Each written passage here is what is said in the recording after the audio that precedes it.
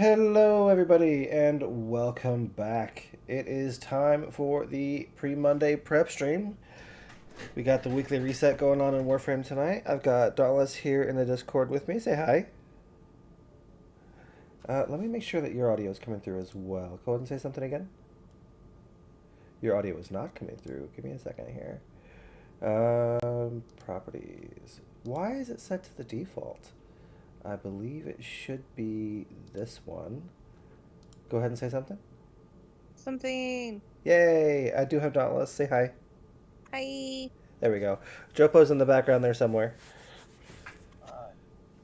Alright, I don't know what was up with my audio last time. Um, I know that my mic was not set correctly, my Discord audio was not set correctly. Either way, I seem to have that fixed now. So hopefully everything is back to where it should be. I think there was an update and things just kind of reverted to defaults instead of how I had them set. So either way. Oh, excuse me. Been trying to fight off a little bit of a head cold for the last day or so. My nose has just been running like crazy. So I'm a little stuffed up. So anyway, let's go ahead and get right into it. So if you take a look down in the description below, you're going to find links to the Trevor Project. It is a not-for-profit organization dedicated to helping youth in crisis in the LGBTQIA plus community. So if you or someone you know is considering suicide, please reach out. There are resources available for help. There's a link below for resources that are there, and those are available 24/7. So it doesn't matter what time it is, day or night, please reach out for help. There is help. Now, there's also a link down there for donations, so if you're in a position to do so, please feel free to donate as little or as much as you can. Even one life is too many. All right, so like I said, it is the weekly reset. Weekly reset. Wow, words are hard today. So let's go ahead and hop right in. I'm at day 597. I am almost to that day 600, which is going to be primed vigor or primed shred. Probably going to grab that vigor. So as a reminder, these mods that you get here, primed vigor, primed shred, and primed sure-footed, these are not tradable. So you have to get them from the logins. But for now, I'm going to go ahead and take some tellurium.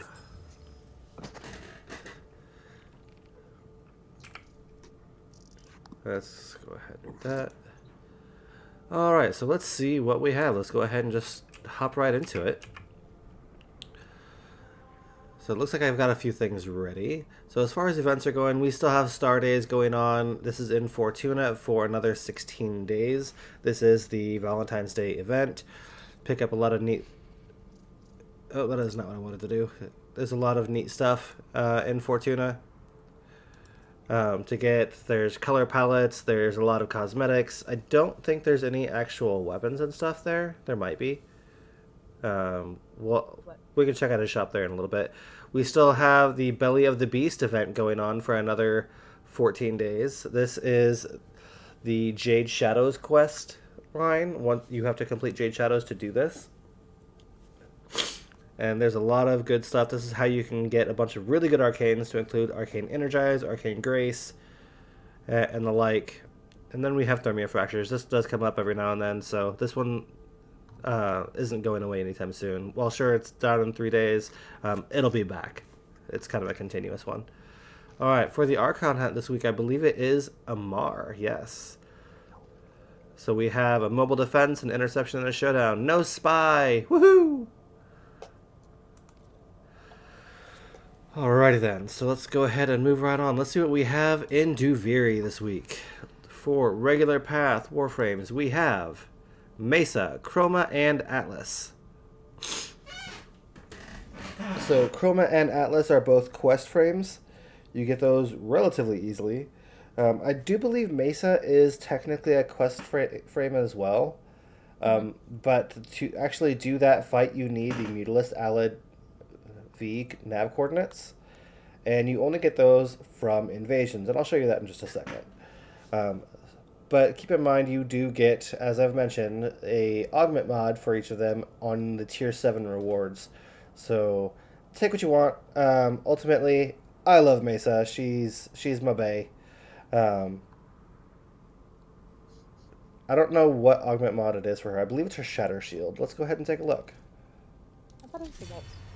It is the Waltz, you're right. I Um, know. you are also getting, in this case, you can also get other ones like Firewalker. That's an Exilis mod. Um, on occasion, you can get some other stuff in here too. To include some arcanes, like Arcane Precision. Alright, let's take a look at the Steel Path. What do we have for Incarnans this week? We are back at the beginning. We have the Bow, Latron, Furus, Furax, and the Strun. So out of these, I need the Furax. And I'll go ahead and grab the Bow as well. Now, if you already have all these Incarnans already, don't let that disparage you. You can also get one for the other ones if you really want to. And then you can also grab some of these Riven mods here, or just 20,000 Kuva.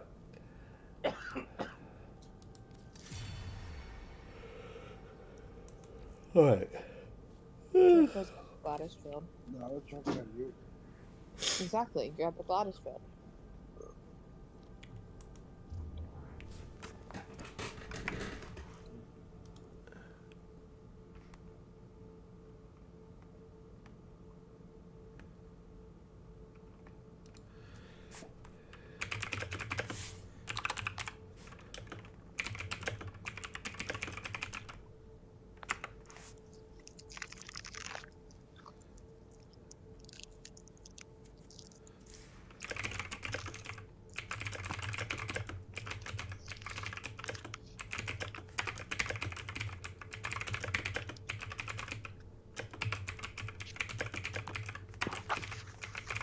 Dark. Yeah. Okay, you weren't talking. Sorry, I was responding to a message. You're okay. Anyway, let's see what else we have this week. As far as other stuff, oh yes, the dating sim. Let's talk to Eleanor. So currently I am liked with her. Let's buy her some more pencils because she likes them. So if you buy them first and then do the chat, you can buy 2 gifts in one go.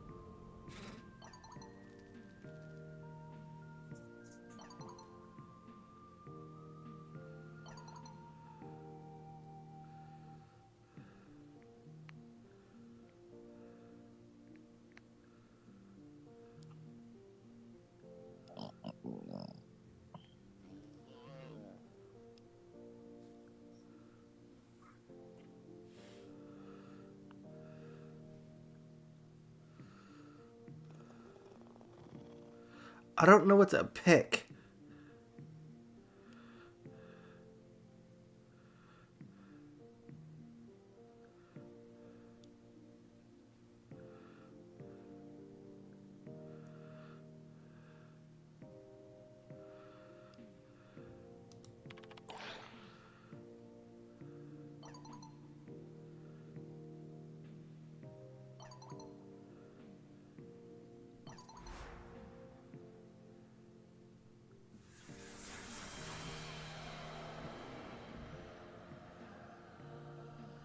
I feel like I fucked that up somehow.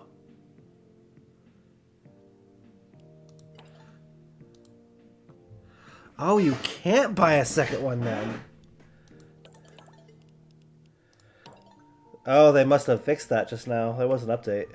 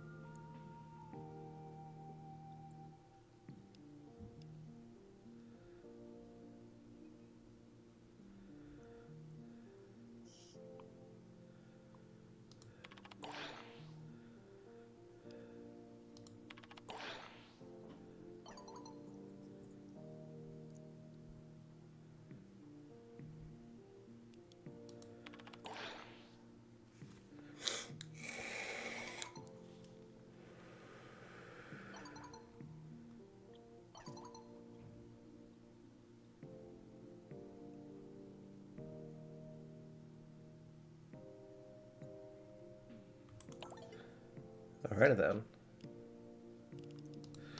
Let's buy her a gift. She likes coffee.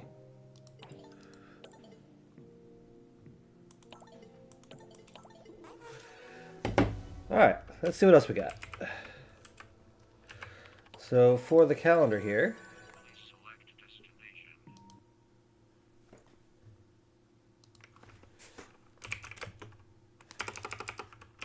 hang on one second. Let's see.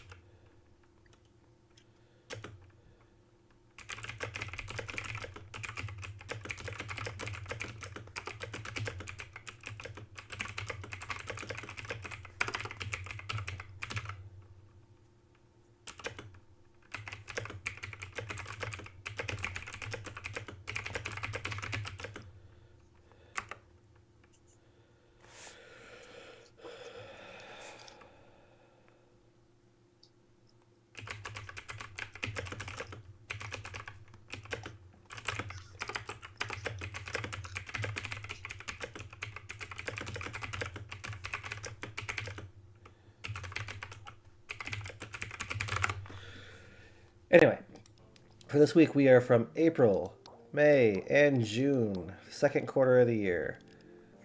Lots of stuff. Kill Eximus, kill enemies with abilities, Scalder troops with abilities, Tech Rot with melee weapons, that's going to be fun. Destroy containers, and kill Tech Rot. Easy enough. Let's move on, see what else we got.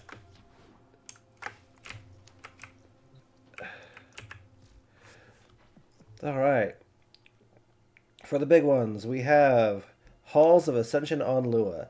Now, these are fun. There are, I think, one or two of the Halls of Ascension that are impossible to do solo. You have to have somebody play with you. Like, Coaction Drift is one of them. Those are mods that all the drift mods you get from the Halls of Ascension in Lua.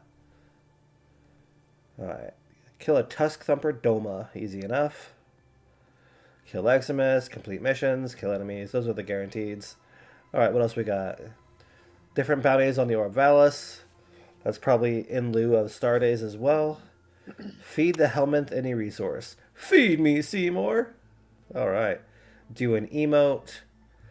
Suspend 5 or more enemies in the air at once with a heavy slam melee attack. Easy day. Complete 1 mission. Alright, that's going to be fun. So do an emote. Okay.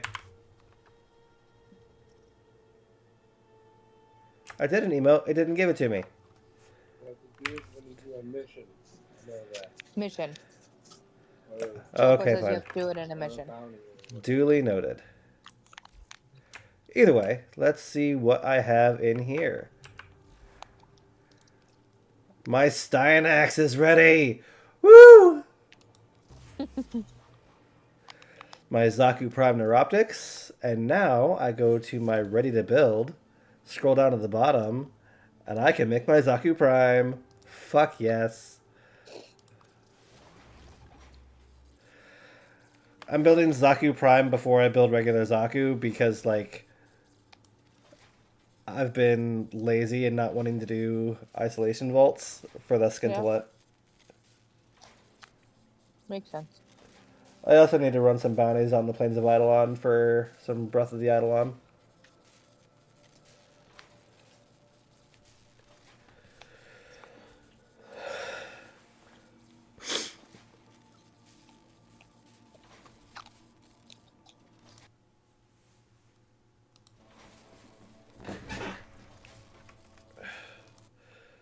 Alright, well, we've been going for about 20 minutes already, and we haven't even done a mission yet. Jopo, what are you up to? I'm just doing volatile emotes. like Belly of the Beast stuff. Got Buy a it. craft booster. It's the 3-day one from 250-day login, so I'm just trying to get all that. Oh, nice. If you got a credit booster and you're wanting to grind some credits, we can just go run the index. I mean, the index is good, but Index I is get other stuff. index is best for credits. I know. Well, you won't get credits. You won't get any other things. I mean, you get mods. They all suck, though. I mean, Most of them do. some of them are good. Some of them are weapon specific.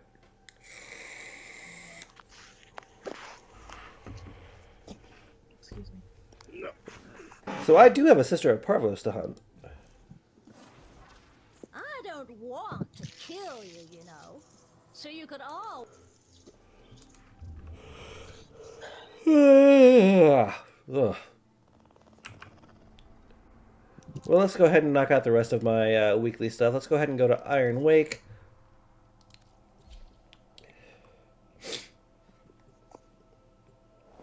I need to get a tissue. Give me just a moment.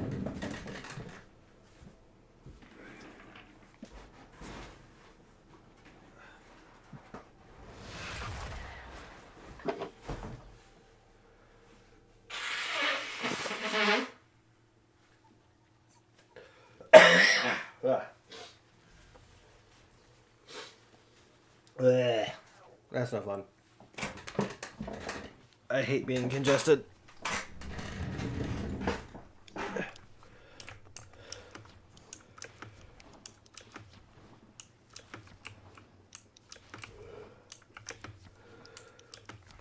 So, as a reminder, every week you can come to the Iron Wake on Earth once you've done the Chains of Hero quest and talk to Paladino.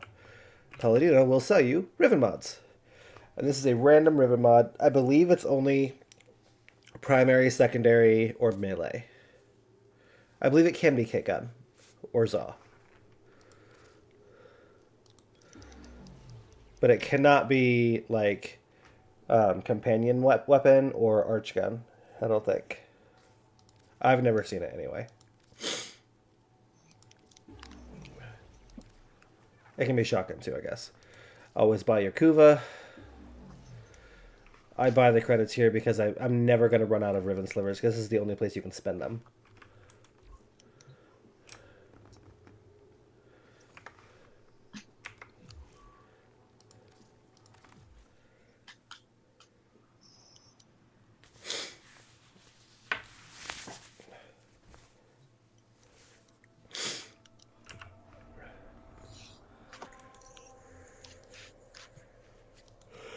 Let's go to the relay. Ugh.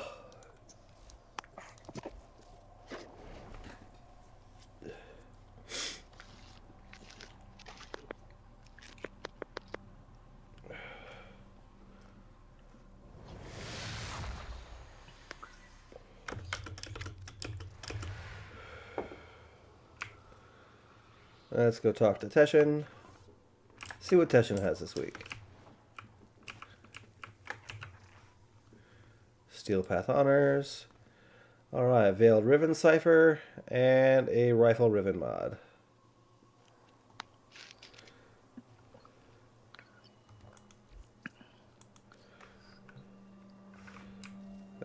Let's go to the True Master's font. Jopo, you gonna join me to get a blessing? Because I can give you a credit blessing, and the credit blessing stacks with your credit booster. Oh, let me finish what I'm doing. I was just doing Belly of the Beast. Okay. Well, I will leave the relay and we can go together.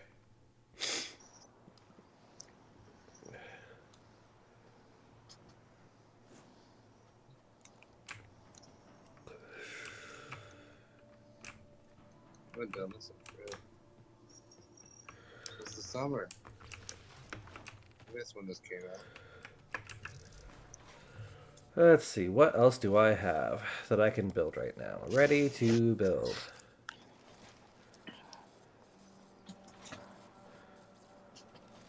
Because I have been gathering a ton of prime parts.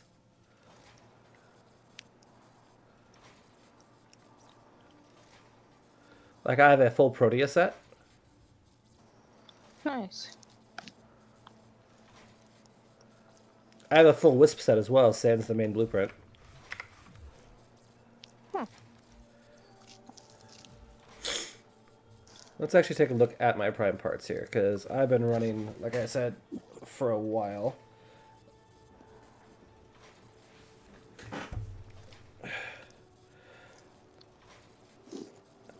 So I have my Akvasto Prime blueprint and the link, and I have one Vasto Prime built already. I believe. Yep, I have a barrel, and now I just need a receiver and another blueprint, and then I can make my Akvasto. There you go. I have almost 2 Wisp Prime sets. Jeez. So, I don't know if I want to just continue running relics. Because there's still several things that I need.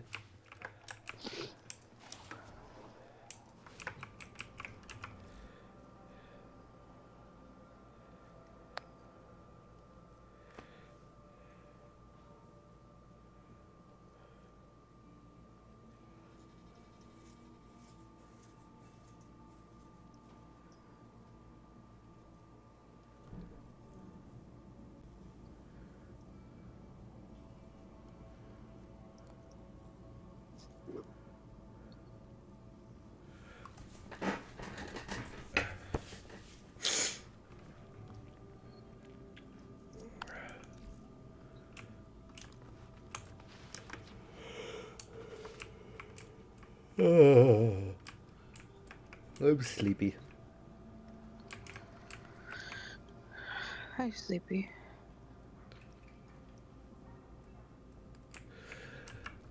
So, Inaros Prime and Ash Prime are in the Prime Access, or Prime Resurgence. Let's see what this hotfix is.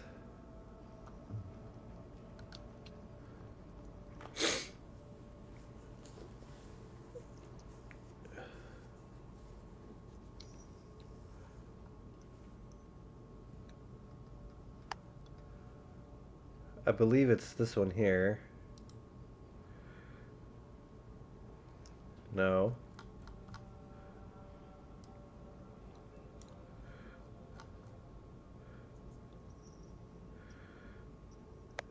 The Lavos Prime hotfix 30 days. Yes, this was done just the other day. Let's take a look at the changes. Techrock Cache and Melika Cache waypoints are now map-wide for bounties that require players to open them as an objective. That's awesome.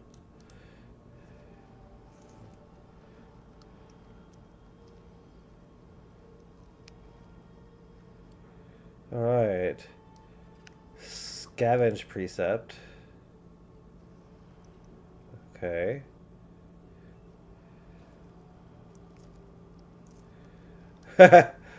They added a new Mazo P15 relic to address Gauss Prime chassis and Gunson Prime handle accidentally being vaulted. Oops. Reduce Gauss Prime's ducat value from 45 to 25 since it's available as a common drop from the Axie Z2. Understandable. Some of the fixes: calendar tasks resetting, Venari not acting on commands, fixed cutscenes not playing when ranking up the Kavia Syndicate. Interesting. Cedo and Cedo Prime gaining ammo at the start of their reload instead of the end of the reload. Interesting. Glass having greenish tint. Animations.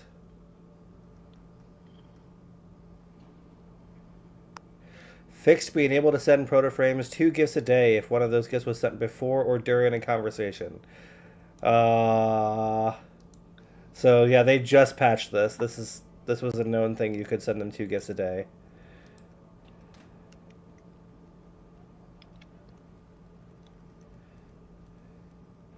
Oh, you're not supposed to be able to? No.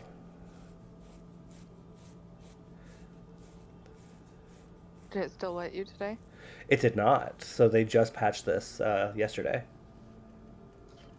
Well, 2 days ago now. They patched this on the 14th. So yeah, that's the patches.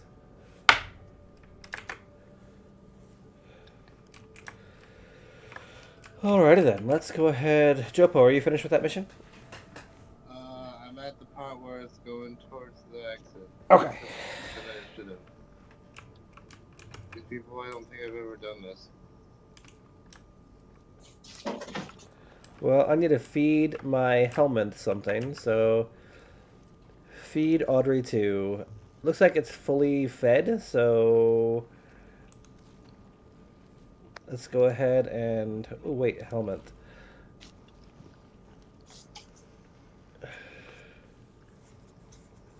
There's nothing really for me to do. I'll just rip a shard out and then put it back.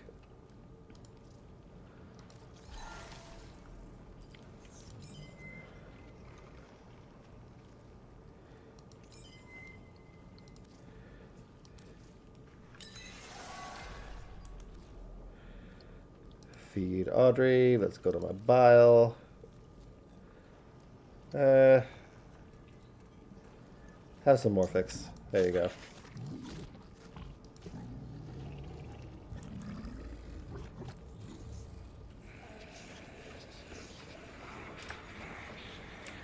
Message. Wait, I didn't know it had the new ones too. Well, yeah. Wow.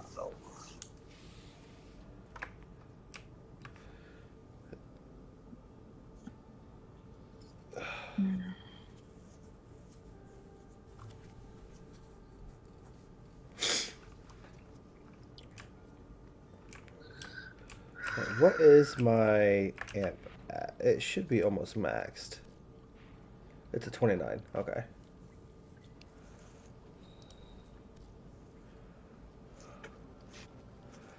Gilded, gilded.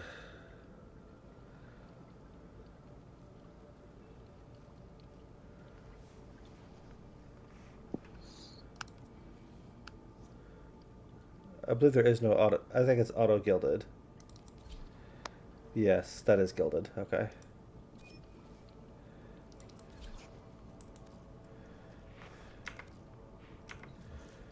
Accept. Let's go to the relay. Yeah. Let's go to Larunda.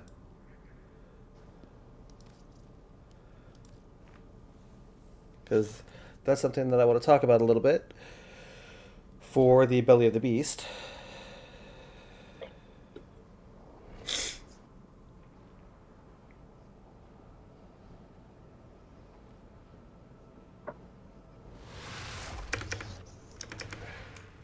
So in Larunda, you can go talk to Ortis. So Ortis is kind of the trader essentially for the Belly of the Beast moats. So everyone has this commit volatile moats, and this is where you get the ephemera, the 3 of them, as well as getting some arcanes. There are a few weapons here as well. There's the Basmun, the Sedilacera. This is where you get the Krios Signa. But all of these arcanes, this is like Arcane Avenger, Arcane Rage, Arcane Pulse, Arcane Aegis, Arcane Velocity. You can get a lot of good stuff here, right? The other one, if you go into the clan only, you have to be in a clan for this option to even appear.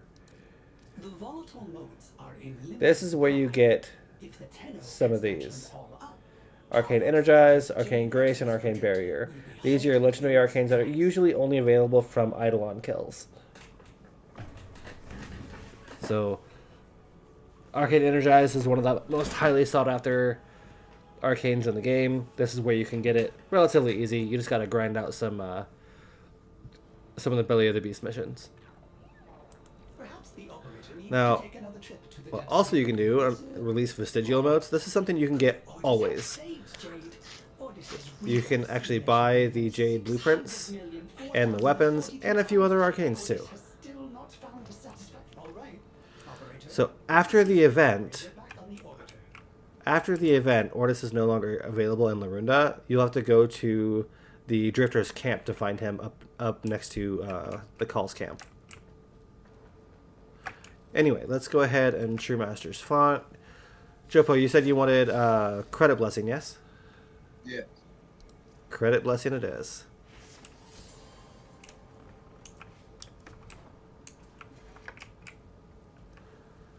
Let's see what I have to trade.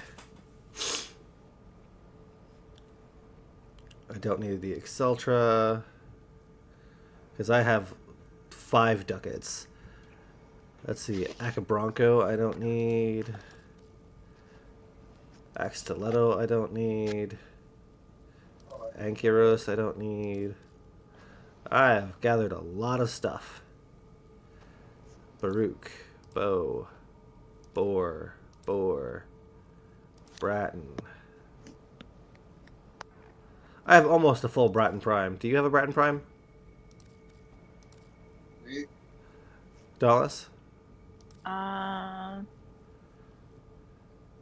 don't know. No idea. Right. I'm pretty sure I do. But I wouldn't quote myself on it. I have almost a full Gauss set as well. Nice.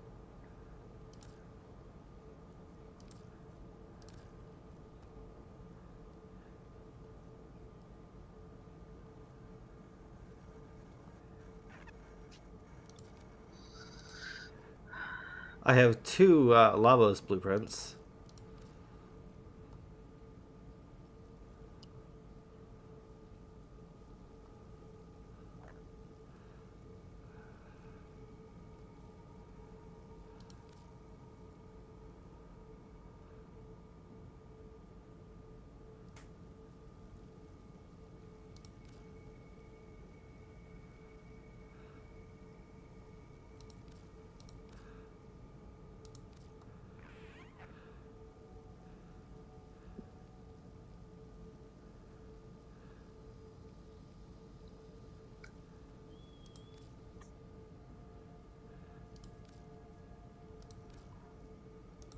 Do you have Shade Prime? No.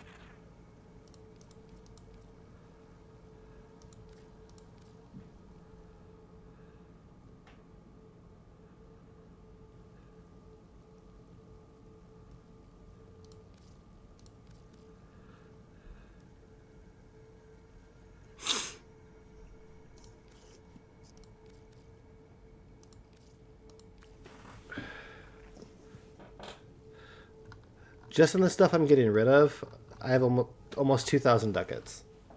Jeez.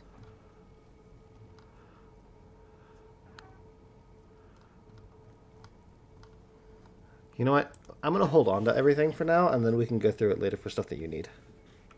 Okay. I am going to hop off. Okay, well, you have a wonderful night. Okay, honey. Love you. Love you too. Mwah. Bye. Bye.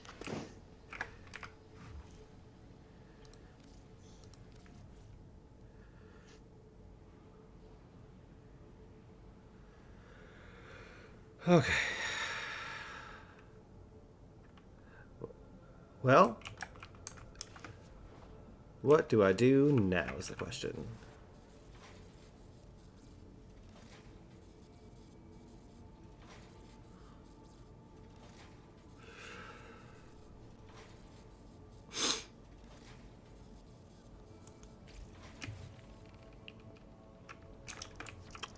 I think I'm just going to run some relics.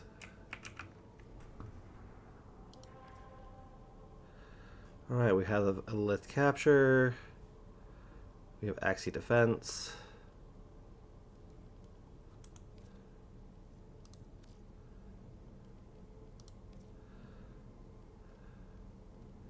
We've got some rescues.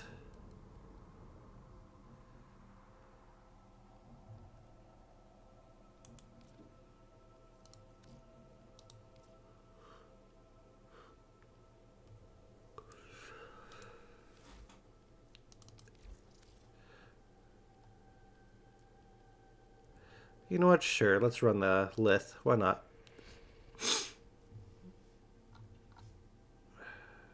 Ooh, I have something.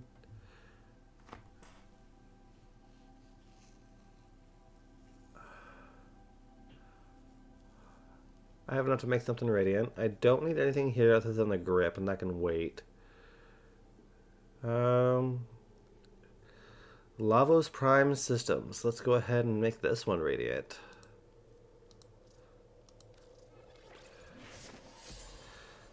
Let's go ahead and get a good start.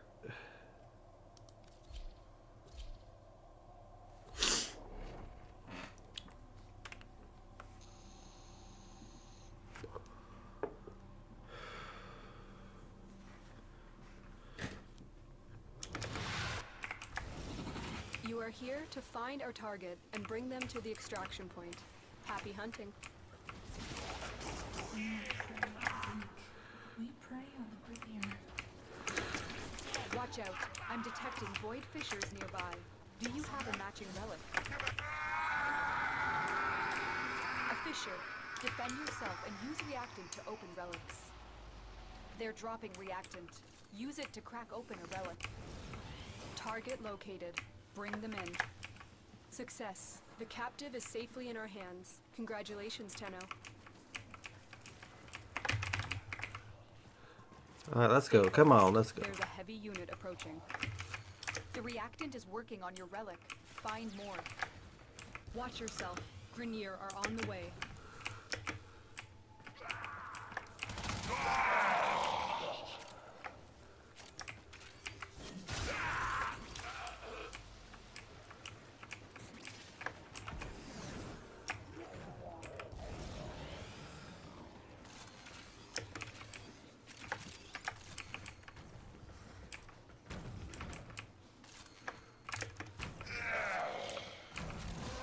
That's all 10.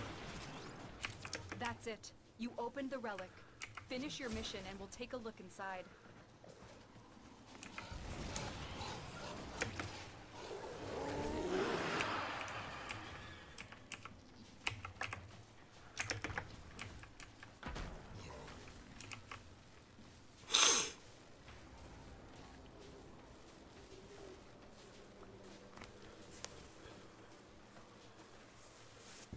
Does everybody actually have a relic here?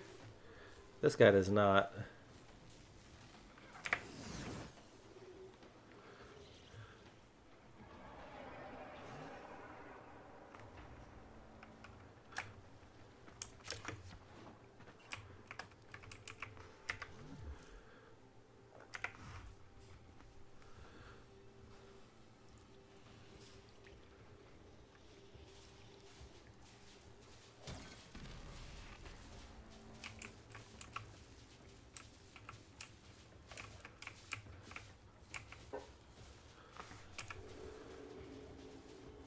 They still haven't moved from the beginning.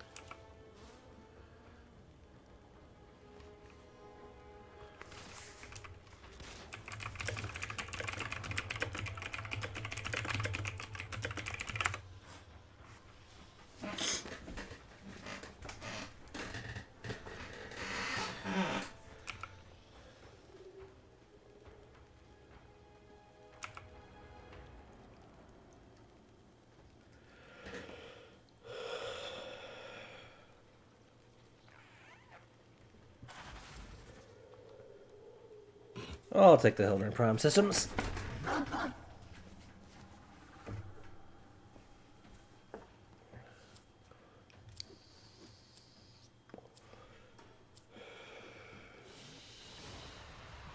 Complete a mission. Woo!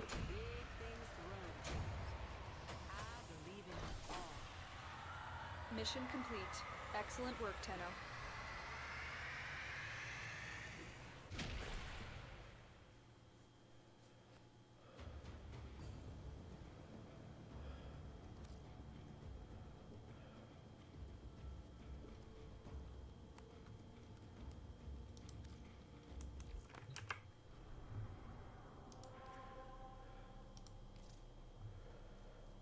So, I didn't get it, but that's okay.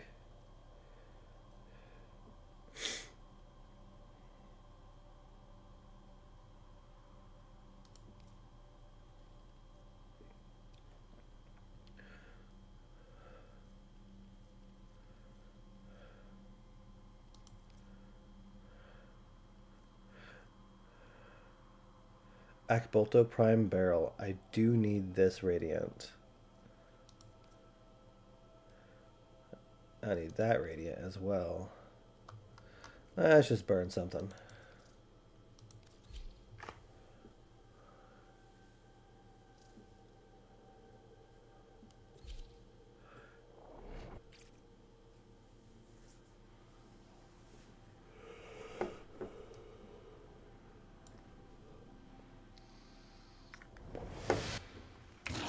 You are here to find our target and bring them to the extraction point. Happy hunting. Watch out. I'm detecting void fissures nearby. Do you have a matching relic?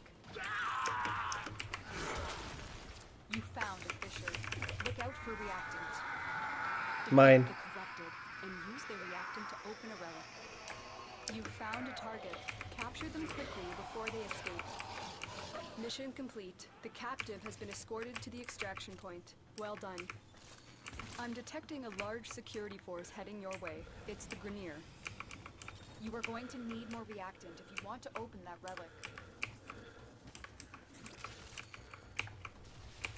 Stay focused. There's a heavy unit approaching.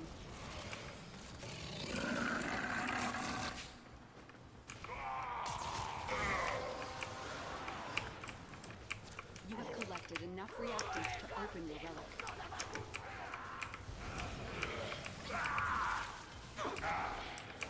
Let's go.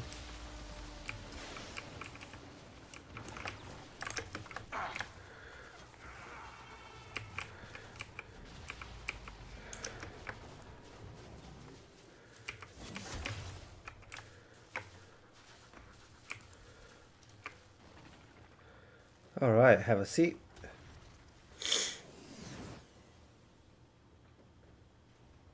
It's a frost with a Vicor sight on. A broken war. That's got a puncture build.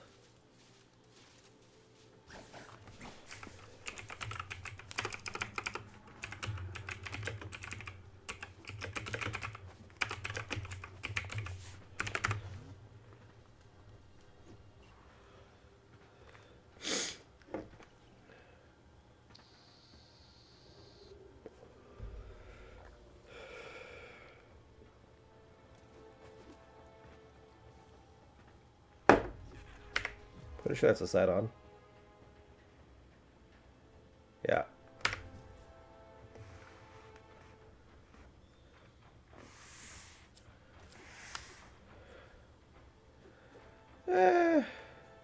Sure, why not? I already have a Shade Prime Systems. Let's grab that masseter handle.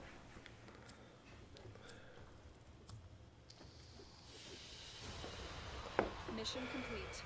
Excellent work, Tenno.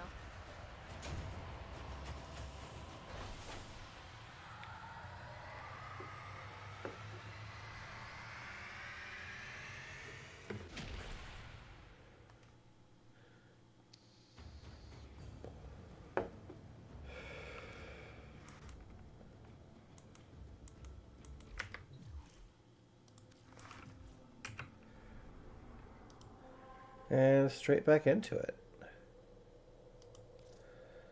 Because apparently I have a lot of stuff that I need, so let's go. What do we got? Intact, intact, intact across the board.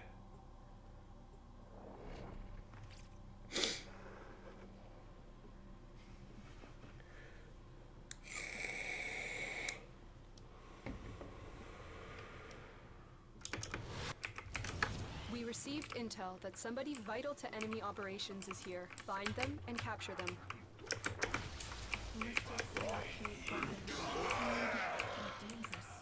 Just like the Grenier. Void fissures. You need them to open a relic, but are you confident you can withstand their fury? You're near a fissure. The enemies are dropping reactant.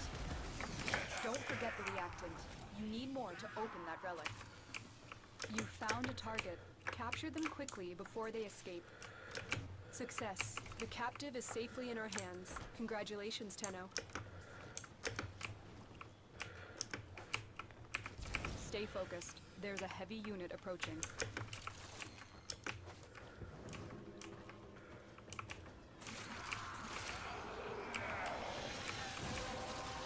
That's all 10. Let's go.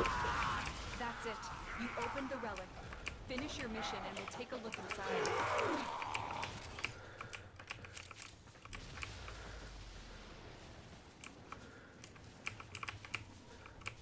I'm detecting a large security force heading your way. It's the Grenier.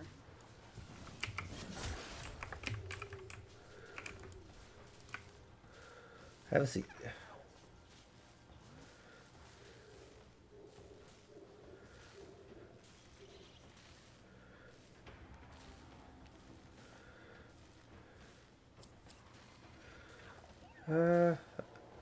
Sure, I'll take a dual Zoran.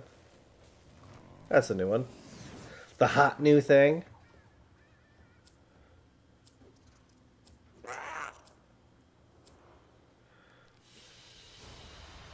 Great work. I am pleased with your performance.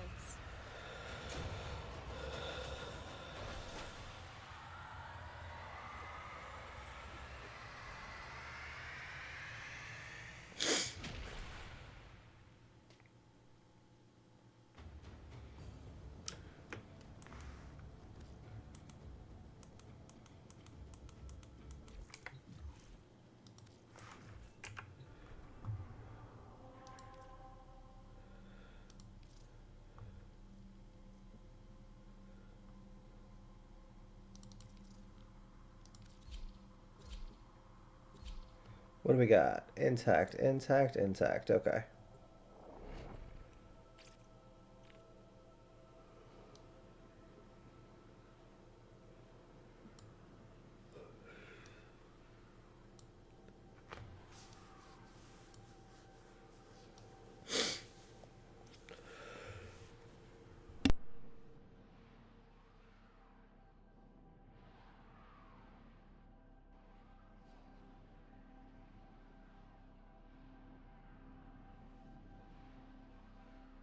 Oh, excuse me. Had a cough. You are here to find our target and bring them to the extraction point. Happy hunting. Void Fishers. You need them to open a relic, but are you confident you can withstand their fury? A Fisher. Defend yourself and use reactant to open relics. Corrupted foes are dropping reactant. Use it to crack open a relic. Target located. Bring them in. Success. The captive is safely in our hands. Congratulations, Tenno. Stay focused. There's a heavy unit approaching. Don't forget the reactant. You need more to open that relic.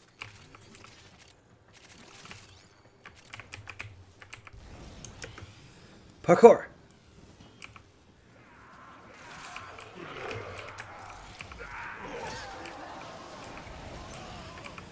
That's it. You opened the relic. Finish your mission and we'll take a look inside.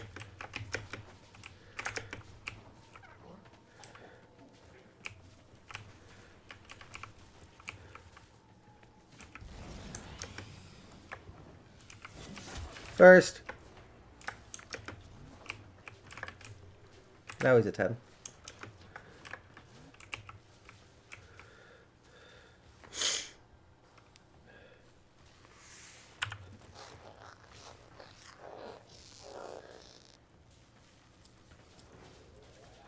Oh, yeah, sure, I'll take the Cedo. Why not? Actually, no, I'll take the Bronco. I already have the Cedo stock.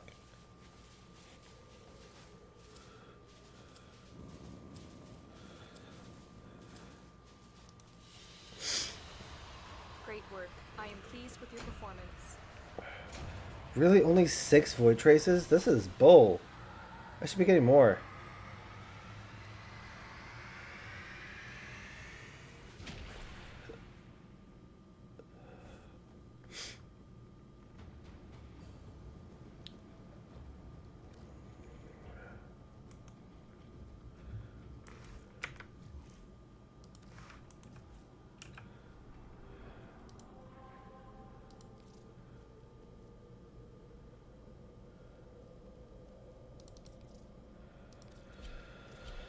I have so many relics. Oh, someone's got a radiant. I didn't see what it was though.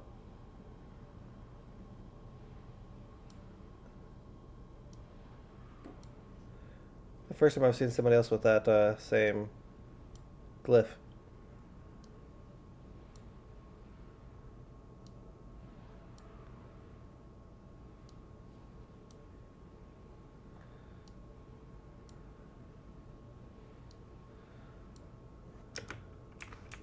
You are here on a capture mission. You must find, capture, and extract our target.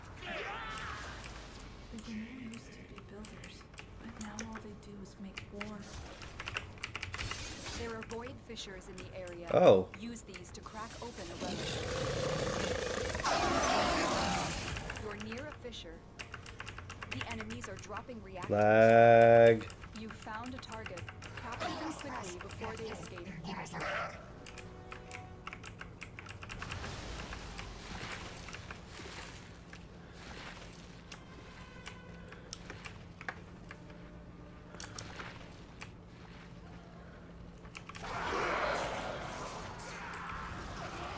Stay focused. There's a heavy unit approaching. Excellent work. We'll interrogate the captive back at base. Your part is done here, Tenno. I'm detecting a large security force heading your way. It's the Grenier. You are going to need more reactant if you want to open that relic.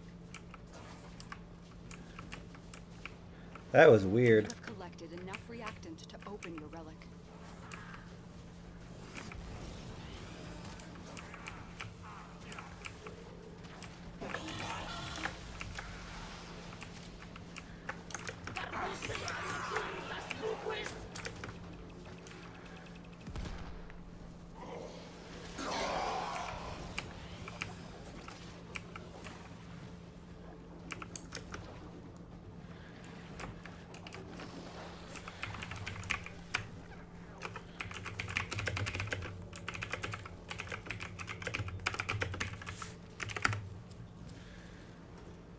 Cobra Crane Prime Guard, sure.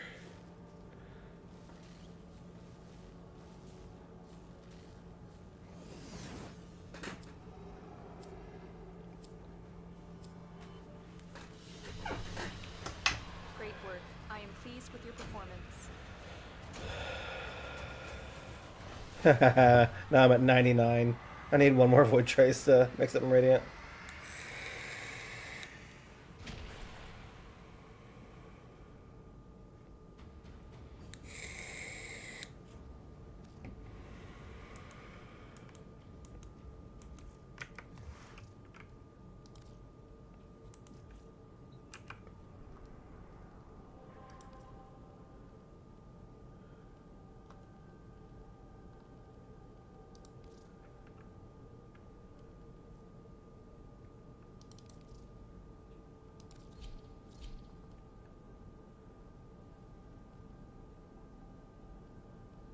Okay, do the thing, please.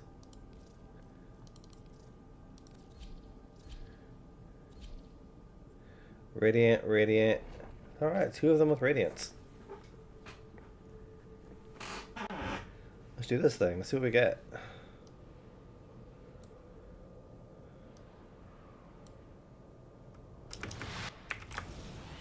You are here on a capture mission. You must find, capture, and extract our target. The men used to be builders, but now all they do is make war. There are void fissures in the area. Use these to crack open a relic. Too slow. You found a fissure. Look out for reactant. The corrupted enemies are dropping reactant. Collect it to open your void relic. The reactant is working on your relic. Find more. You found a target. Capture them quickly before they escape. Excellent work. We'll interrogate the captive back at base. Your part is done here, Tenno. You are surrounded by Grenier Marines. Stay focused. There's a heavy unit approaching.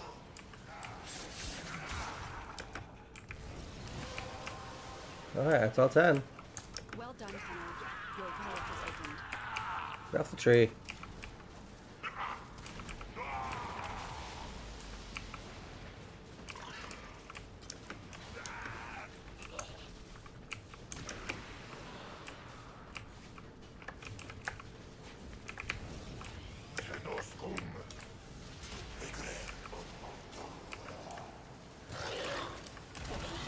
Okay.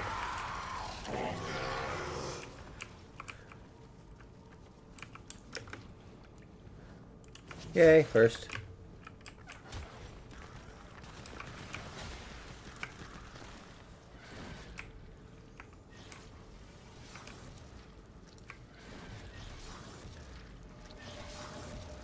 That's excessive.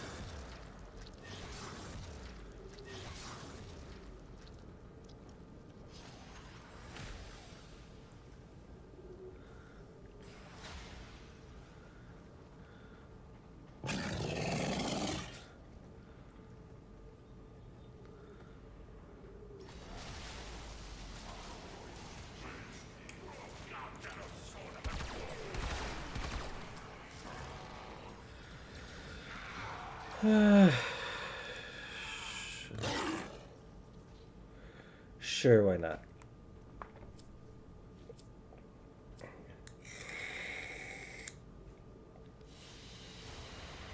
Another job well executed.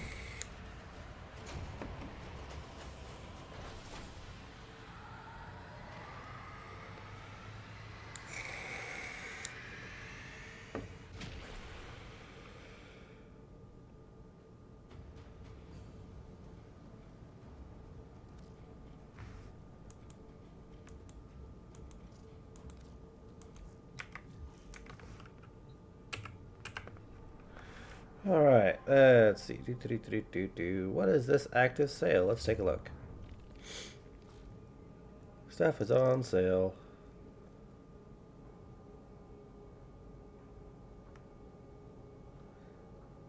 Meh. So let's take a look at the limited, because sometimes they have new stuff. Heavenstone's Ephemera? What is this?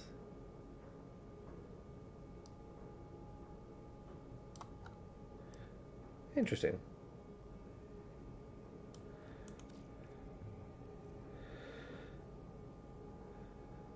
So there are a few things in here that you can get for just credits, just like these. Because these are being retired in 16 days, so make sure you grab them when you can.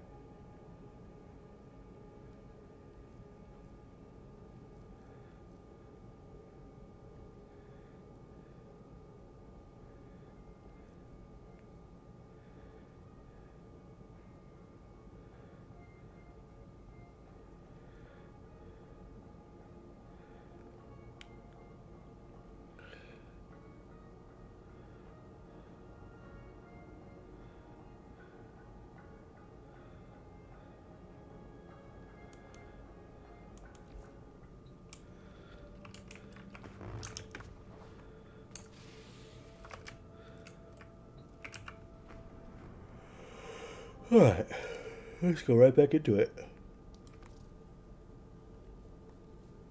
I do have enough to make something radiant, so let's go back down here to the bottom. I needed my Ballistica Prime blueprint. That's the only piece I have left to get.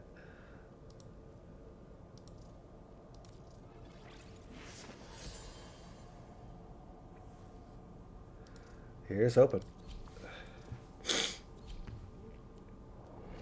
I did not see what they had.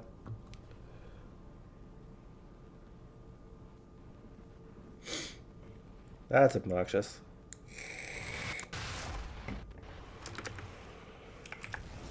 You are here on a capture mission. You must find, capture, and extract our target. Watch out. I'm detecting void fissures nearby. Do you have a matching relic?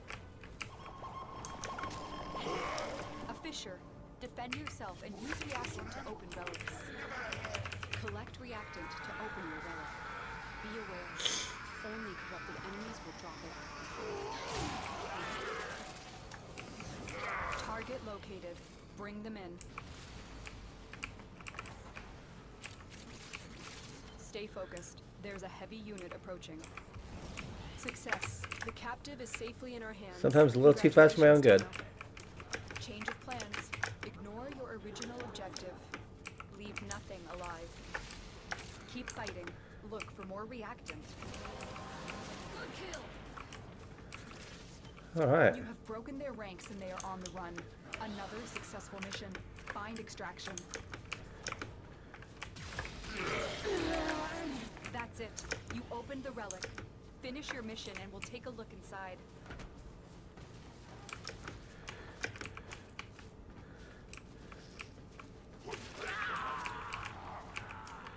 Meow.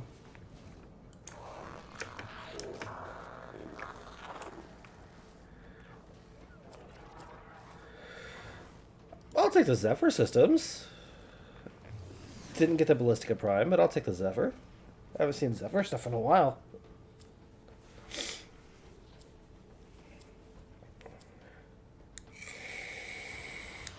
Another job well executed.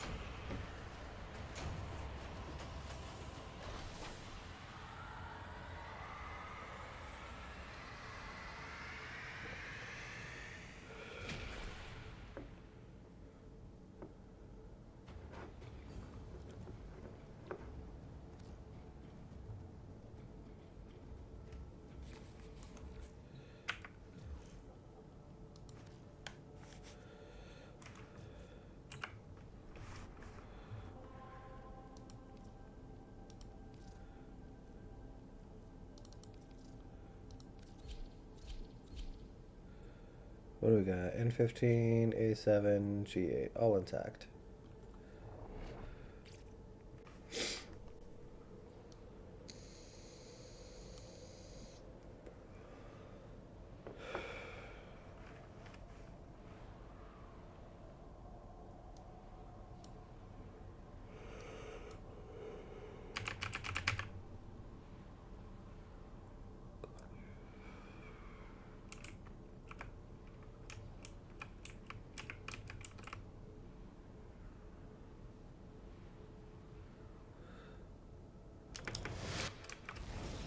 We received intel that somebody vital to enemy operations is here. Find them and capture them. Ballistic That was parkour's skill! crude and dangerous, just like the grenade. There are void fissures. I almost lost that. Use these to crack open a relic. You found a fissure. Look out for reactant. You found a target. Capture them quickly before they escape. Use that reactant to open a relic. Mission complete. The captive has been escorted to the extraction point. Well done. Watch yourself. Grenier are on the way. You are going to need more reactant if you want to open that relic. Stay focused. There's a heavy unit approaching. The relic has been cracked open. Finish your mission to find out what's inside.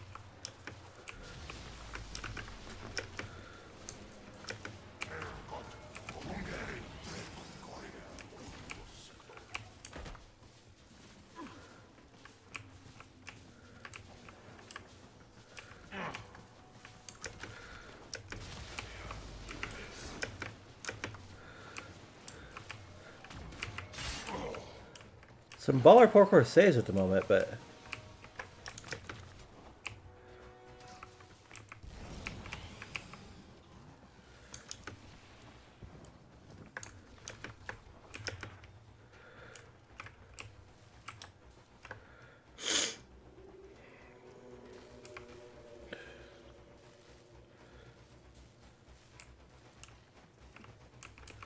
okay, that looks pretty cool.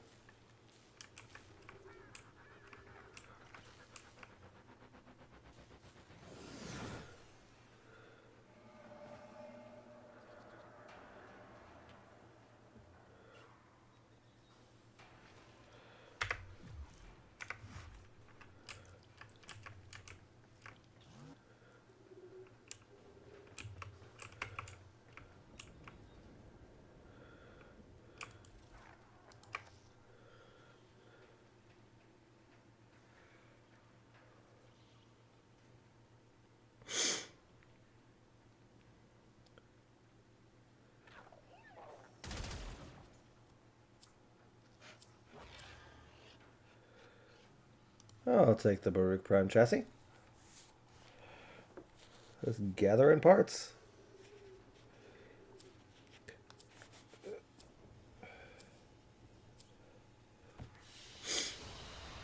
Another job well executed. I'm getting diddly for void traces.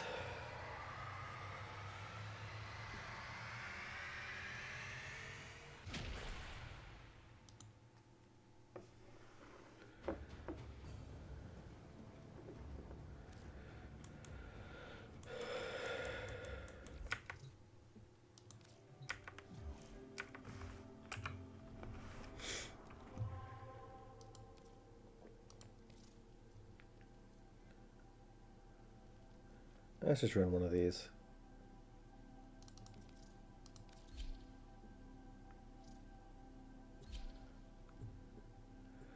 Intact, a radiant. Lith W4, that's a wisp, I believe.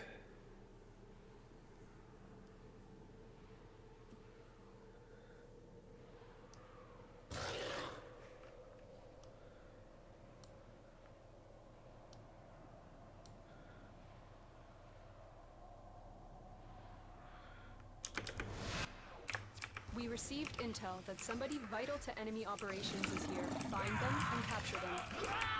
Void Fishers, you need them to open a relic, but are you confident you can withstand their fury? You found a Fisher. Look out for reactant. You found a target. Capture them quickly before they escape. Defeat the corrupted and use their Michael. to open a relic. Stay focused. There's a heavy unit approaching. Mission complete. The captive has been escorted to the extraction point. Well done. Heads up. A Grineer assault team is headed your way. You are going to need more reactant if you want to open that relic.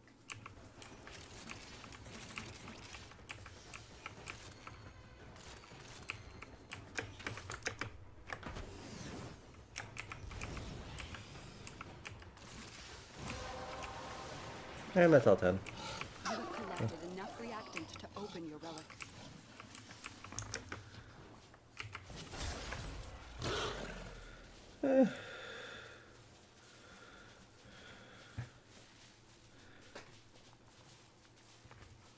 Bad luck, man.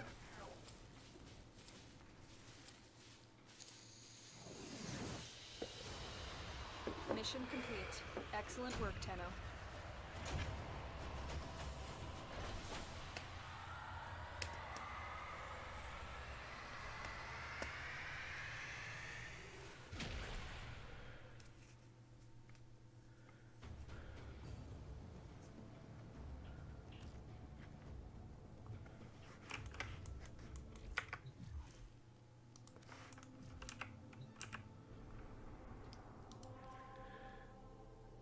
Oh, looks like the capture's still active.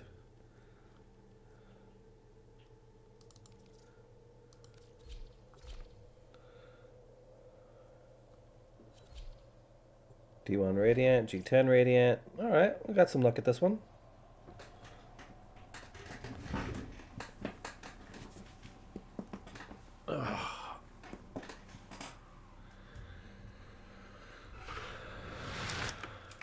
You are here on a capture mission. You must find, capture, and extract our target.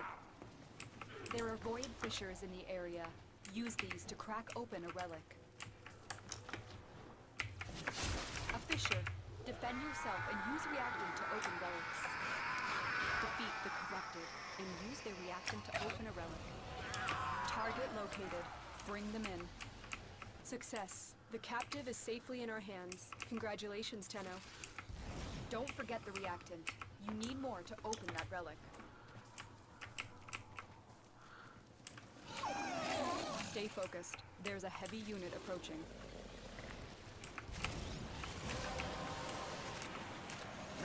That's it. You opened the relic. Finish your mission and we'll take a look inside. You are in Oh, West and must that's be Cephalon West. Suda after me. Marines inbound. I don't care.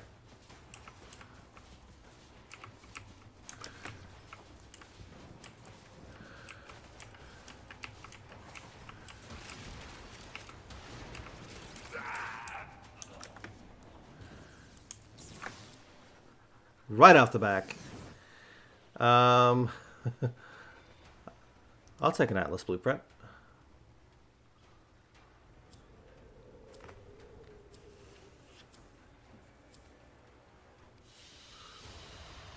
Mission complete. Excellent work, Tenno.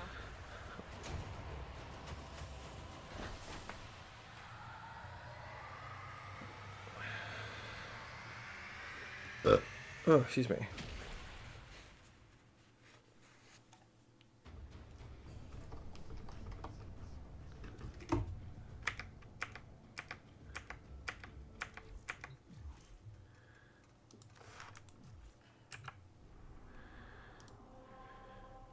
And the capture is gone. We do have a sabotage. We have a mezzo rescue for another 7 minutes. Let's go ahead and jump in on that.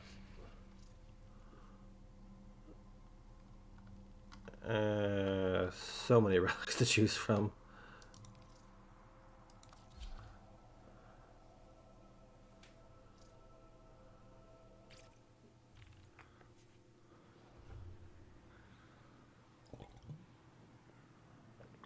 Drink your water, guys. And gals. And all other pals. Our intel suggests that our person of interest is in the vicinity. Search for the hostage and bring them home. My Warframe is the hand, and I am the will. Void Fishers.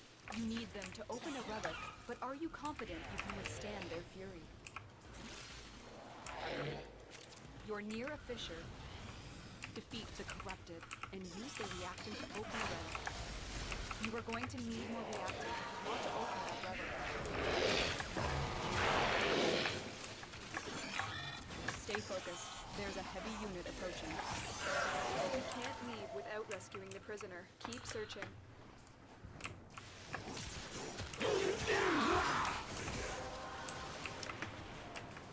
That's it. You opened the relic. Finish your mission and we'll take a look inside.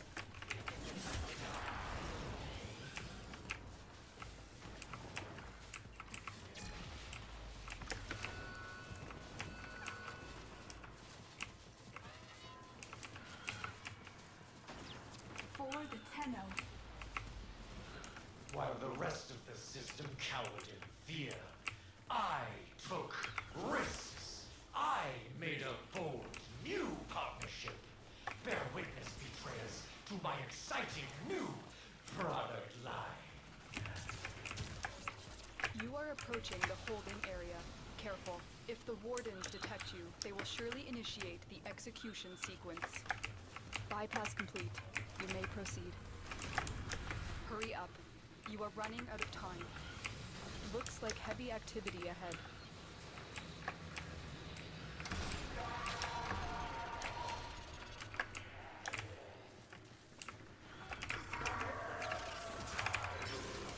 I knew you would come. You've located the hostage. Escort the prisoner to the extraction point, and I'll take care of the rest.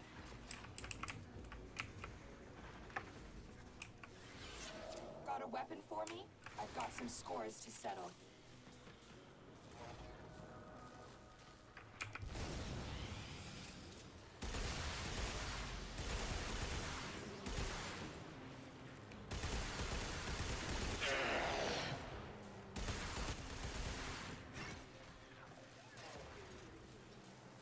He just went zoom.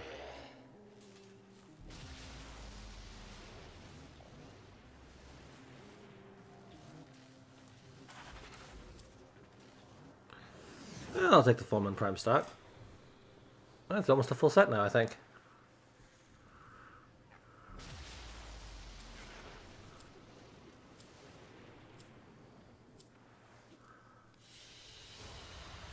The captive has been secured. You've done your part. We'll take it from here.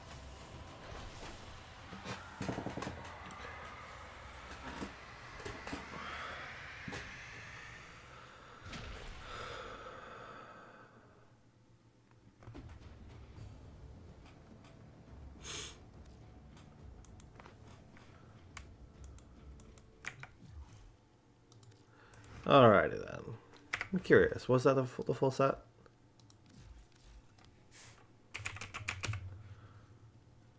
No, I still need the barrel and the main blueprint because I have one built.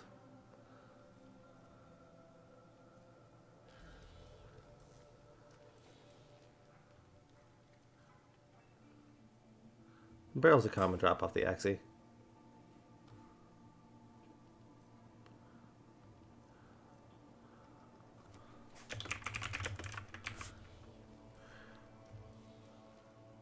Apparently it's on that one too.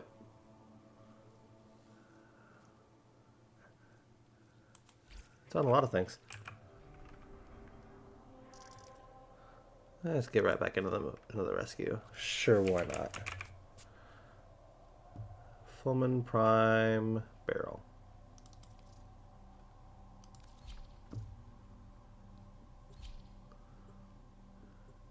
All intacts.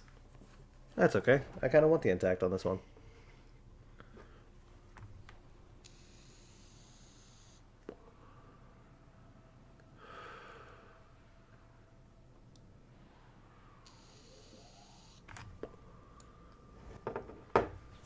This is a rescue mission.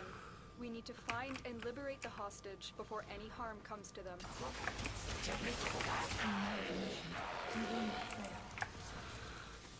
Void Fishers. You need them to open a relic, but are you confident you can withstand their fury? You're near a fissure. Corrupted foes are dropping reactant. Meow. Use it to crack open a relic. Don't forget the reactant. You need more to open that relic. You're still in the clear. No detection from enemy sensors. Stay focused. There's a heavy unit approaching. That's all, Ted. There's no telling what the captors are doing to our rescue target. You need to find the holding cell immediately.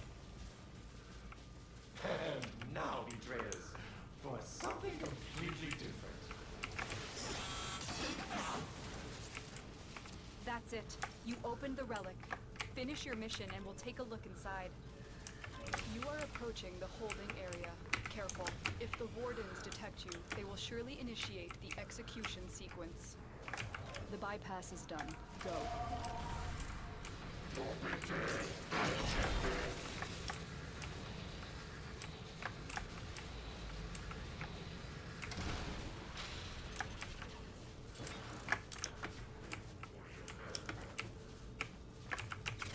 The hostage is almost out of time. Hurry. I'm in your debt, Tenno. Let's go home. Prisoner located. We need to get them back to command in one piece. Find your way to the exits, and don't leave the subject behind. Give me a weapon and I'll watch your back.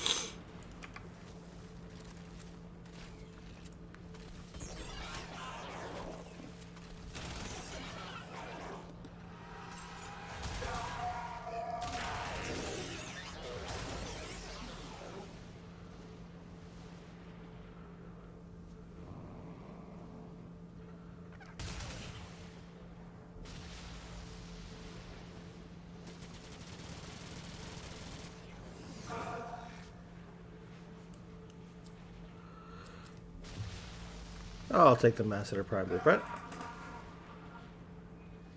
And there's the Fullman Prime barrel that I wanted. But I'll take this.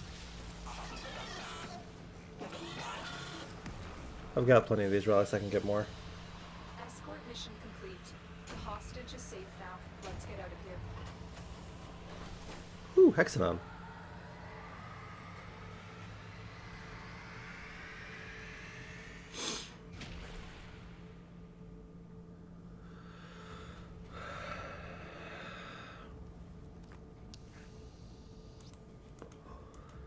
Let's see.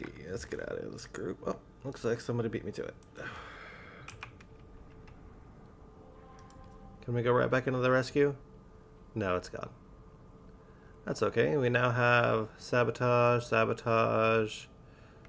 We have an Axie capture. Heck yeah. Ew, it's on Pluto. Oh, no, it's on Hydra. That's easy.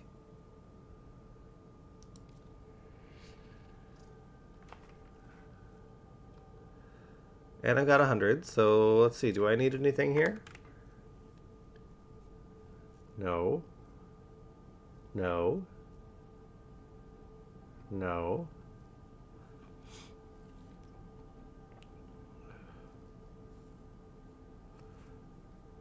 Let's look through all my relics, because I got so many of them.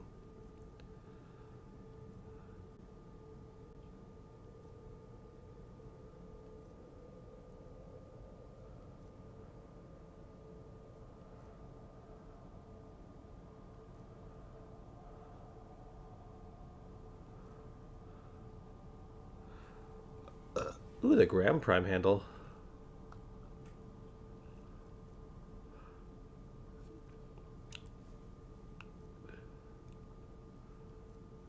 Well, I officially don't need anything out of my axes, so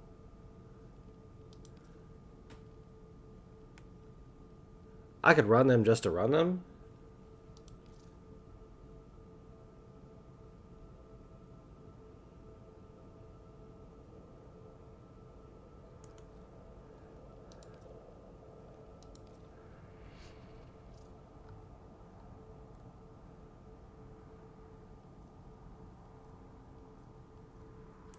No, I think it was was it a lit that I needed for the Ballistica? It is. It's my last one too, so here's hoping.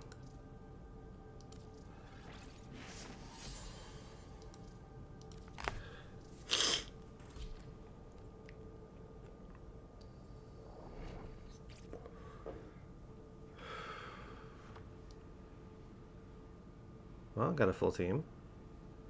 Buttermilk soda. No thanks. Hi, Ivan. The Grenier want to poison the mighty forests of Earth to make more room for themselves. You are here to stop them. Find the toxin mixer. There's a sanctuary target here, Hunter. I sense it. Track it with the synthesis scanner. Don't let it escape. Watch out. I'm detecting void fissures nearby. Do you have a matching relic? My intel suggests there are rich enemy supply caches in the area, but I am unable to pinpoint their exact location. Search them out if you are willing to shoulder the added risk. A fissure. Defend yourself and use reactant to open relics. Defeat the corrupted and use their reactant to open a relic. The reactant is working on your relic. Find more. Shiny. The mixer activates the toxin by combining it. And that's all 10. Let's go. Remove the biocatalyst to render the toxin harmless. Take care in destroying the biocatalyst cartridge. It is highly explosive. Head to the poison injector now. To the poison injector. I am currently running relics. That's it. You opened the relic. Finish your mission and we'll take a look inside. Set the injector into overdrive to incinerate the toxin. Right now, I am running a Meso Relic to get the Ballistica Prime blueprint. It's the last piece I need for the Ballistica Prime.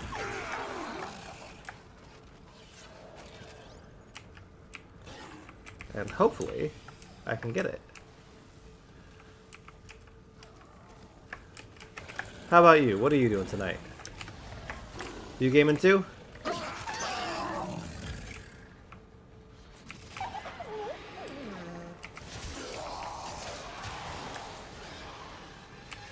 Well, we got something coming in.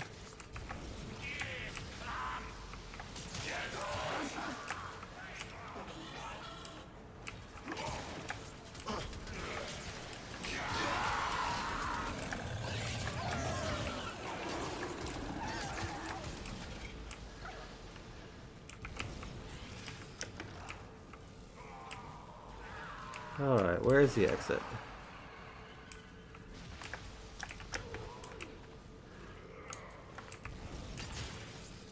this way? It is not that way. You just destroyed a massive batch of Grineer toxin. Good work. Get to extraction.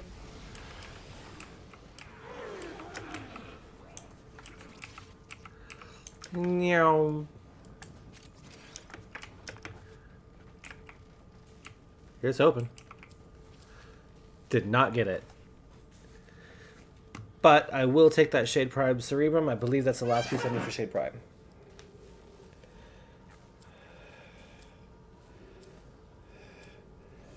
That's no fun. Another job well executed.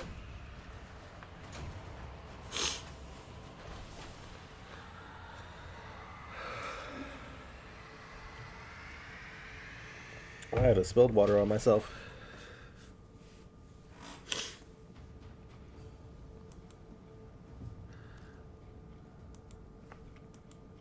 They're a really cool looking gyre though. So let's see if I have any other relics for it. I don't think I do.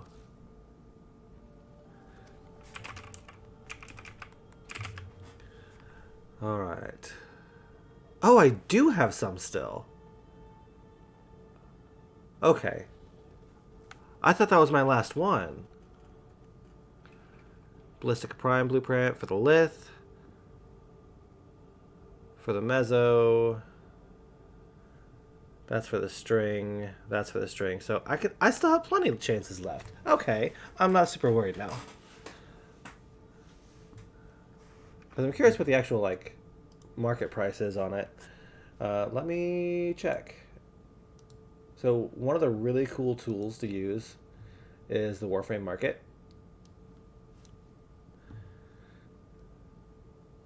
So if you're not familiar with what the Warframe market is, it's a third-party website. It's not associated to Digital Extremes, but you can look up anything on here. So Ballistica Prime Blueprint. That's what I'm looking for. Then go to statistics. It'll tell you the average market price for the last 48 hours or even 90 days. So the main blueprint right now, average price is about 20. So I could probably just buy it from somebody if I really needed to. For the whole set, on the other hand, we're looking at about 65. Yeah, this is probably one of the coolest things there is for the game. It definitely saves you a lot of pain and hassle when dealing with people in the trade chat because they like to completely overrate. Like, growing power, 35 plat, right there. Let's just use this as an example. Growing power is not 35 plat. I'm almost certain of it. Let's pull that up.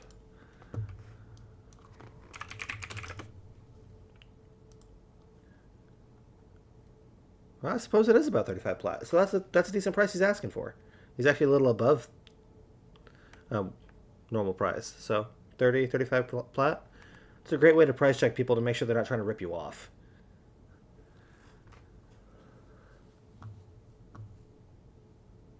So super useful tool.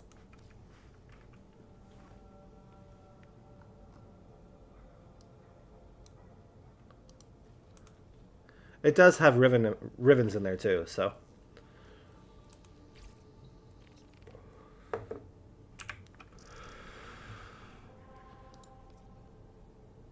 So let's see. Super useful tool. I like it. Alright, so we got a bunch of really good relic missions right now.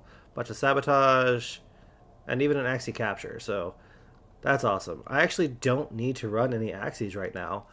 All of the relics I have, which is a substantial amount, mind you, I have everything from them. I don't need anything from my relics. So if I want to run relics, I'm just going to pick stuff that other people have usually.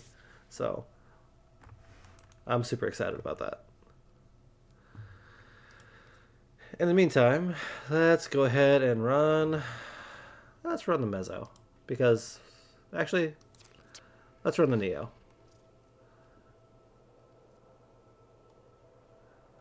I have way too many relics.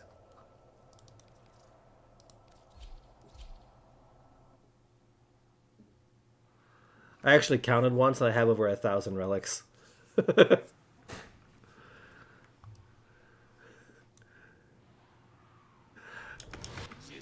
I mean, yes, but also no.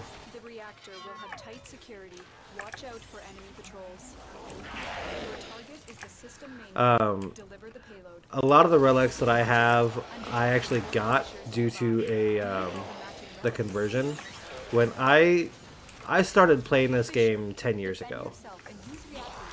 Actually, more than 10 years ago. The enemies are dropping reactants. I started playing Warframe when it was first released on PlayStation, when Founders was still active for a few months.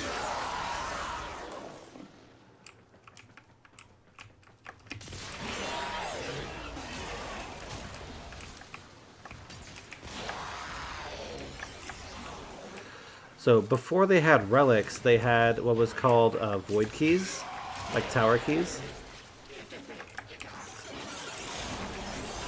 And what they would do would be, you had basically void towers that are tier 1, tier 2, 3, and 4, right?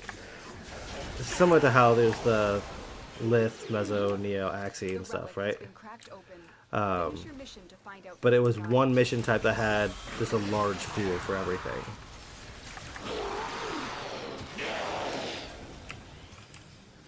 And when they came out with the relic system, they converted all of your extra tower keys into void relics and that were random.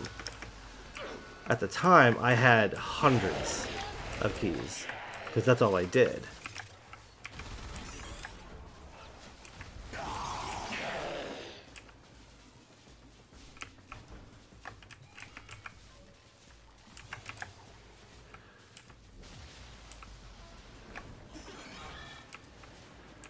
That was rude.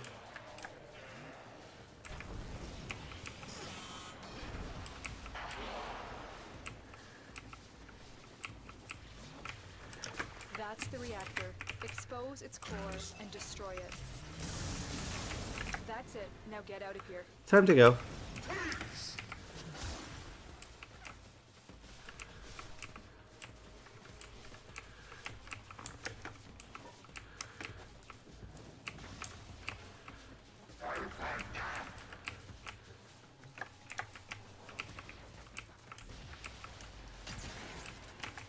Ah, come on, let's go. Walls.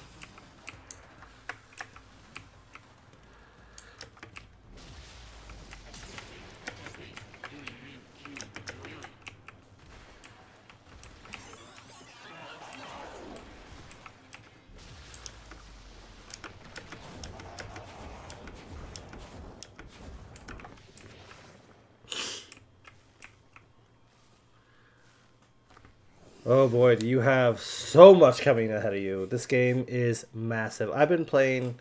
I did take it like a 6-year hiatus from the game.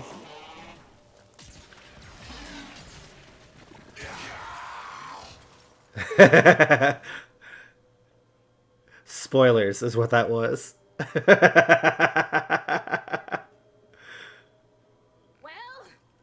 so much for diplomacy. Spoilers is what that was.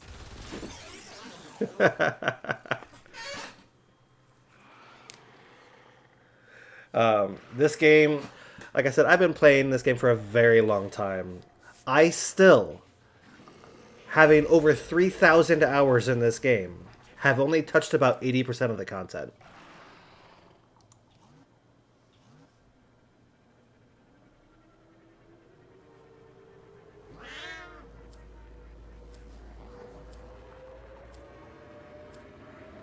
And it's a free game. Mission complete. Excellent work, Tenno.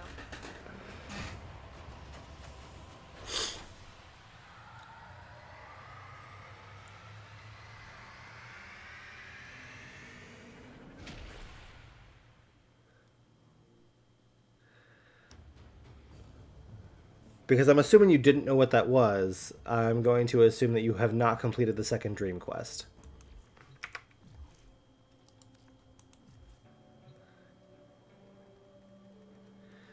Indeed, this is... Warframe is commonly referred to as the internet's best kept secret. They have been in the top 10 games on Steam, or top 20 games on Steam, for 10 years straight. For being free. There's a reason that it's so good. The developers genuinely care about this game and keeping it balanced. They actively play their own game with the players.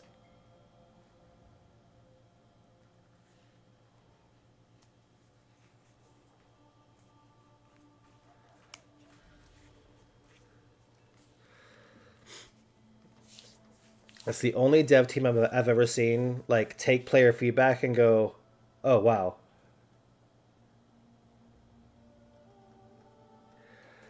So if you're a Deadlock Protocol, you already know what this is.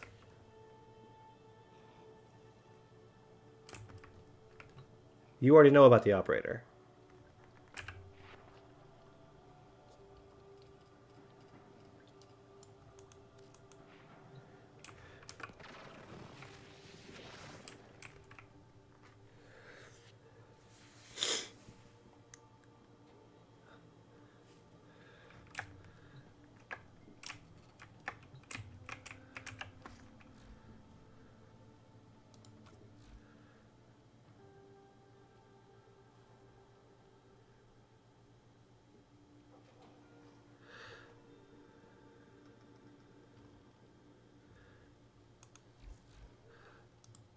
Deadlock Protocol's a side quest.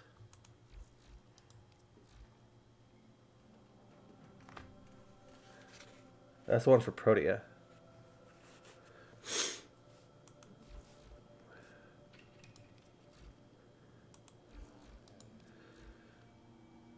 So you need to do this quest. The second dream. Which you get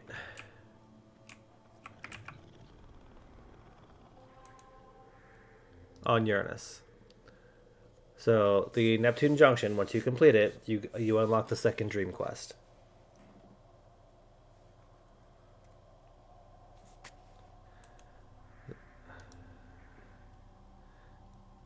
Because I thought Deadlock Protocol you didn't get until later.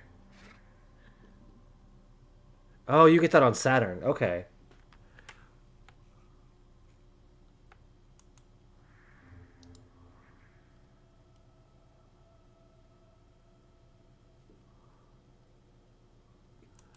So you are on Saturn now. So when you get to this point, you'll unlock the Deveri Paradox for the quest. Do not do it. So the Deveri Paradox, while it is a fantastic quest in its own right, as far as thematically, for the lore, you should not do it until you should not do it until right before the new war.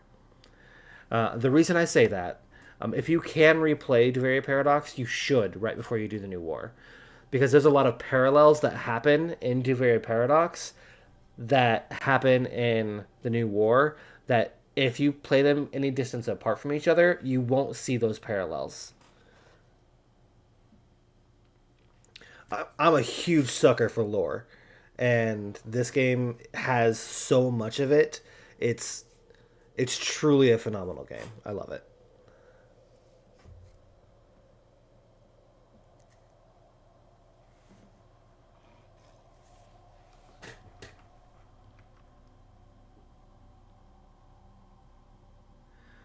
Free due to the rework. Caliban?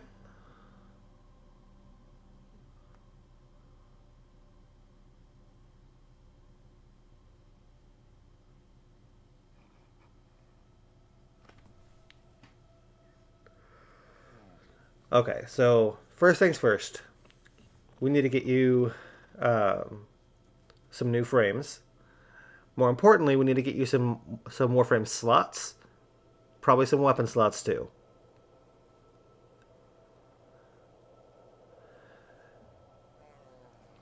So, first questions first. Do you know how to farm specific Warframes? At the very least, the base models of them.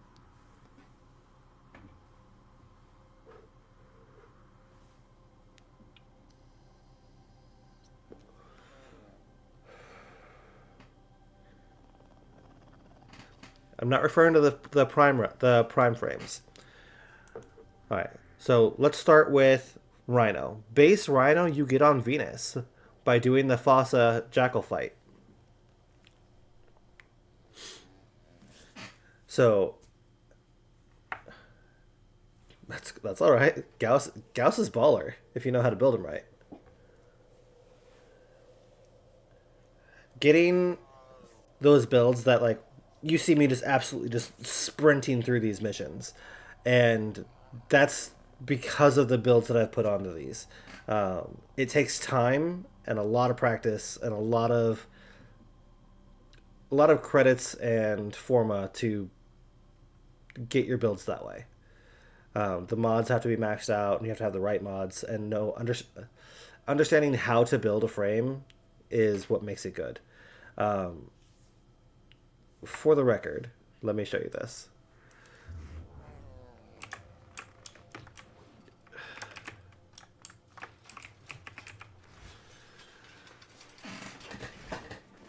So as far as the arsenal is concerned, one thing that a lot of new players always ask, what's the best frame? What's the best weapon? What's the best gun? What's the best melee weapon? The answer is any of them. So, while sure, you have your meta weapons, like the Kuvanukor. This is what's used most of the time by a lot of players. Right? However, there's also stuff that I like to mess around with. I have my Scrub Killer loadout. Alright? This is just base Excalibur. It's all fancied up with the cool proto skin and stuff. But these are the MK1 weapons, right? I can take this into Steel Path and absolutely wreck with him.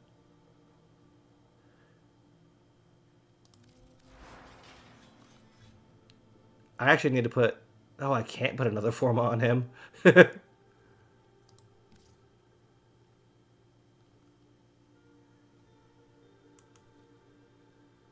Yes, with absolute...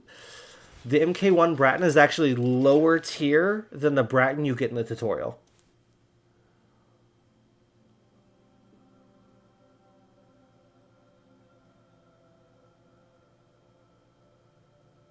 This is all the MK1 stuff that you can buy for credits.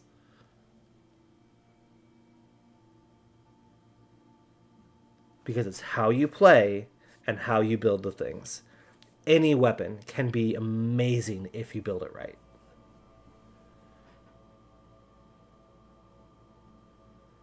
That's what I love so much about this game. You don't have to use the meta weapons. It's not all about, oh, you have the hot new thing that's amazing and overpowered. Sure, look at my base weapon that I'm still kicking your butt with.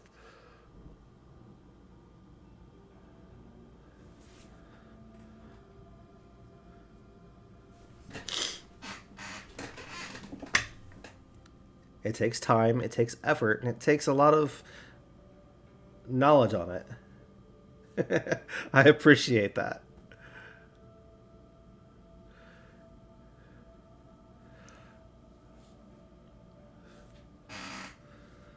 I do need to rework my Excalibur just a little bit. Wait, I did rework him. I did put an adaptation on him. And I put Gloom on him. Okay. I thought I did.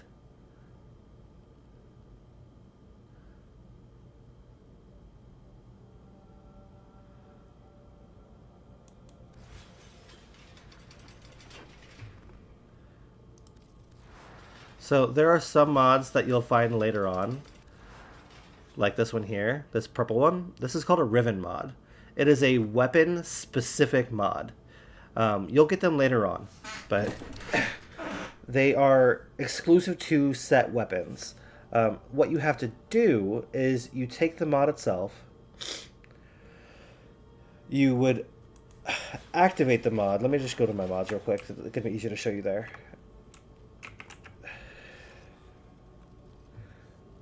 They are mastery rank locked. So like the one for my Bratton here is mastery rank 10. So you have to be mastery rank 10 to be able to use it. But the way it works is you take a mod here. It'll say activate or unveil it to unlock it, right? So what that does is it gives you a challenge. You equip it to a rifle, in this case a rifle, and then do that challenge while you have it equipped to unlock it. Unlocking it will give you one of these other random ones. And the weapon it goes to is completely random. There's no... If you equip it to a Bratton, it's going to be a Bratton. It's not.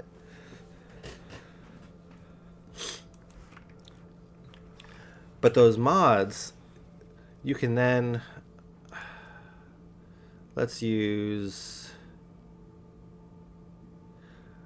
So, about that, the Riven mods have the stats of 3 separate mods combined into one. So, using the Bratton as an example here, I have multi-shot, punch through, and heat, all on one mod. Or, if I have the Kuva, I can cycle it. And I can change the stats. Hopefully, I get something better. The only downfall is sometimes you get a negative. Like this has an ammo maximum, negative. I also don't need magazine capacity or slash damage, so I'm just going to keep the one I had.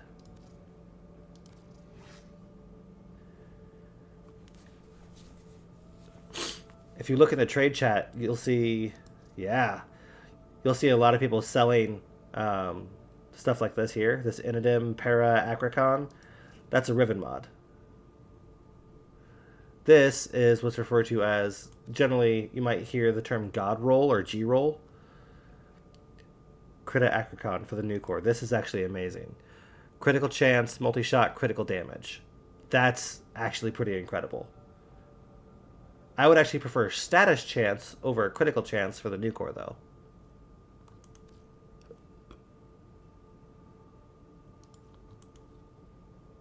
Because the new core is a status weapon. Let's see if I can get anything good. Ew, negative critical chance by 100%? No thanks.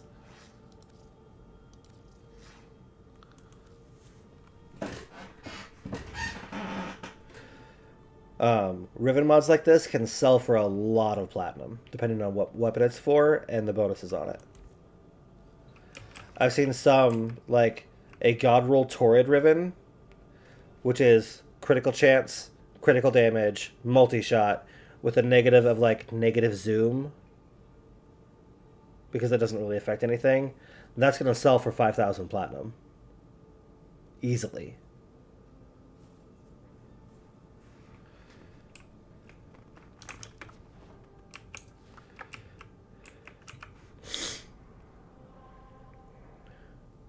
Yeah, no kidding.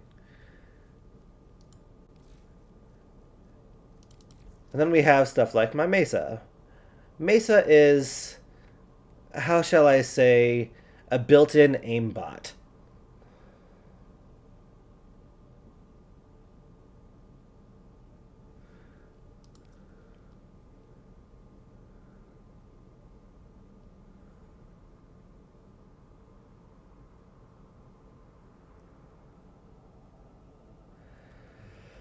The Sun and Moon katanas, or nakanas, is the Teshin's blades.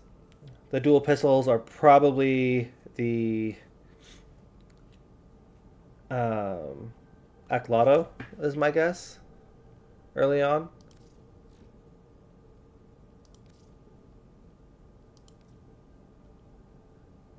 Yeah, probably the Aklado. That's pretty early on.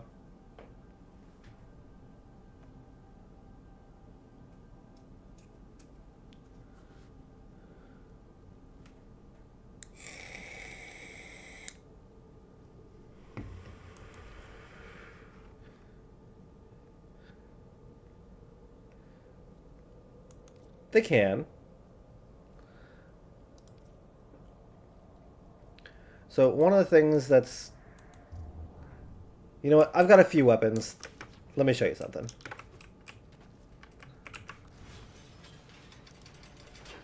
My build of the day. This is what I usually take when I'm leveling stuff up, right? I am going to swap over to...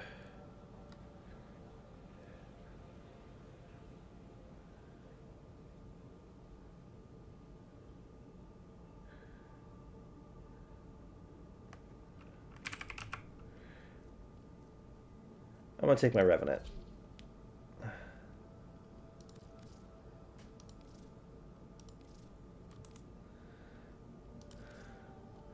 I have some unleveled weapons.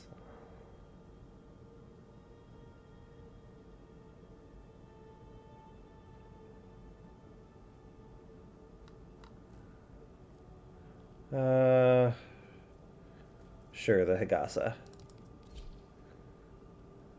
Alright, so let me teach you a little something, something. Alright, so let's just clear all this. So when you're modding your weapons, you have a few things that you want to look out for. Alright? So generally, you have your polarities. That's the first thing you want to check. Are there any pre-built polarities? There's one here. There's one over here in the Exilus adapter, but you need an adapter to unlock that spot, so don't worry about this one for now. The other thing you want to look at is your capacity. By default, you have the amount of capacity equal to your mastery rank. That's going to change here with the next update, but for now, I believe it's one capacity per mastery.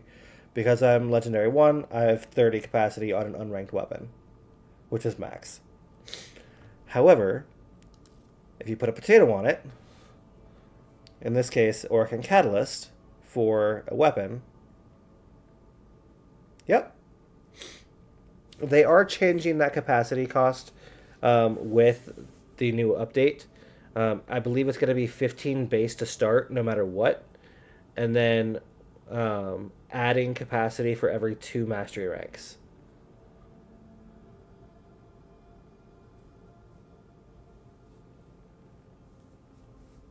So I believe it still won't be 30 until you are rank 30.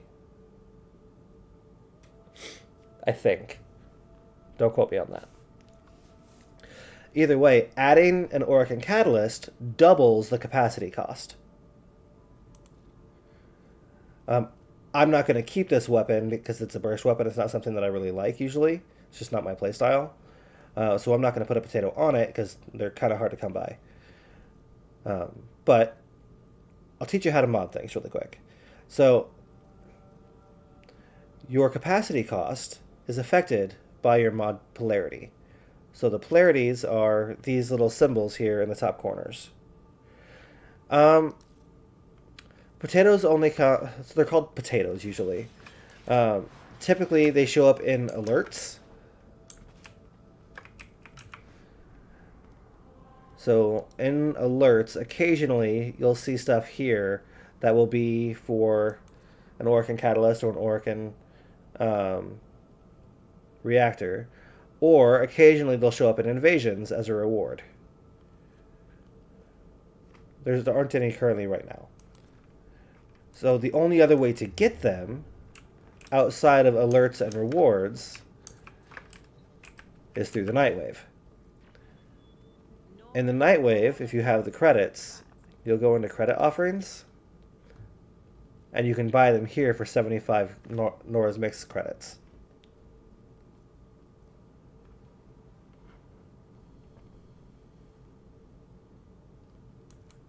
You can also just buy them for platinum, but that's more of a pain. But as I was saying, they do double your capacity to a maximum of 60 at max rank. Yep, it gives you more capacity to put more mods on. So, for the polarities, say Prime Cryo rounds, right? This takes 16 capacity total. Now I'm at 14. However, if I put it on one that matches, it cuts that cost in half.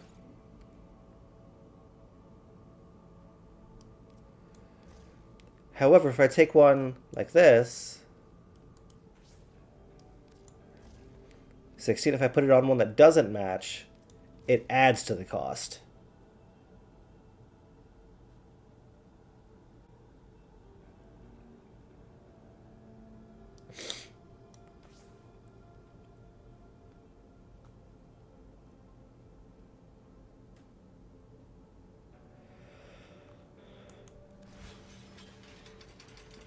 So for Warframes, though, as well as melee weapons,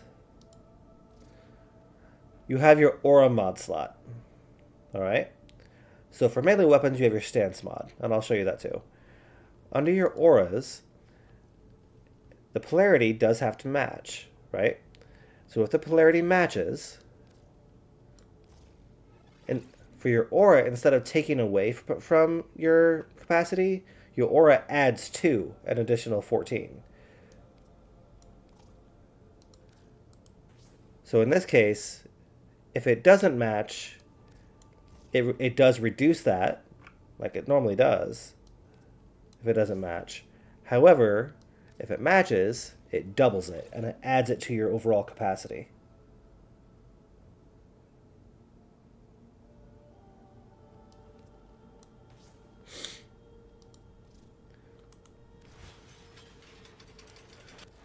The same is true of your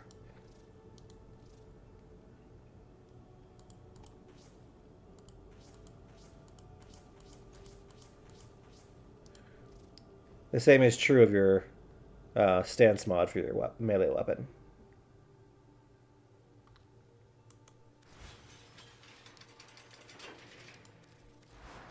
Now, for modding a weapon, you want to look at what you have first, right? So for the Hagasa, you have a decently high crit, an okay status. But that's actually a pretty good critical multiplier. But you only have... Oh, excuse my voice. I need some water. Slash and puncture on this. You don't even have impact. So that's okay, though. So the other thing that you want to look at is multi-shot. So galvanized chamber adds multi-shot. It's the same as split chamber, but the kind of upgraded version of it. This adds multi-shot. So when you add multi-shot, every one round that you fire, you're actually shooting 1.8 rounds. At least for this one, with an 80% multi-shot. So you're actually putting more damage ticks out there per shot. So this is your overall damage instead, without changing anything else.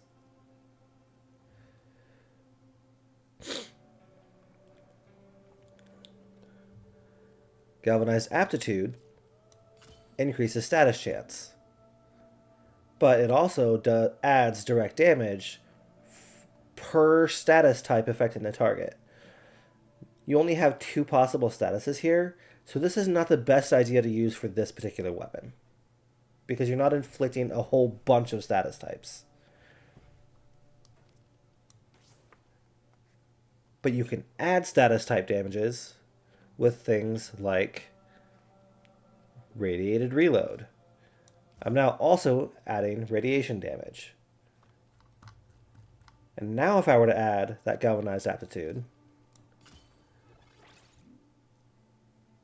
now I've got 3 different ones, right? So if all 3 statuses are procced on an enemy, I'm going to be dealing an additional 120% damage.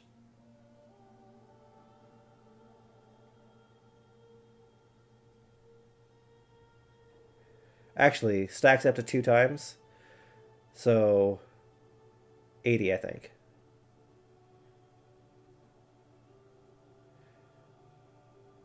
And this is on a completely unranked weapon.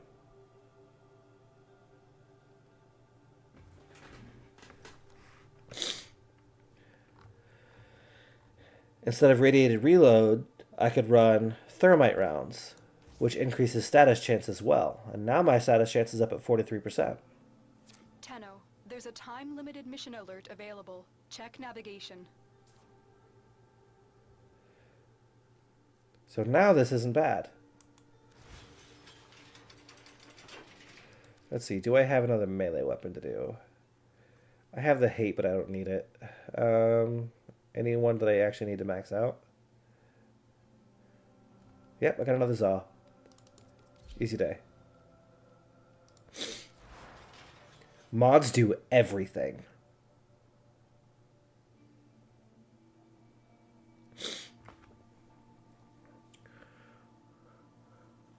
So this is what I was talking about, that stance mod. So this, not only does it add to your capacity, it also adds combos. These are actual combos you can do instead of just swinging like crazy.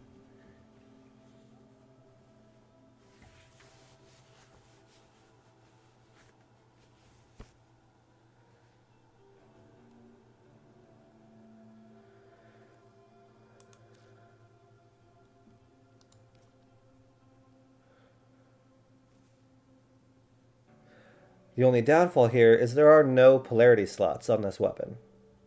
There are.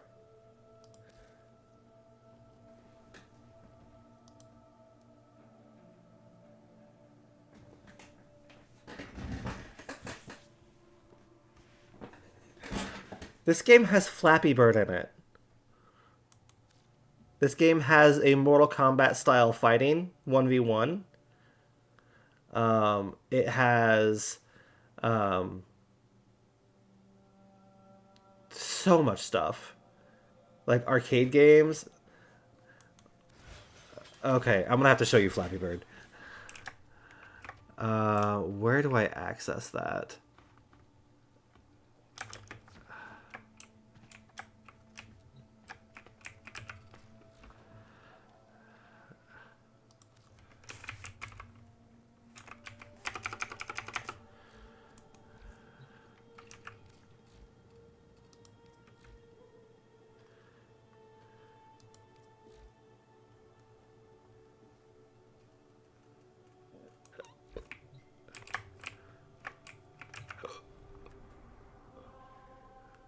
What you got, Ivan?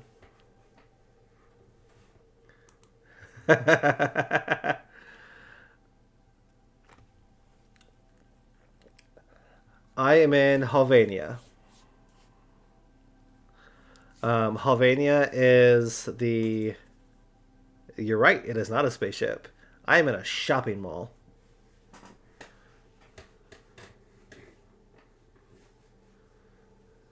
Halvania is the back room that you unlock at the end of Warframe 1999 quest.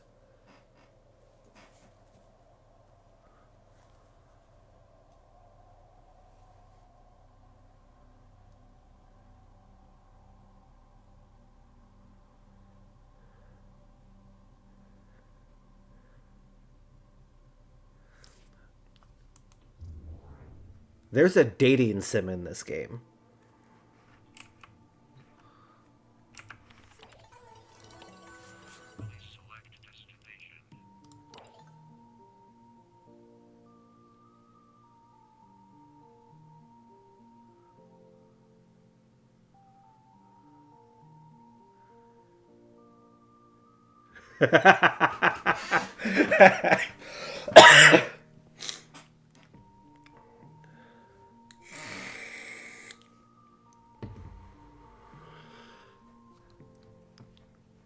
Yep.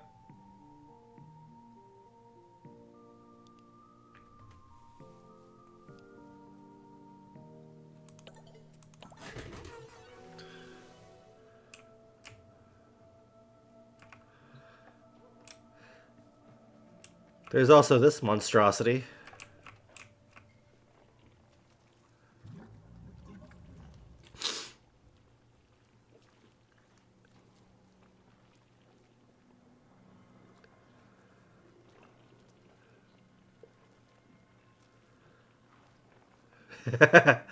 That is the Helminth.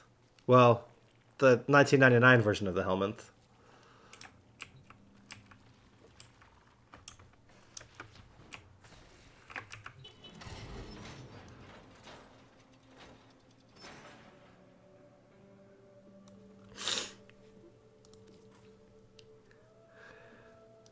I want this one.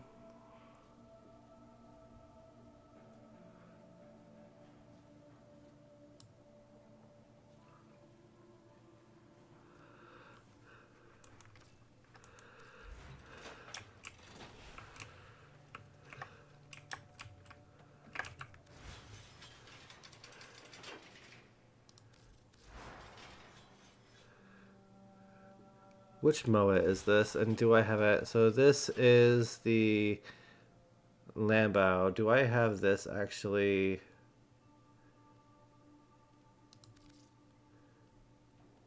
Guild customized, not gilded. So let's go guild it.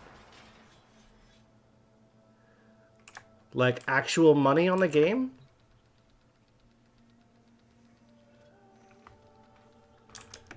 Or are you talking credits, plat in general, or like... I know I have actually spent a fair amount of money on this game. Mostly because I wanted to, not because I felt I needed to.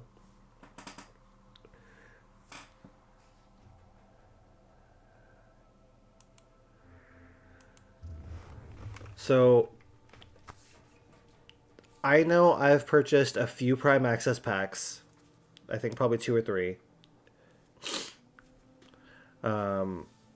I know I've bought the TennoCon digital pack. I don't think I've ever just straight up bought Platinum.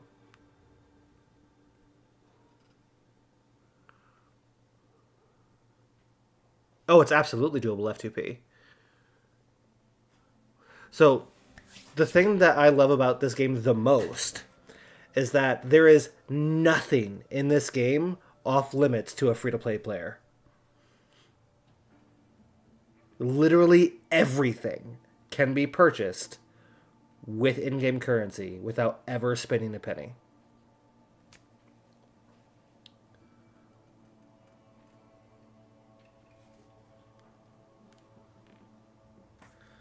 Including cosmetics.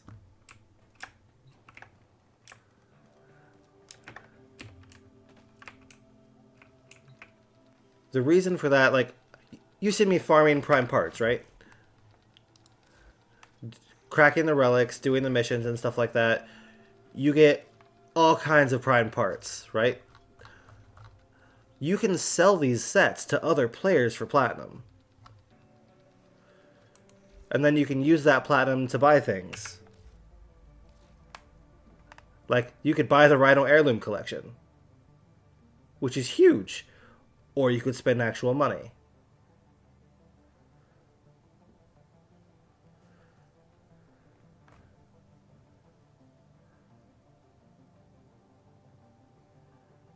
Yeah. I've seen that ephemera. It looks really cool.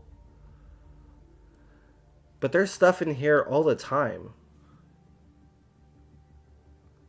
Pretty much, yeah. Like, I'm at the point now where I don't need a whole lot of Prime stuff.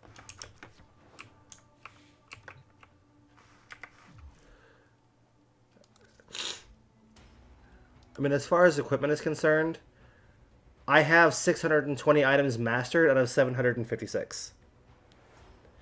I'm a little ways to go for Legendary 4, but now that I have my Zaku Prime cooking, let me actually go to my notes here for my Warframe items list. I need Lavos Prime. That's it. It's the only Warframe Prime that I need. That's him. I have all of the rest. Zaku Prime is currently cooking. I have the parts to make base Zaku. I just need to do it. I have Steinax. I have Sevagoth Prime already. The only frames I still need: base Hildren, base Gyre, which I have all the parts to, base Zaku. These are the 4 frames that I still need. Razor! What's up, buddy? Doing a little bit of an extended stream tonight because why the fuck not? I don't work tomorrow.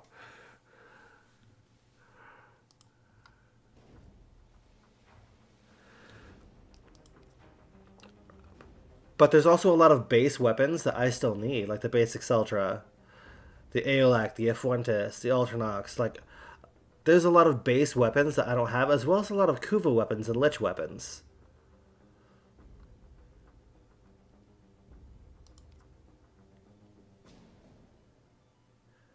I do not have Excalibur Prime. It's not possible to get Excalibur Prime. So Excalibur Prime, the Lato Prime, and the Skana Prime, those 3 items were only available to Founders, which was only available on PC. I could have purchased Founders when I first started playing the game, but I played on PlayStation originally, so it wasn't available for PlayStation players.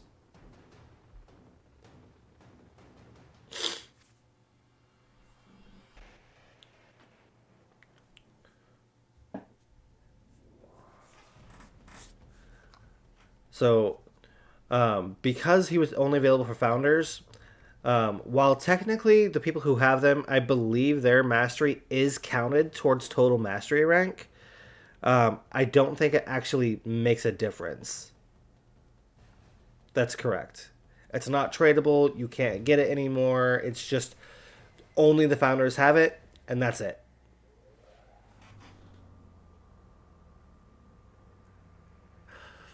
Thank you, Razor. I appreciate it.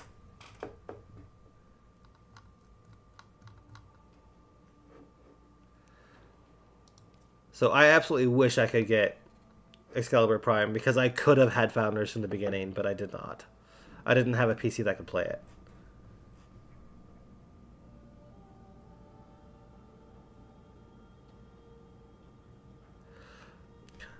So the interesting thing about the game, I was talking about how you never need to actually spend any money on it whatsoever. Mesa is my favorite. I use Volt the most, though, because he's fast, and I use him to just speedrun things most of the time. My 2 primarily used frames are Mesa and Volt, with Revenant coming in a close third, as well as Hydroid.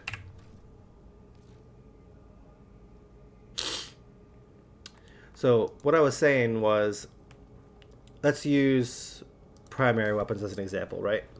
So I've never before seen any other game to the point where, let's say, the Aeolac, right? You could just straight up buy it for platinum and be done. Don't have to farm it, don't have to build it, nothing, right? But if you do that, open it up, blueprint, build requirements. It tells you where to get the parts. It says, here, go get the parts and not spend money on it. Everything in the market tells you where to get it. You can buy it from Chipper in the Drifter's Camp. The Harpack. You can just straight up buy the blueprint here for credits and then build it. This is one of the things where early game players, it's not really... It's one of the things that's lacking in the new player experience is showing players how to get new weapons and stuff. You can go to the market and there are dozens of weapons in here that you can just buy for credits. At the very least, buy the blueprint and then build it. But there's other weapons, like the Mark weapons, right?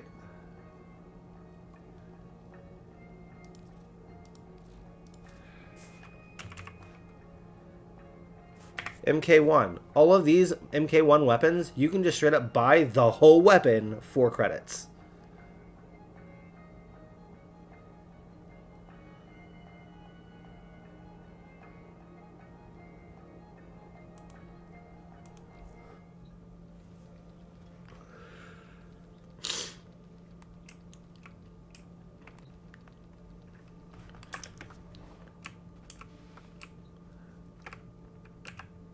I know a little bit earlier we were talking about where to farm some of the base frames. Oh, absolutely. By all means, do so. It's definitely worth farming some relics and selling some stuff early on to get the platinum for weapon slots. Weapon slots, Warframe slots. I have way too many weapons. But earlier we were talking about where to farm certain Warframes. A lot of base Warframes are just from the bosses on each world. You get Rhino here on Venus. You get Hydroid on Earth from Oro. You get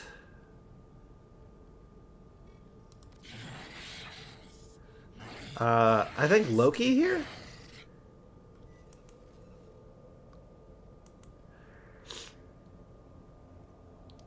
From a series, I believe you get Frost.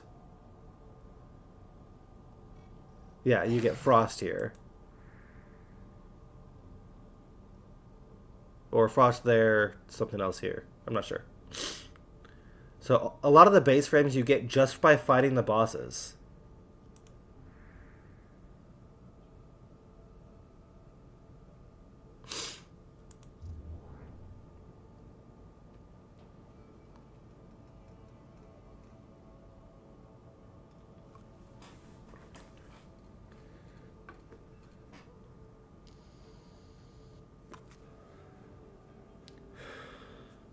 Not exclusively, but yes. Definitely it's worth doing some early on trades. Just remember you're limited to trades per day by your mastery rank. Because I'm Legendary 1, I'm only allowed 31 trades in a day. That's a lot. But each trade is only 6 items, at most. But a full set of prime frames, so a lot of sets. Let's just take a look at the trade chat right now, just to see what's going on. Ooh, I froze. Why did that get dragged up there? So let's just take a look here. See if I can't find... Okay, there we go. Lava's Prime full set. 125 plat.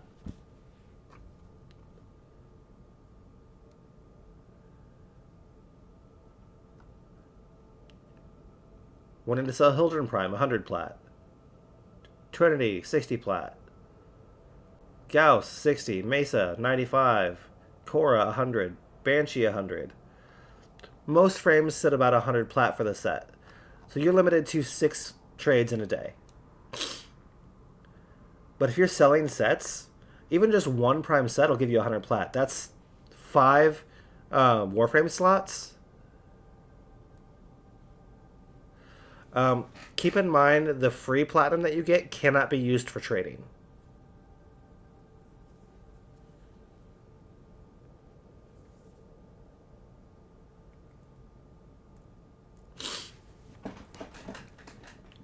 Yeah, a Warframe slot is, I believe, 20 plat. So...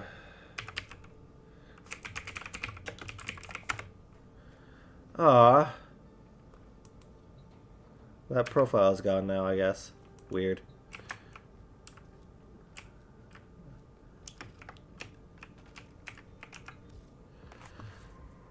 So, let's see.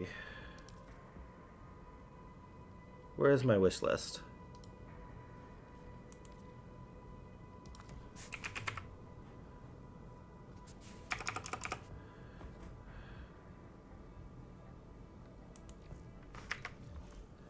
So if you go to your profile, you can just go to your wish list. Right. I guess I don't have it in there.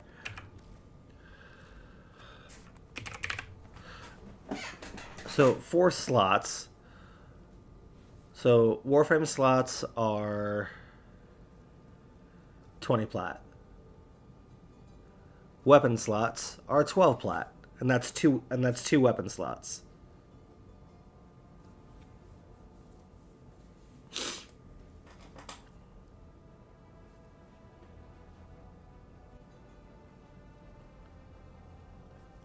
It's really not. So if you sell a set for 100 plat, that's 5 Warframe slots, or like 8, I think, weapon slots. Well, it's actually 16 weapon slots because it's 2 each.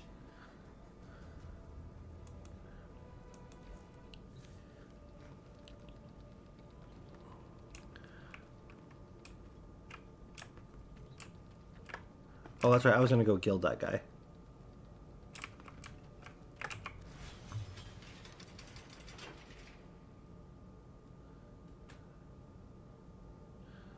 Nice. Moa.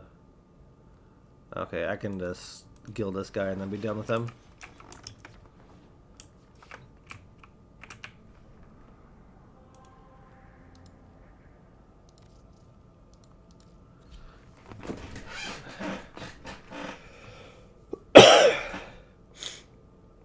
Rhino is the first frame most people get. That's a base one.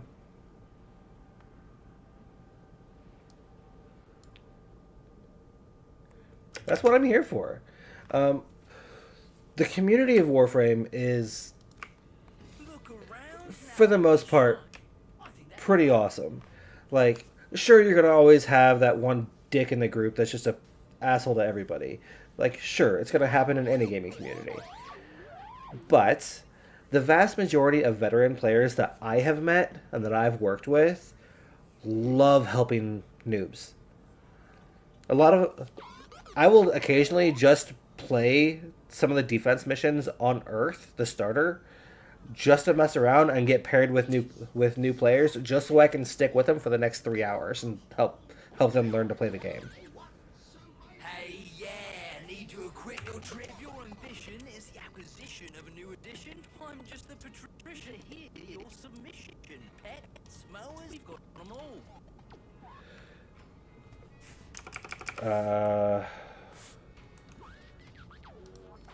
Which one is this? Lambio. Gilded Lambio. Okay.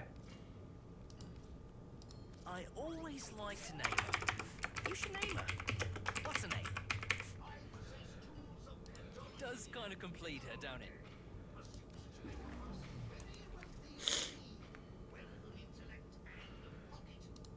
Do I have... I still don't have any cores, do I? I do not. Okay. See you later, agitator. Excuse me.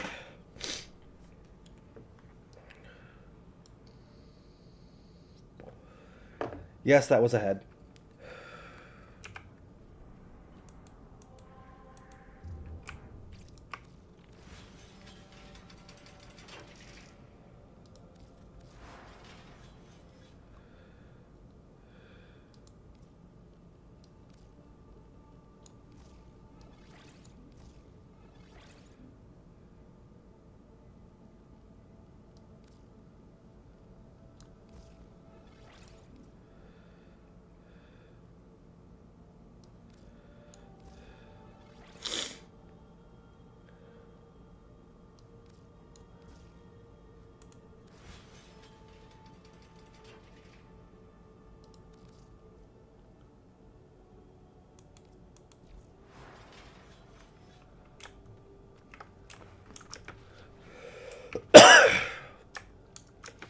Well, that's right. I was going to show you some of the weapons. So I still need another forma on this before I can put that on there.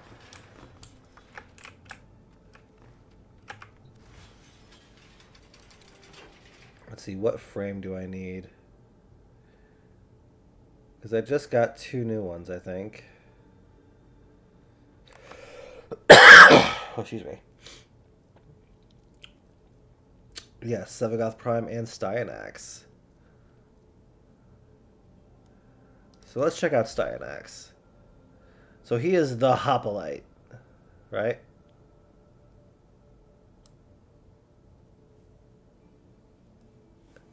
So let's go ahead and put on my base colors here.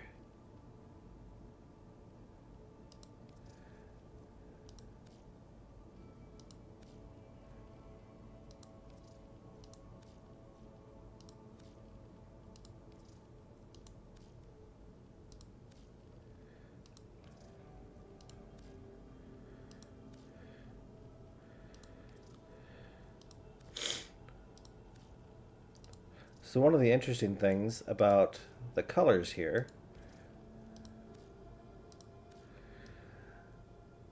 so how here I only have 1 energy color.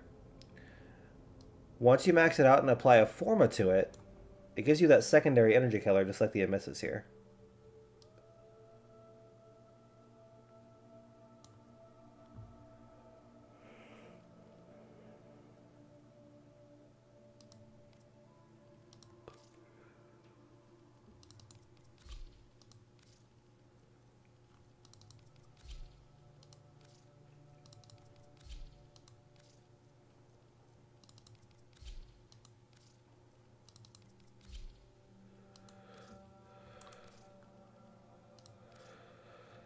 Ephemera. Let's see.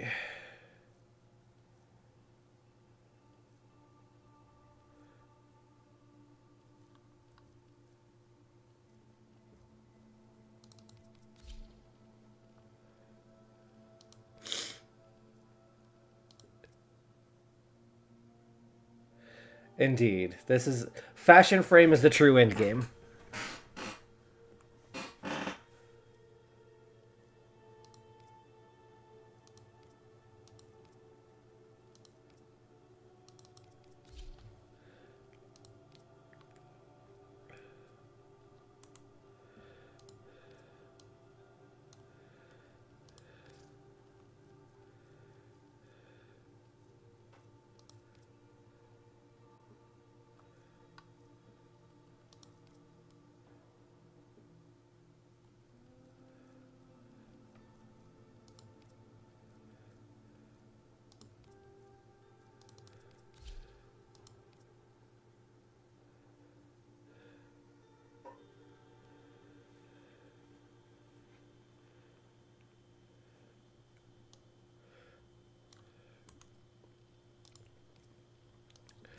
Well, I really like this one here.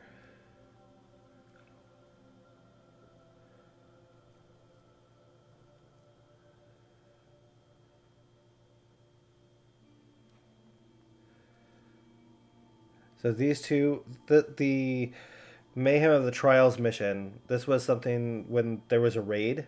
There used to be a raid in the game. I don't think they're ever going to bring it back. It was a 6-man mission instead of just 4. And I had a group that ran it all the time.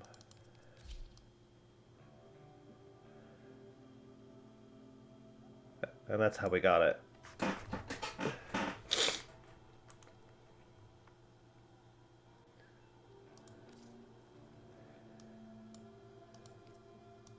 Oh, that's cool looking.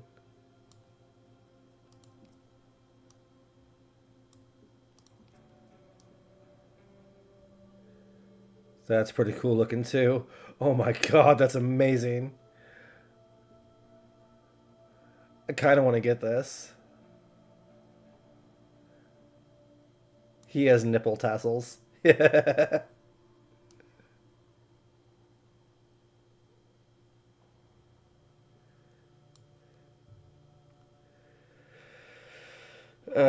have the platinum to get it, but I don't want to waste it.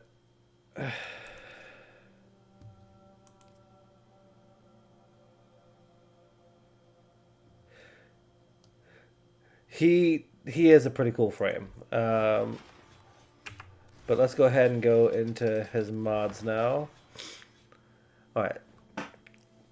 So one of the other things that I had mentioned was the polarities, right?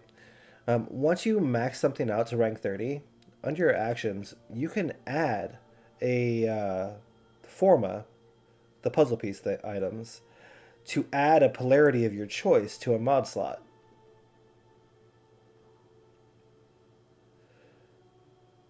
So if you don't have the capacity cost that you need, which I am going to put a potato on him, because I'm going to keep him. My capacity is now 60. You can add a polarity onto the mod slot to cut your costs down. There's also a forma that allows you to change one to any polarity will get reduced in half.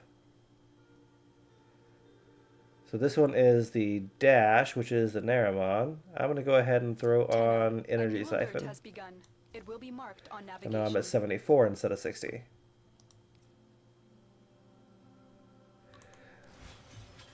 Let me show you. I'll just grab my Banshee. Alright, let's use... So you see this 3 here? Or if I like...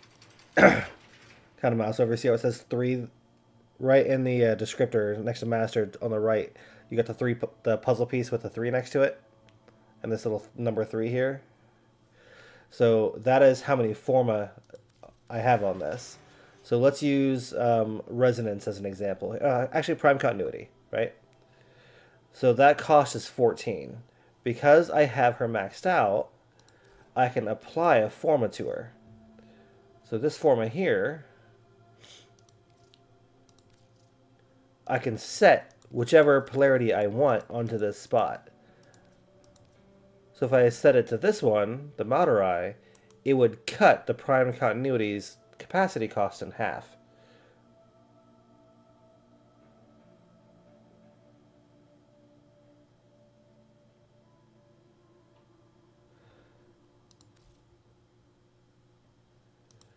You can also do the aura forma.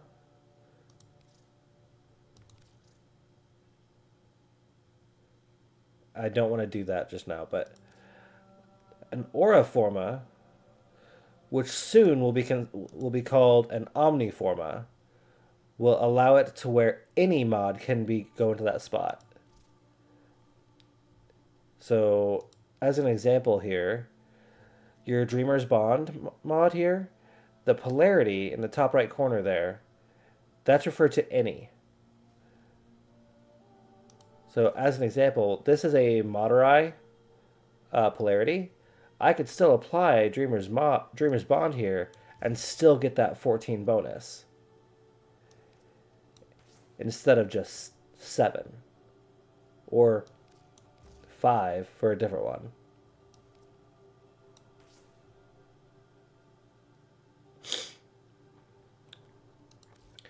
But the aura forma with the next update is going to be changed to an omni forma, so you could do that to any mod slot, not just the aura mod slot.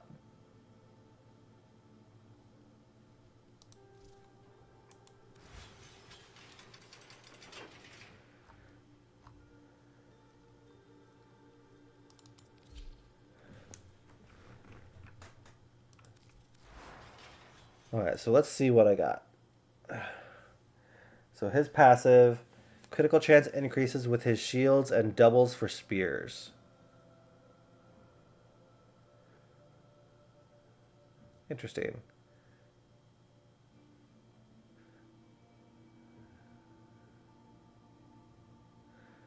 Interesting. Thorough Strike.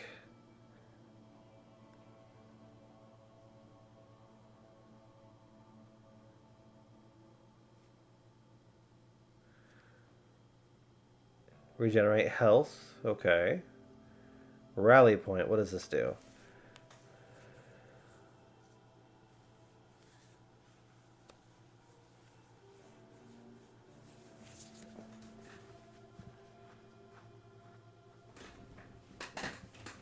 So I regenerate kills, or regenerate energy over time, and regenerate shields per kill.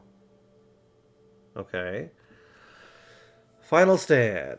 Go up into the air and start throwing spears.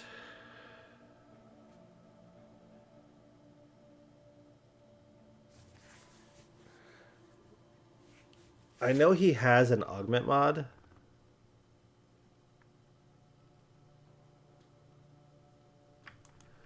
That generates overshield.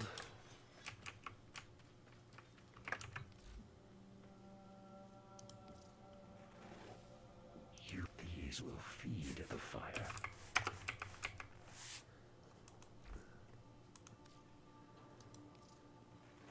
We offer these to aid you, Tenno.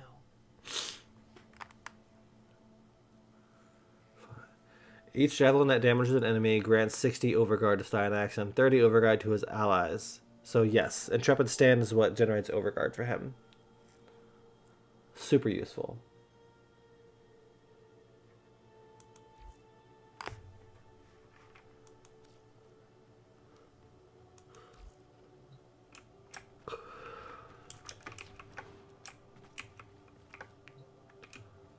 Alright.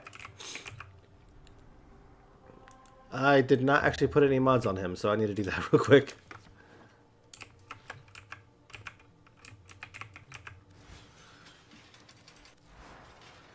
So, I want some strength.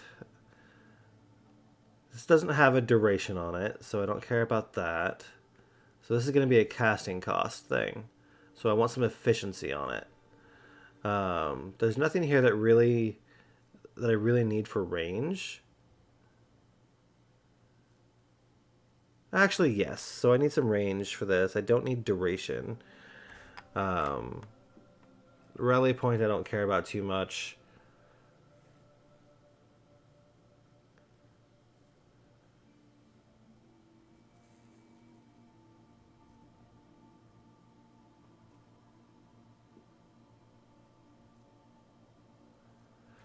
So all in all, this is going to be a strength and range and efficiency. Sure.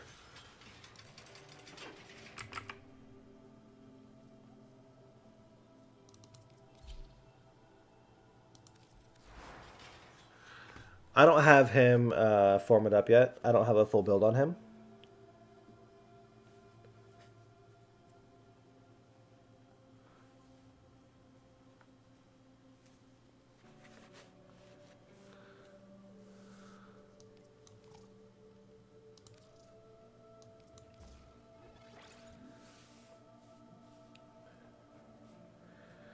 So, since you're on my channel, go quickly watch my most recent video. It's only like 15 seconds long. It is with me on my Volt, not max power strength like I would like, but my buddy Shockwave, it's his video that he made. He let me take it and post it. That's his Gauss at almost 200 meters per second. So go watch that really quick and then come back.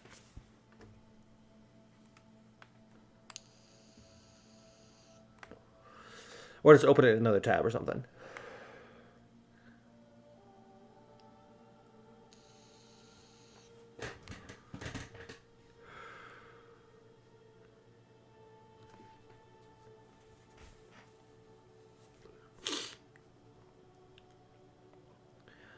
This particular build was all about sprint speed. There is a much better build.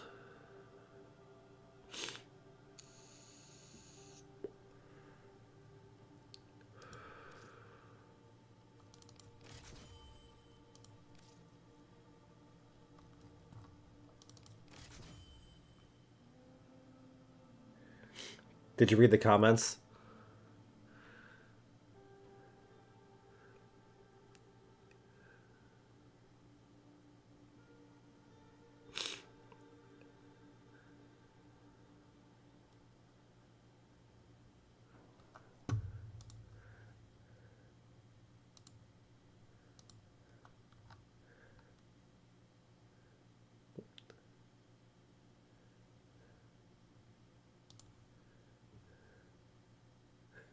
When she says my parents aren't home.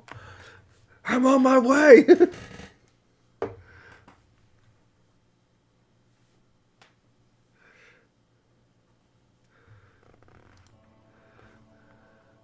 So this is the build that you're generally going to use. Actually, no, not this one.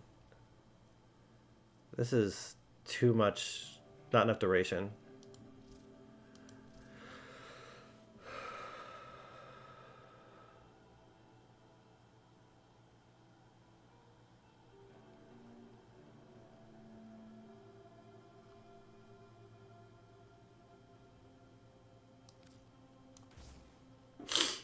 That's better.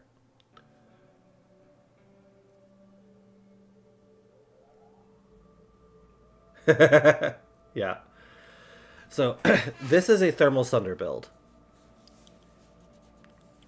So Thermal Sunder is probably Gauss's bread and butter.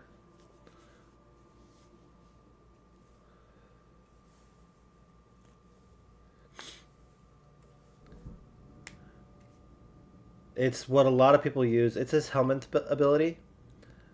So this can be put on another frame. But when you are running with him, you can Thermal Sunder and basically nuke an entire room.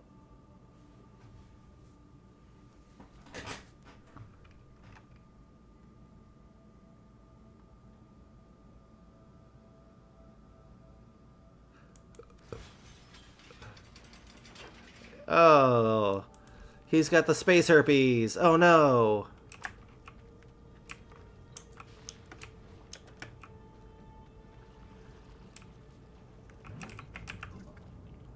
Let's get rid of the space herpes.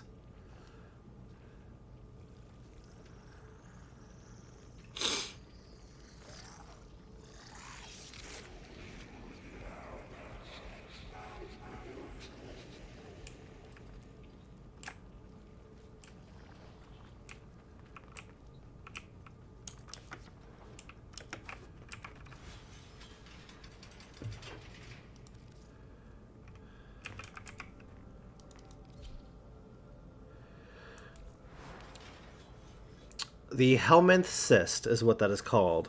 Can be used with a Kubro egg to make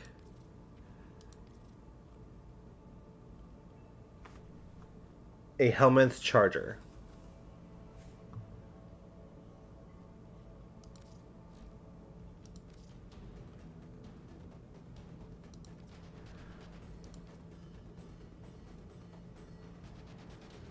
So you get this guy right here.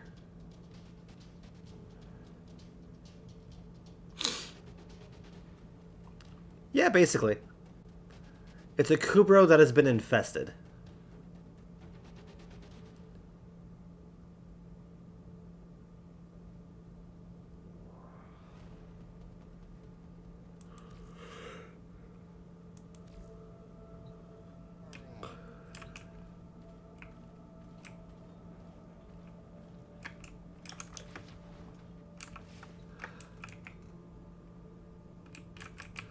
So I'm going to go to my Affinity Farm location. I like to run a COD, which is right here.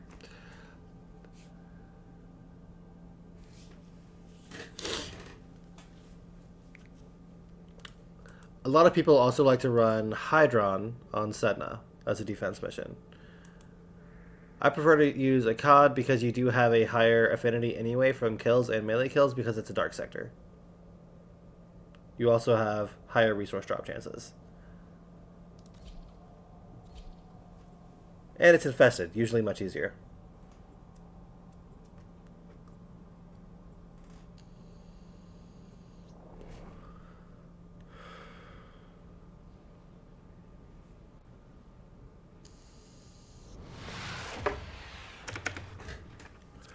Position has been compromised.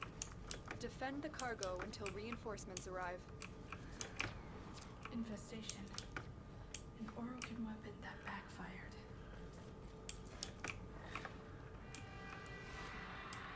I've got an umbrella.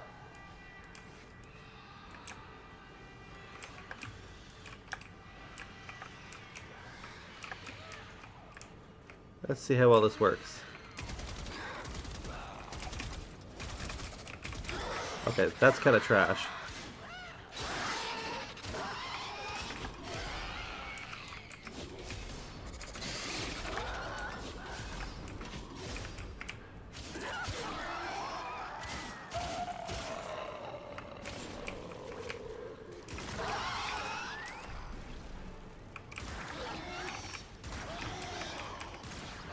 Ow, just blew myself up.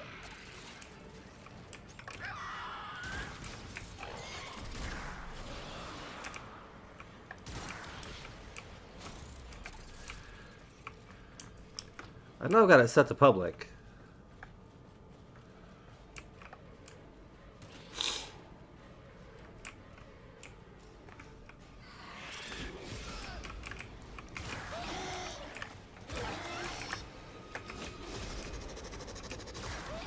Okay, that's useful.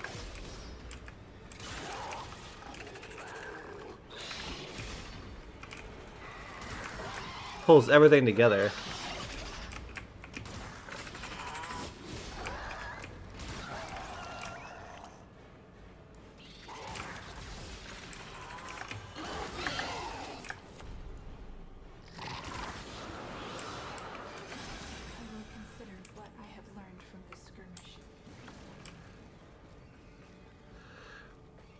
So there's actually a mod for your Sentinel, for the Diriga specifically, that does exactly that every 6 seconds.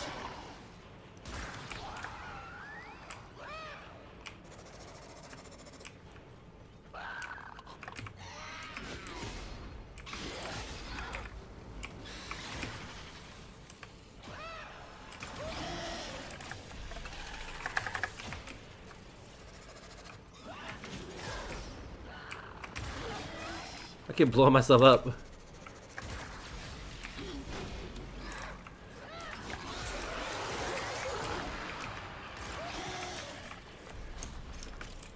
It doesn't look like I'm going to get anybody else in here on this mission.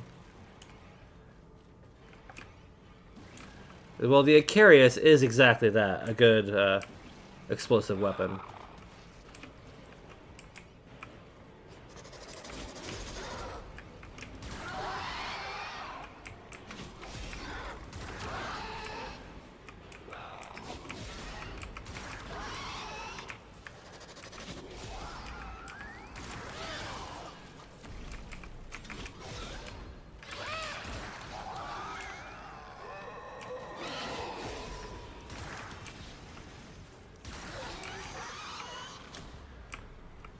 Oh, looks like we got somebody else then.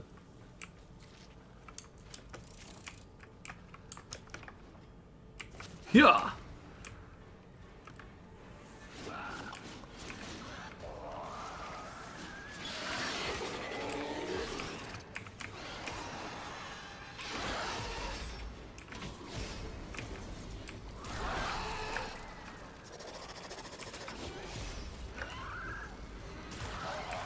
I just knocked myself off the edge. I do. Not many.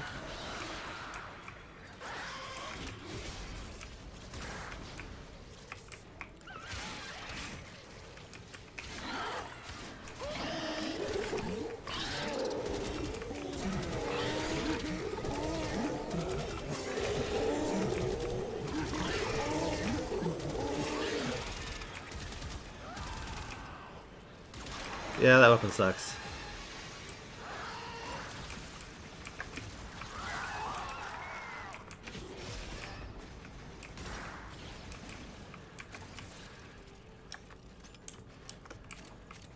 I do. Yeah, gonna bounce at that. Complete 15 missions. Yay!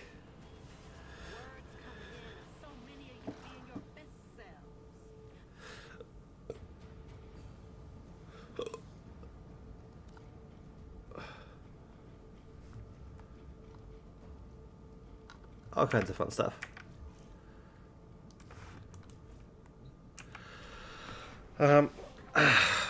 Jeez, what else do I play? I play D&D a lot.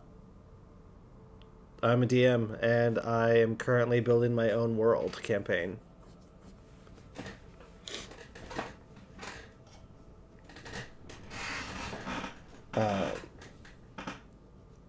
Let's see, claim Nightwave rewards. Fuck yeah! New livery.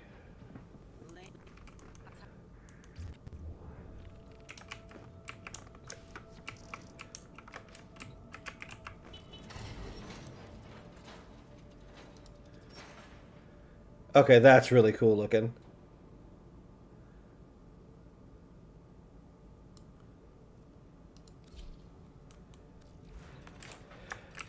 D&D, I play...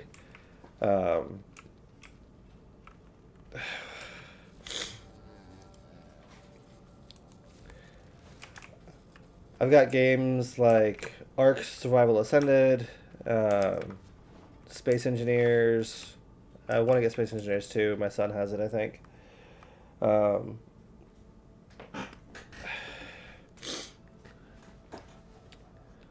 I've played Satisfactory.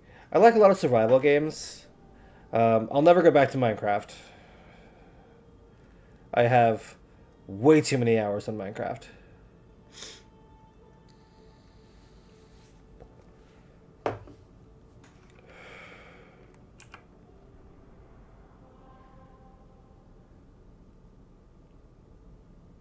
Let's see if I can't get a good party in here.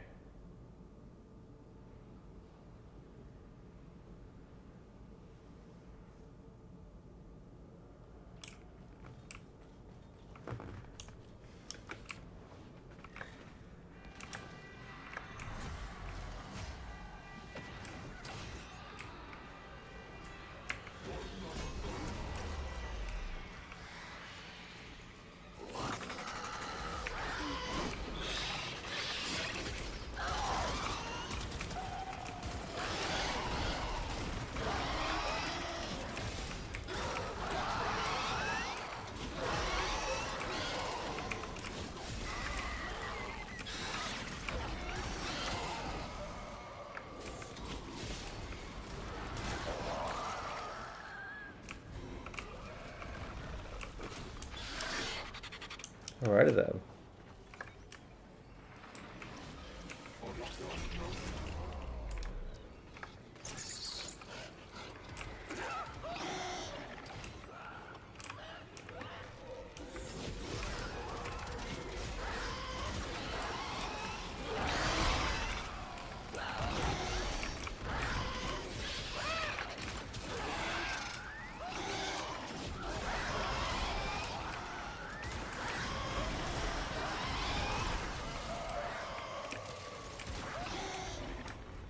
All right.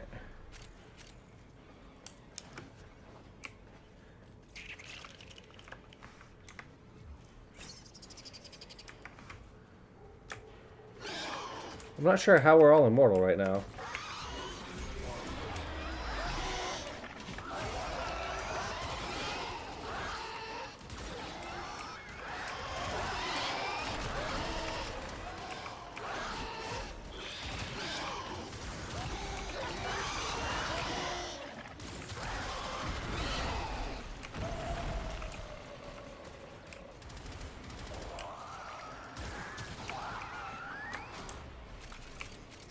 All right, fun stuff. For the Lotus.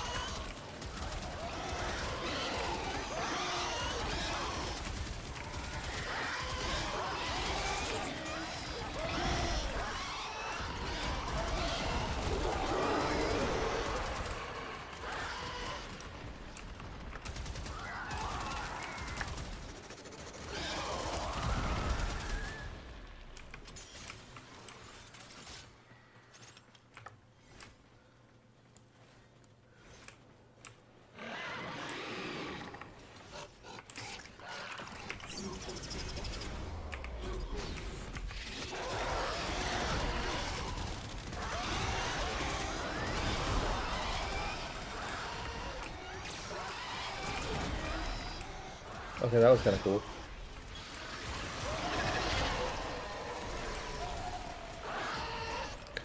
I don't understand how everyone is immortal right now.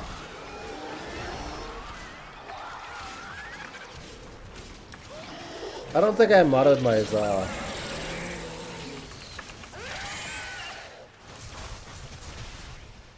Oh, that's what that is. Reinforcements available. Do you choose to leave now You absolutely or can. continue fighting? If you want to shoot me a friend request on here, Keep I'm fighting. more than happy to Another play. Opportunity to extract will appear soon.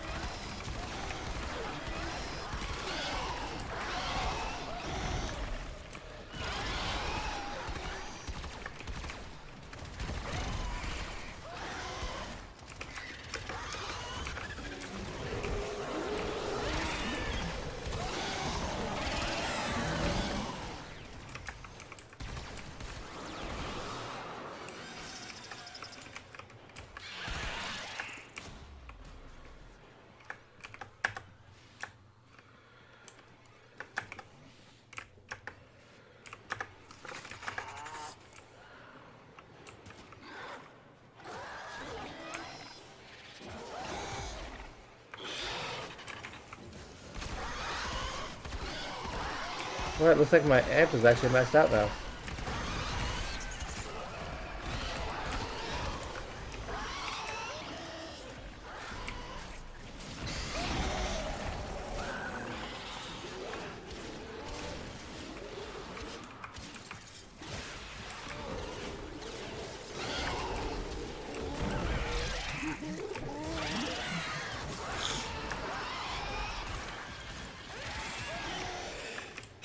Yeah.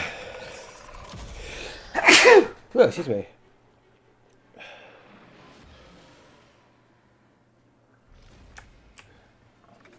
Is it really almost 3? Oh, it's only 1 here, so you're ahead of me.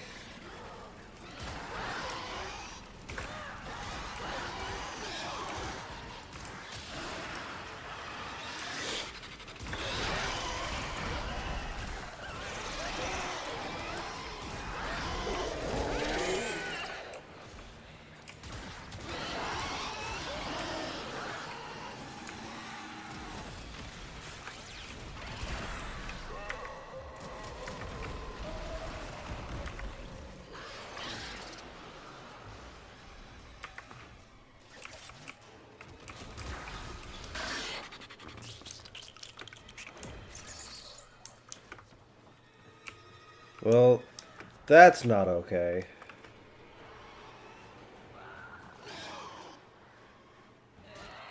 They really are.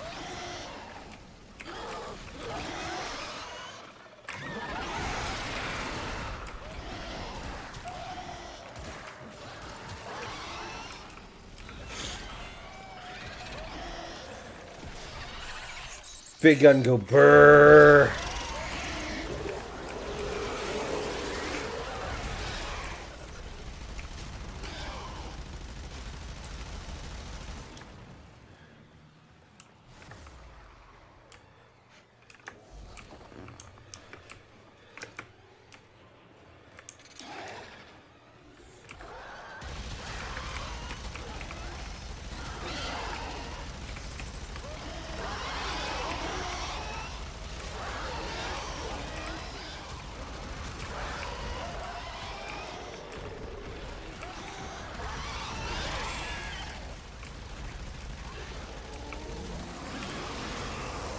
Big gun go burr.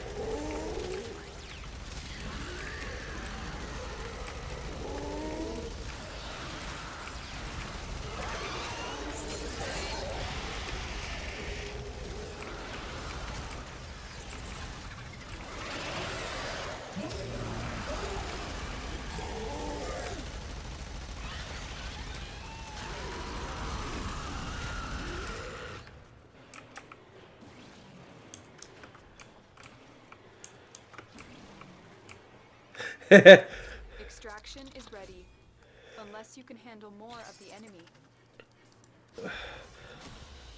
That is what's called an arch gun. This is a gun that's used with the Necromech, the Void Rig. So you get it when you get the Void Rig, but it is called the Mossalon.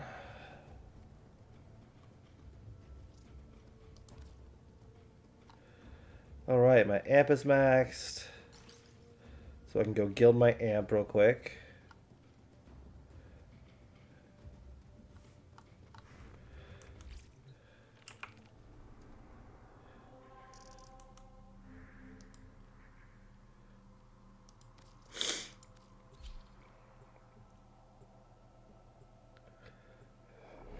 Big gun go burr.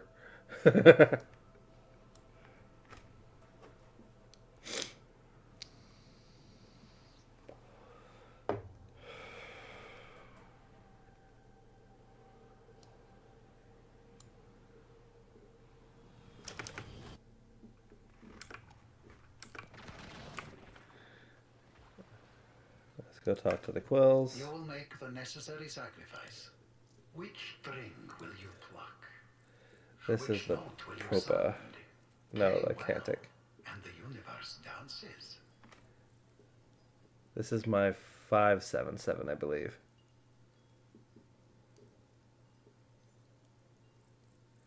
Hang on.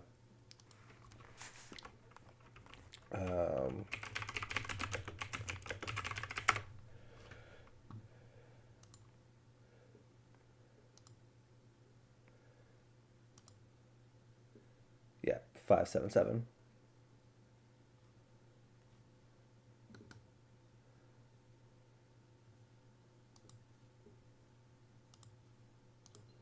This has served you well. Cement that bond.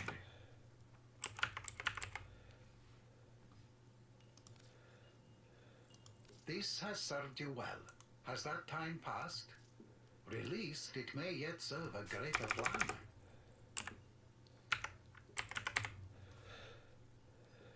It could never have any other.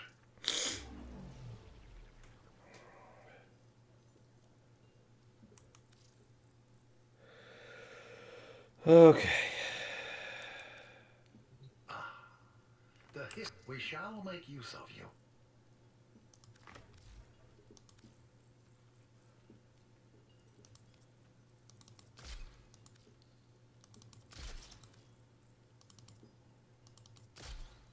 And this is my 177 build. Yes. The sum of consequence to consequence resolves here, in this extension of your will. Tenno separating from simple nexus at Quill Onco Primary.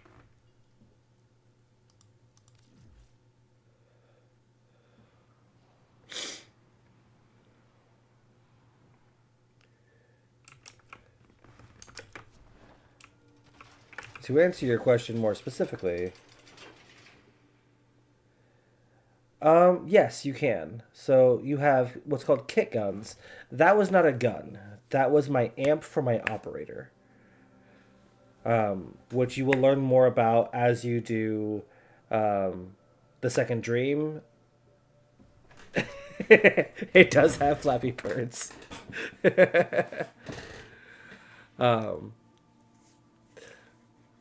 This game has everything.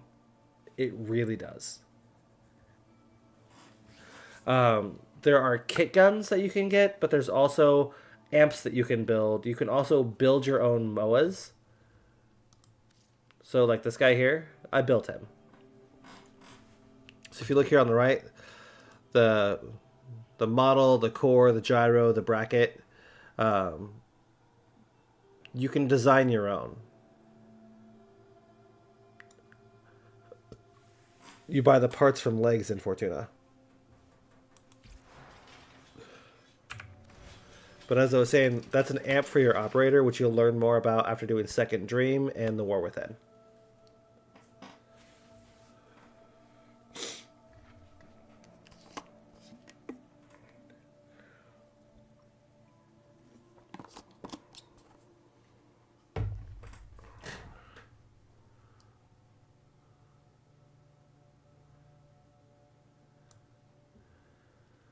So now that I have that all gilded, but to answer your question, that was this gun.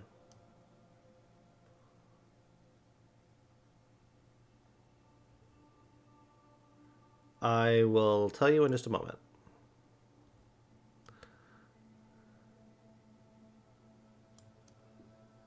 So this is a necromech. Since you've done the Heart of Deimos already, you know what a necromech is. It's okay. Don't you dare apologize. You have nothing to apologize for.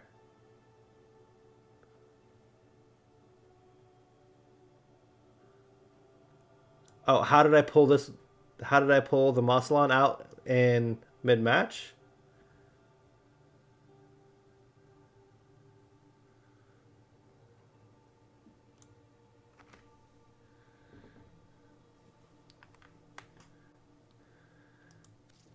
So part of, I have this. This is my Archgun deployer. It's a gear item that you get for once you hit rank 5. Yes, I did. So the Archgun deployer allows you to equip your heavy gun to your Warframe. You don't get the Archgun deployer until after you have hit rank 5 with Solaris United and Fortuna, and have done the Profit Taker heist for the first time.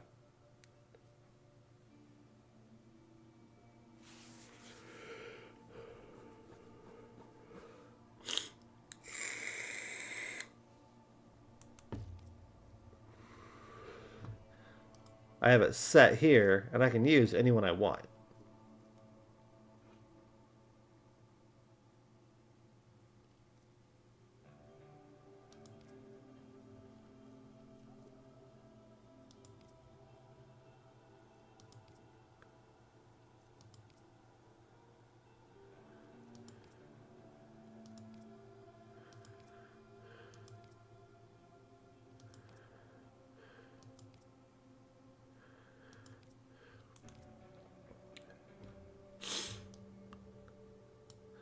There are some ones like the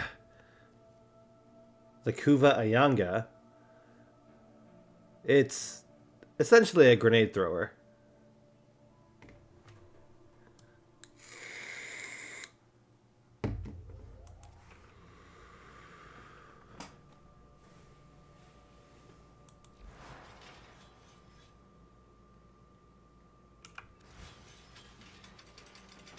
So, to answer the question about Zenric, so once you have done the second dream, you will unlock your operator.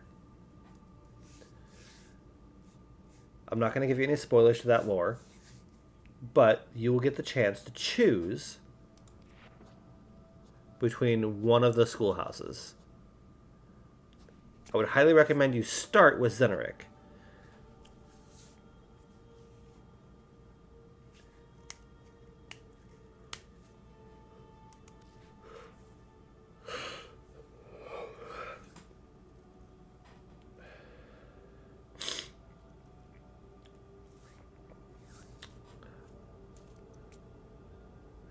No, they're not factions. They are entire skill trees.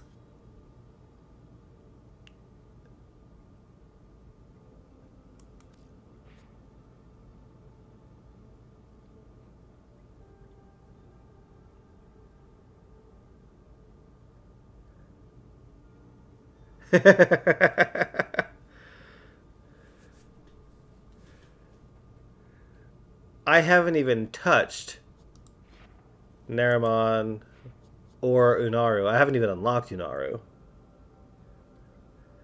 I've barely touched Vazarin. Madurai and Zenric for me are maxed out, but I've barely touched the other three.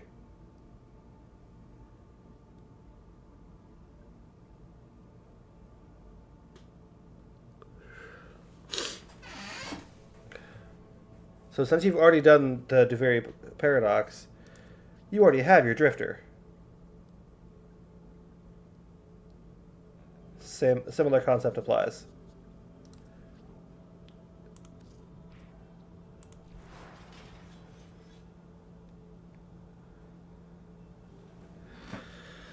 So this game, while it can absolutely seem overwhelming at first, because it is just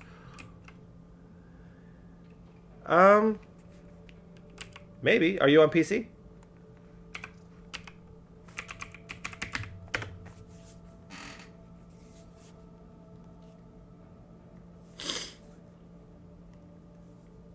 Then no, I cannot.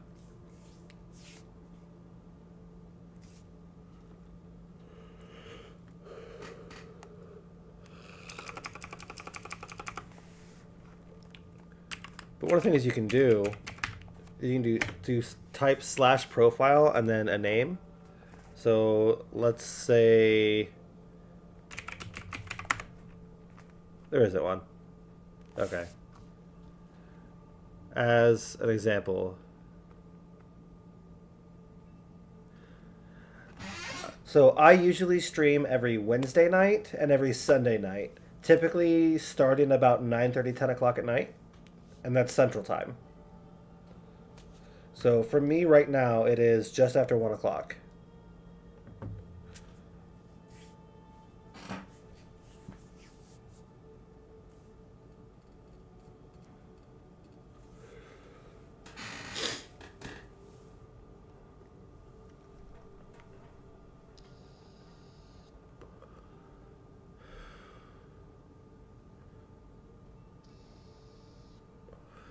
So you're 2 hours ahead of me. So I would start playing when it's about midnight for you.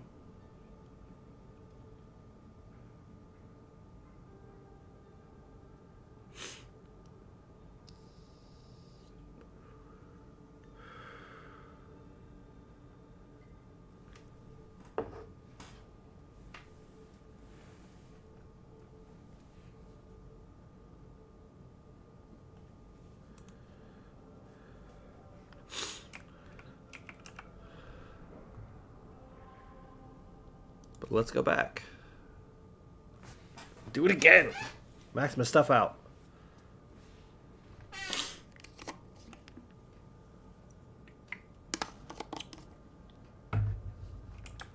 Let's go.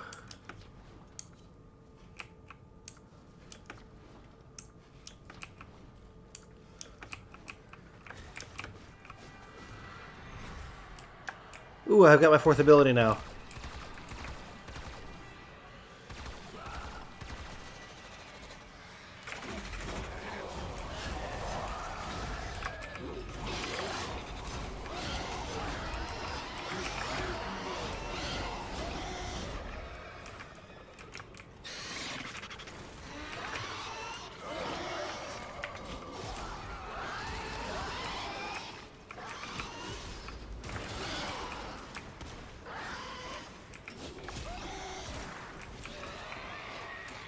Yeah, that is cool. That was a close one.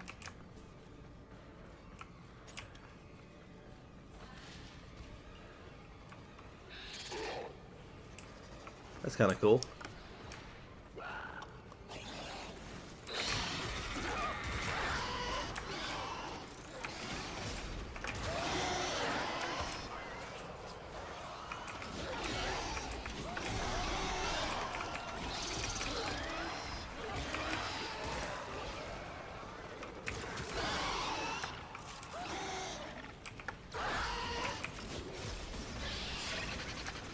I just yeeted a spear into him.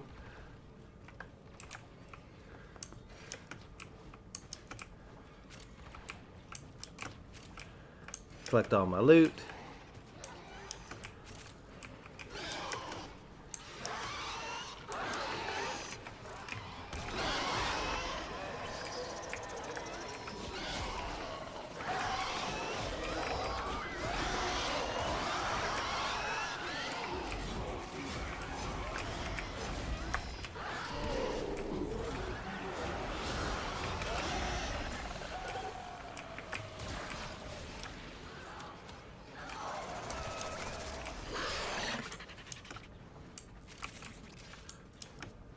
Sweet.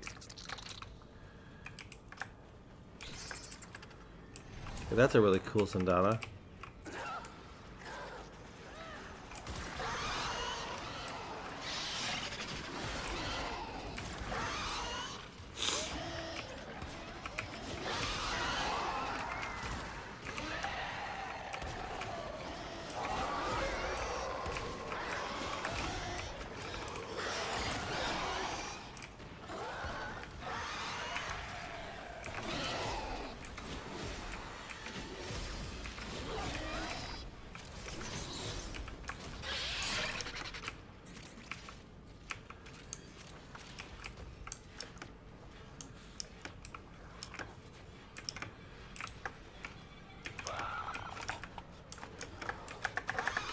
Backflip.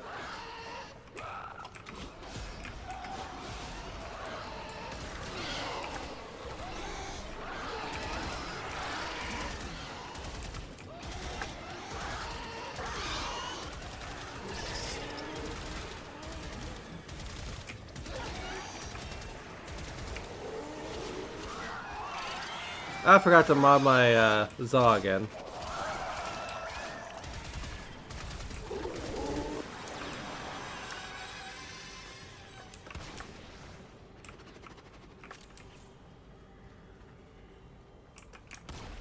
Extraction is ready, unless you can handle more of the enemy. Alright, so another important thing that you need to know. For your bravery. So you saw how we just had a reward there, right? that was referred to as the Rotation A reward. So there is something called the, what's the name of it? The rotation rewards for this is pretty interesting.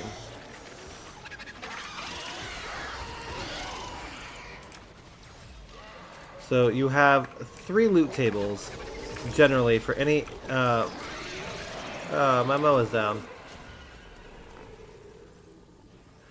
So the easiest way to explain it. So you have 3 loot tables, right? For any infinite mission, so a defense mission, a survival mission, any infinite mission other than disruption, your loot reward is always going to be the same. At least the rotation will be. Kinda, yes. So, for a defense mission, it's every 5 waves. Okay? Every 5 waves, you get a rotation reward.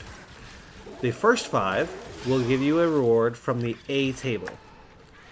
The second 5 will also give you a reward from the A table. So at wave 10 will be the second rotation A reward. At wave 15, it will give a rotation B reward. At wave 20, it will give a rotation C reward. So it's A, B, C, in that order. And it's like that for every infinite mission, endless mission. With the exception of disruption. The disruption is unique.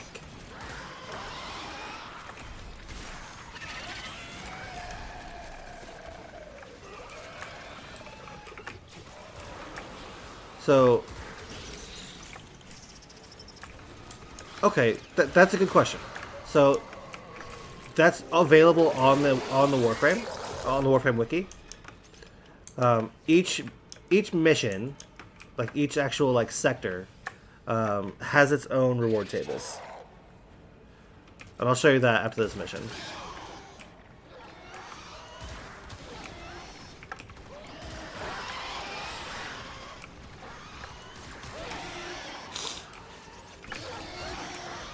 So Akkad, which is because I'm so familiar with it, the rotation A reward frequently is a Lith relic, and there are several different Lith relics that could be on the that you could get.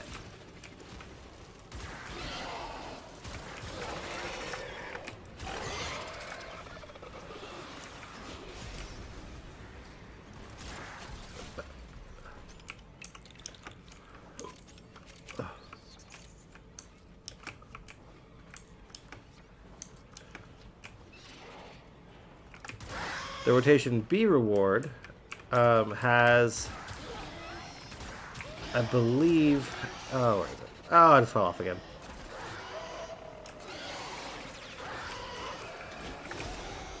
Has some mods, has some endo.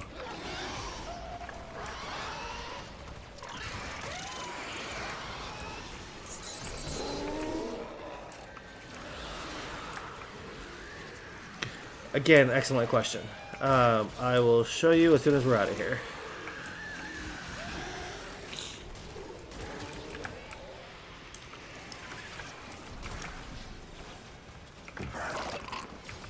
Get away from me. Okay.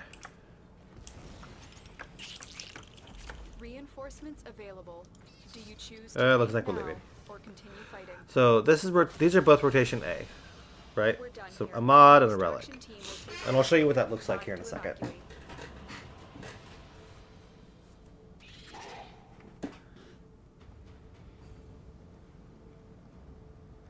It really is. It's considered a machete. I didn't actually mod it. You can increase your attack speed, but let me go do that real quick. Otherwise, I'll forget. Yeah, I didn't actually mod it at all, which is why it was doing diddly for damage. Let's give it some speed. And sure, Fever Strike. Okay. So let's talk Warframe Wiki. Let's talk rotation rewards first. So if you type in the mission node, it'll tell you right here, mission rewards, A, B, and C. So as a rotation A reward can get you any one of these things. Rotation B can give you any one of these. Rotation C can give you any one of these.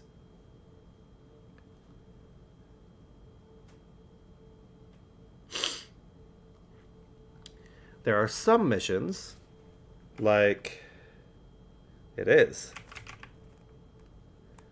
Not I. What's the mission node? Let's talk Uko. So Uko is a capture mission in the void. All right. You're guaranteed to. It's kind of a higher level capture mission. Yes, I have this saved in my stuff here. So this is where you get all of these relics. And then you get Aya.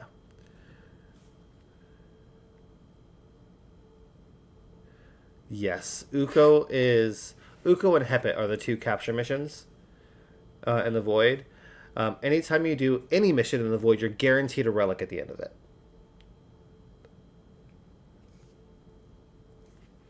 Or Aya.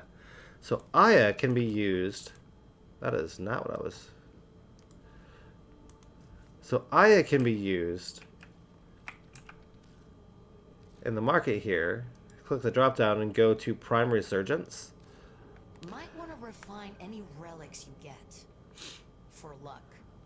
This is where the Prime Resurgence is. Stuff that is in the Prime Vault that isn't currently available in the game will occasionally come into Prime Resurgence. This is where you can get stuff like Inaros Prime and Inaros and his weapons, or Ash, or Ember and Rhino. You can get all the fun stuff, right? But the relics that drop those items, instead of... So Regal Aya is what you use to just buy these outright. You have to actually pay for. There's no way around that. You have to spend money to buy this stuff to be able to buy the packs. Or to buy the weapons and Warframes outright. You have to. Or the stuff that would usually come with their Prime Access stuff. Like the Prime Armor set, the Sentinel accessories, and stuff like that. Alright? However, what's also available in the Prime Resurgence is the relics that drop all of the parts for the frames and the weapons, respectively. So these are purchased with Aya.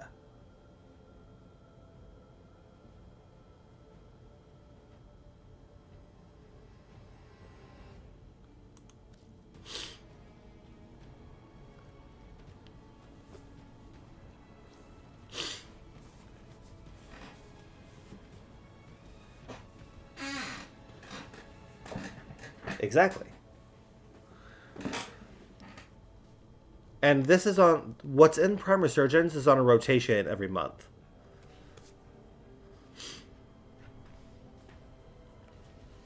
Correct.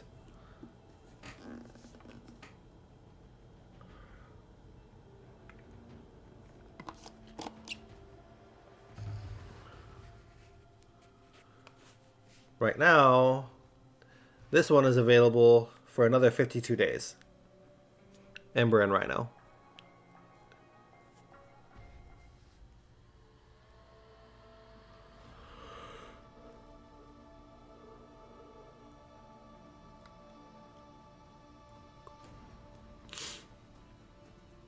But this is how you can get stuff like the Glaive Prime, which is the most commonly used melee weapon in the game last year. That melee weapon was used more than any other weapon combined.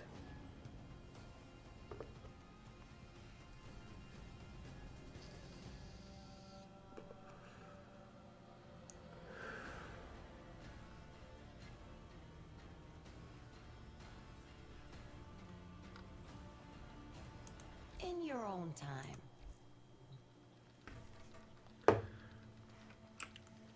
The Glaive Prime has a build for it that is absolutely incredible.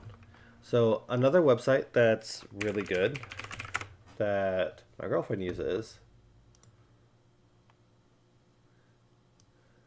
is Overframe. Alright.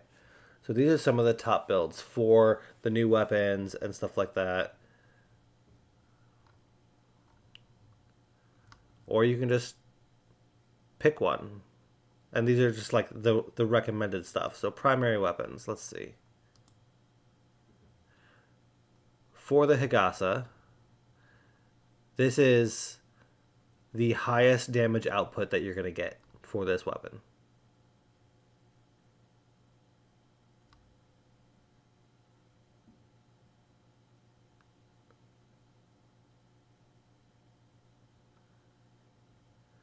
But there's also other builds, like this one here. Corrosive Cold variant. Requires 6 Forma. And it has primary Frostbite on it.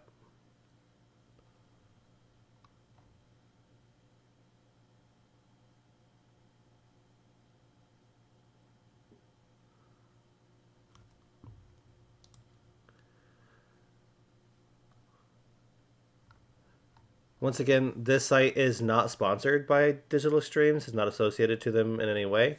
It's its own fan-built site, I believe.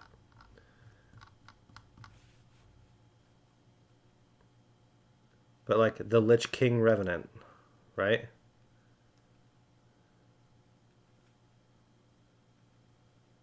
Oh yeah, there's all kinds of stuff.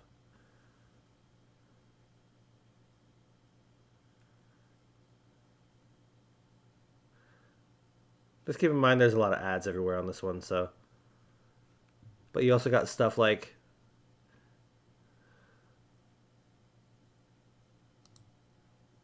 the Latum,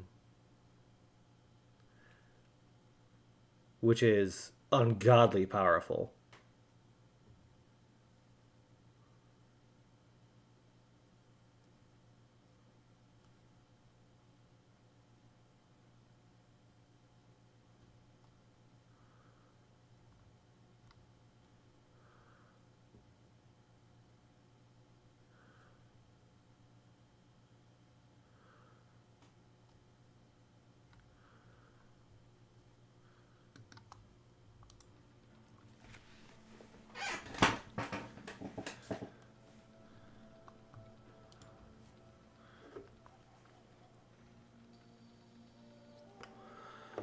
Warframe Market is your friend. Overframe is your friend.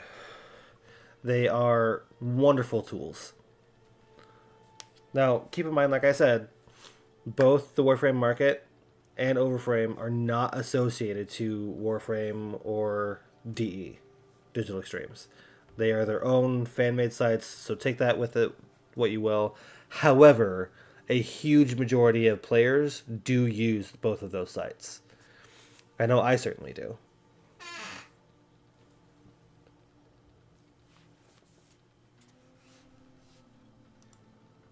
New alert marked on navigation, Tenno.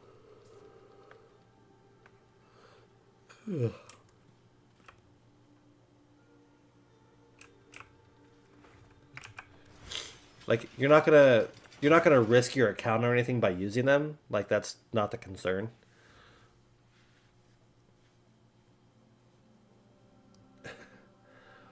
Once you figure out how to actually build things, I think you'll do just fine.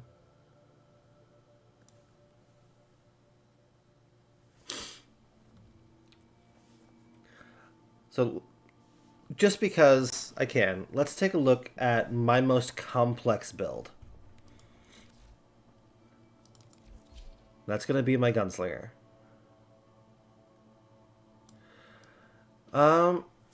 Probably slots, to be honest. With new invasions, chaos is spreading. I would do Warframe slots and weapon slots.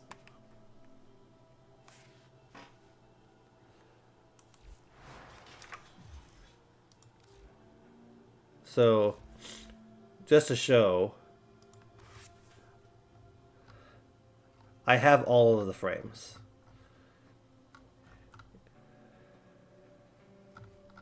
Well, almost all. And I still have one Warframe slot left. I still have 7 weapon slots left. And I have a lot of weapons.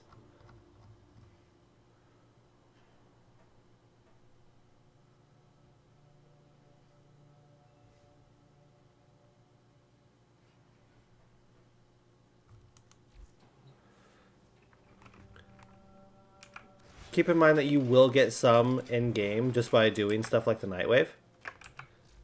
So, in the Nightwave, some of the rewards here are weapon slots, Warframe slot. Like, you will get stuff just by playing the game. And if they ever, like, give out a free Warframe, watch the dev streams on Twitch. They frequently give out Warframes and weapons and stuff like that. Just for watching. And if you get one, it already has a potato on it. You get the Warframe and the slot to go with it.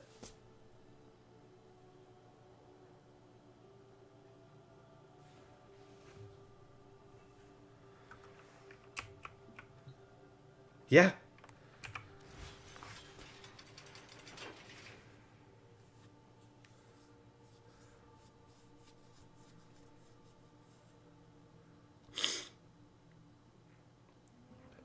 So my most complex build is my Mesa. So Mesa's 4th ability, like I said, is her aimbot, right? Let me show it to you in action. Okay, what you got?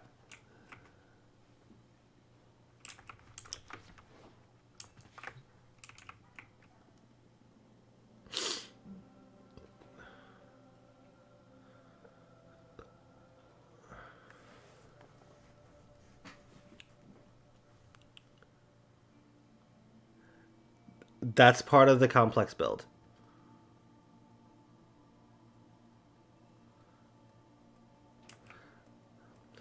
Kind of spoilers, but I'll tell you anyway.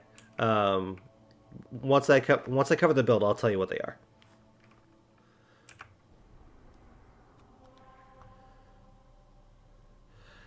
So I'm gonna go to Steel Path. So for the record, Steel Path, enemy level plus 100. Enemy health and shield plus 250%. These guys are beefy.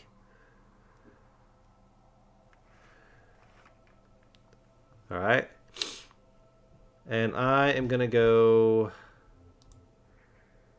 Oh, I don't have that unlocked. I do, however, have armor test unlocked.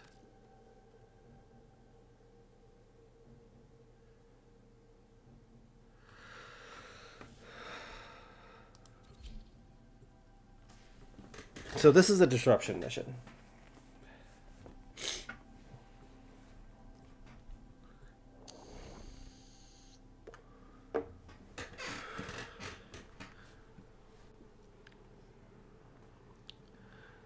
My Mesa is the frame that I use to clear things. Tenno, if you can hear this, then you will have decided to act as my field associate. I need Entrati artifacts to keep Parvos Granum from taking control of everything I have built. I'm counting on you, Tenno.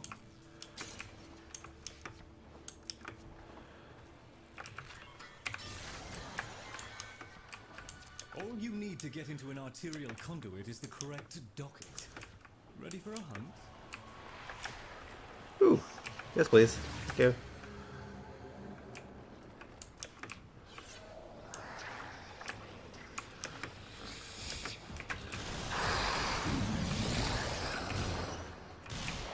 This is Mesa.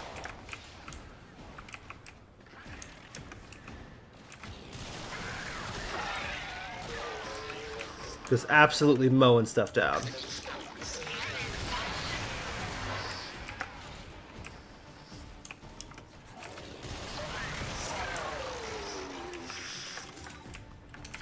docket. Excellent. Look for a conduit with a matching gear.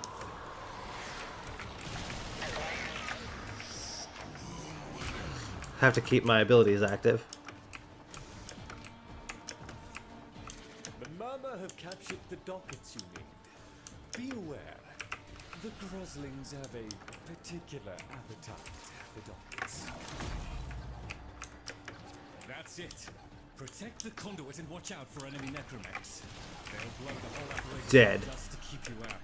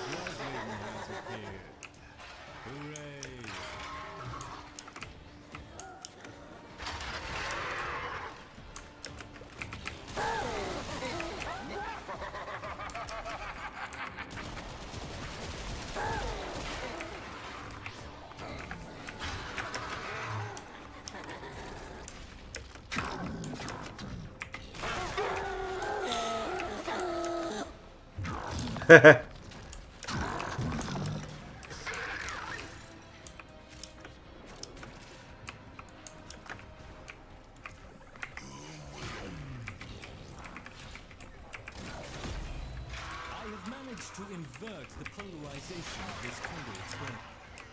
It's working for you now. So that thing that I just put the key in, this guy right here is about to try to explode and kill it.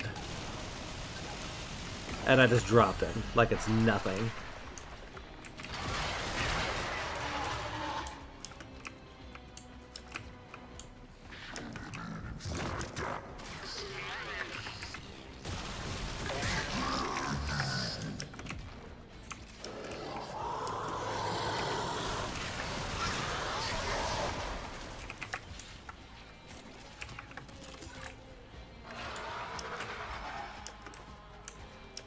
Oh yes.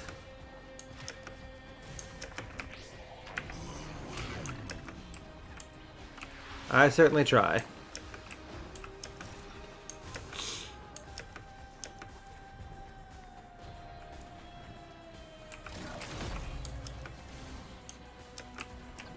Enemy ability resistance. Resist this.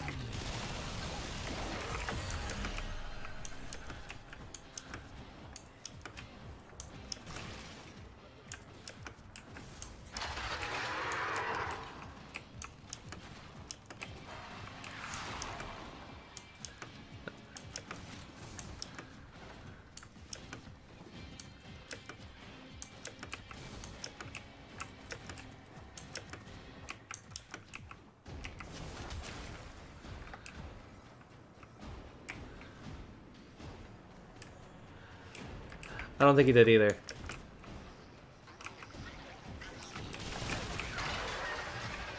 Woo!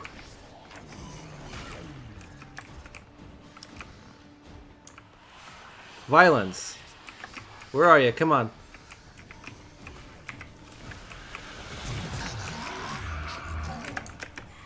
Oh, get away.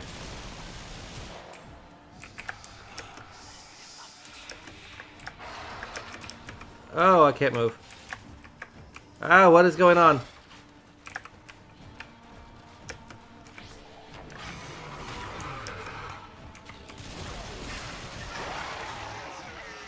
I don't know what's going on with my stuff here.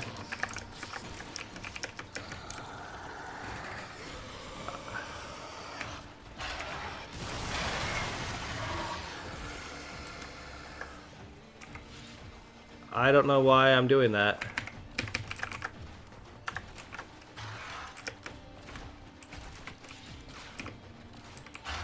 Okay, well, I've got my stuff back now.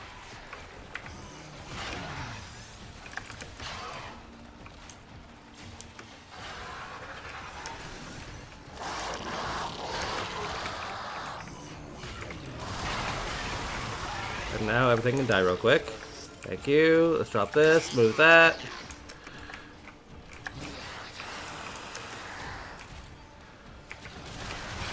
Let's clear the room. Thank Thank you.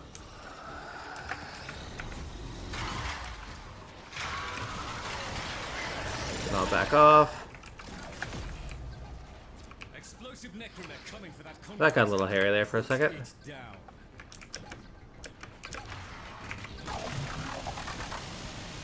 Get wrecked.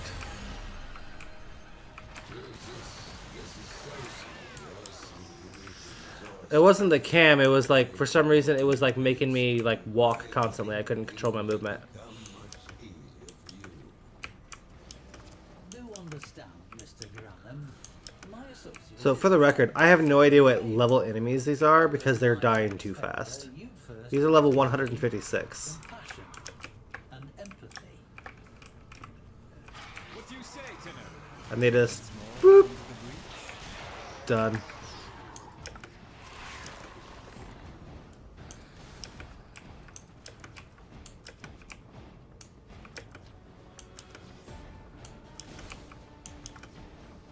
Who was that? Oh, no, never mind.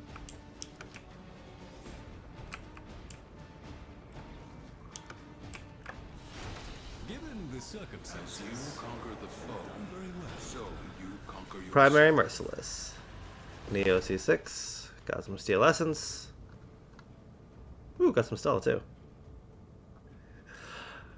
Now, my Mesa is not a Mesa that anyone can get easily. What or what? Where I was just now? That was the Sanctum Anatomica. Something you unlock after the Whispers in the Wall quest.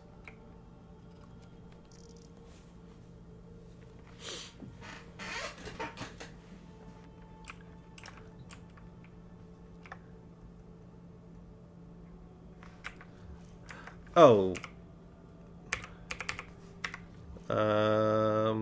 Oh.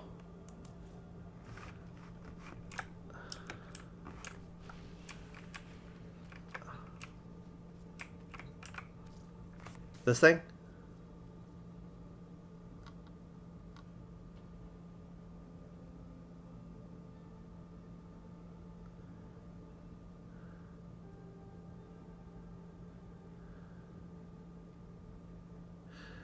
So these are called arcanes. You get them from doing certain things. Arcanes are added to either your Warframe or a weapon. And they do different things based on what they are. So, like my Mesa here, I have Arcane Avenger and Arcane Velocity. Alright? And there are different ranks of the arcanes. So, you need multiple sets of arcanes to rank them all the way up to max. So for Arcane Velocity, you need 21 total Arcane Velocities to hit max. So what Arcane Velocity does is every time I land a critical hit, I have a 90% chance to increase my fire rate by 120% for pistols.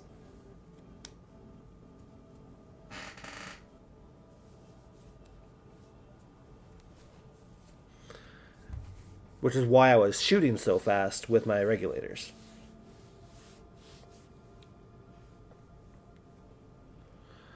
So the other thing that I have is Arcane Avenger on her.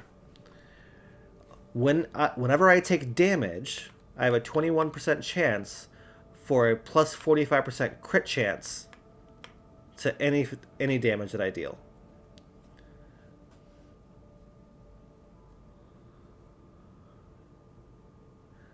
That's the whole point. That's why I was getting all those orange and red crits.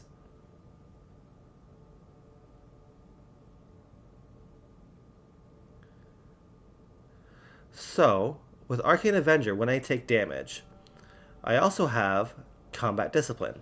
You lose 6 health on every kill. Squad mates gain 14 health on a kill. So every time I kill something, I take damage.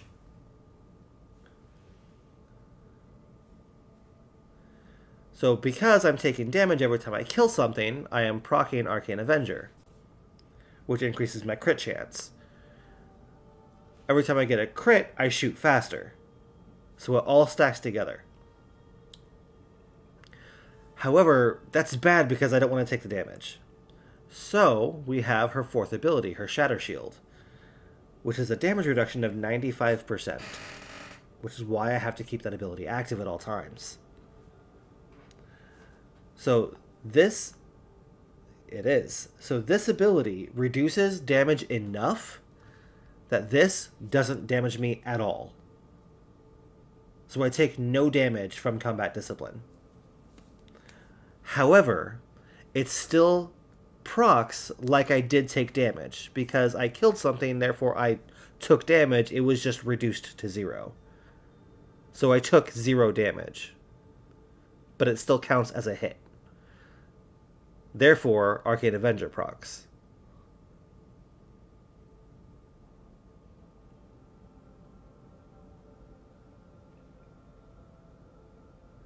There is a health regen one, actually. You have a few of them. You have Arcane Grace. Anytime you're damaged, you have a chance to regenerate health.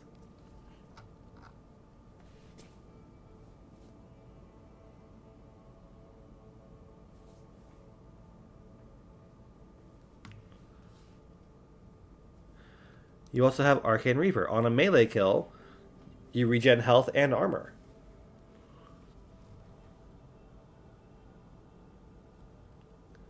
On a health pickup, increase your max health. On a health pickup, restore health to allies.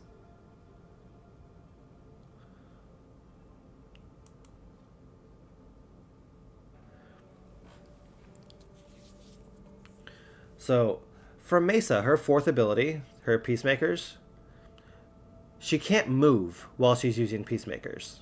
Like, she stops moving, which is why you have Mesa's Waltz as an augment mod for her. They really are. So, with Mesa's Waltz, it allows me to move while I'm still using Peacemakers.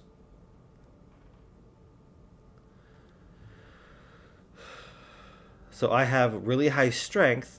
It doesn't matter my range or efficiency because it's duration for the initial cost. Or not the initial cost, but the energy per second. Because Peacemakers drains energy really fast. So I have to have a really high duration to cut down on that energy over time.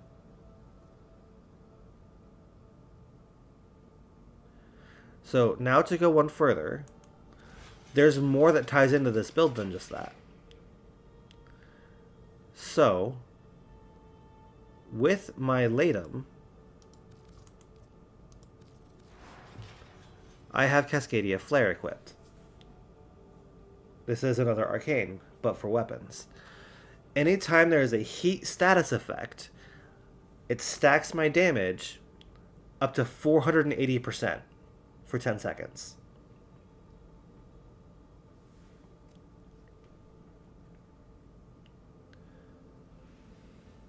So because of how currently the arcanes work, my regulators are called what's referred to as an exalted weapon. It's just like Excalibur's Exalted Blade. It is its own weapon that is modded separately. However, there's no arcanes for exalted weapons yet. They are adding that with the next update. But because of the way they work, it pulls the arcane stat from my secondary. So Cascadia Flare stacks with my regulators when I'm using my fourth ability.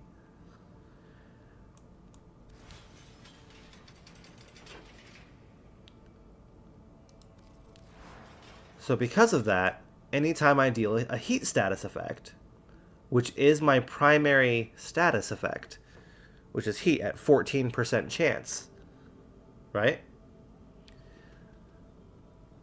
My fire rate is 42.18. So I'm firing 42 rounds per second. That's before any other external buffs. So with my arcane velocity, that's 120% fire rate. That is taking my fire rate to 95, almost 100 rounds per second. and then I have a 2.7 multi-shot with it. So that's actually almost 200 rounds, almost a 3 multi-shot. So almost 300 rounds per second I'm firing. Right? So if I have a 14% status chance for heat, and I'm shooting 300 rounds, that's 42 status procs per second.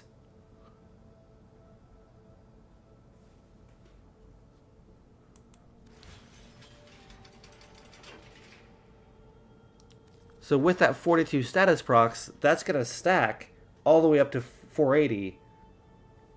Yeah.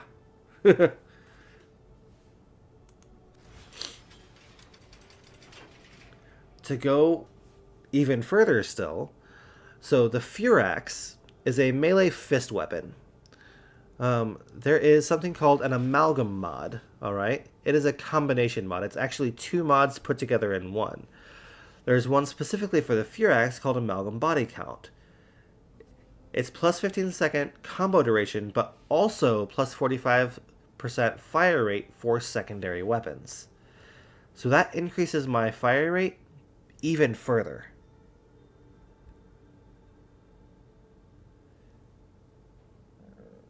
So I don't need to hit huge damage numbers.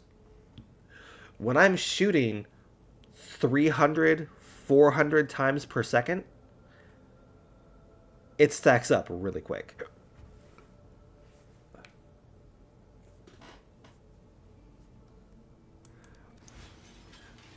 Let me go back to Billy Mays here, but wait, there's more.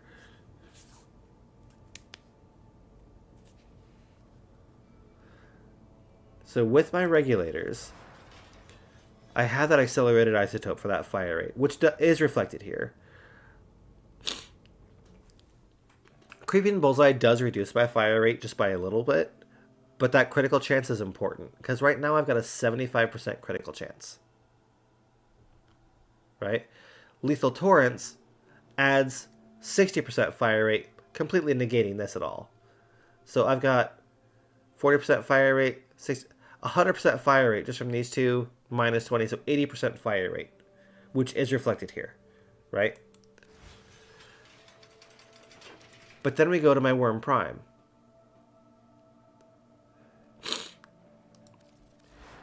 So there are two. There's Reinforced Bond and then there's Tenacious Bond.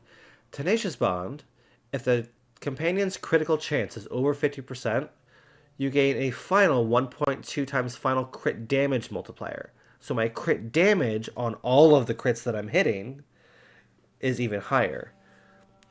Reinforced Bond, if the companion exceeds 1200 max shields, which mine is at 2100 because Worm Prime has the highest shields, you get an additional 60% fire rate.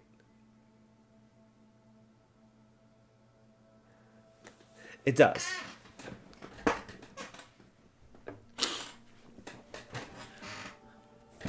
So this is an additional 60% fire rate and an increased crit damage.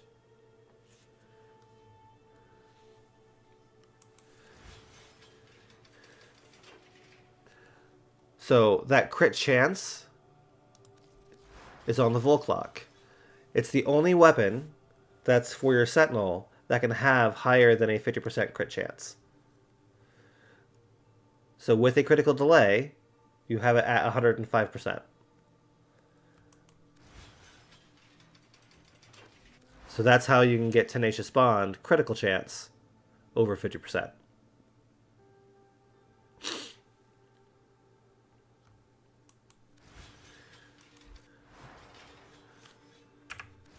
But wait, there's more.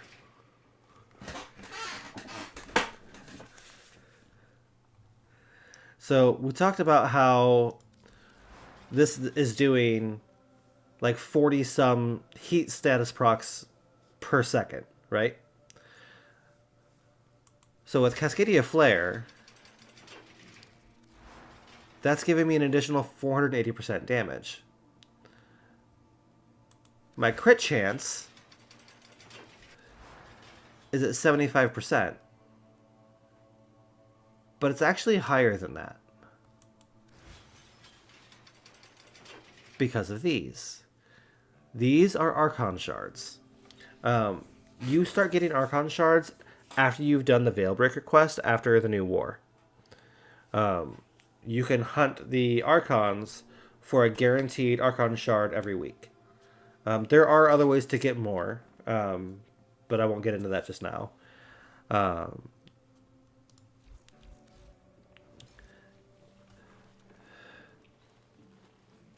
So in the helmet, there are 3 Archons.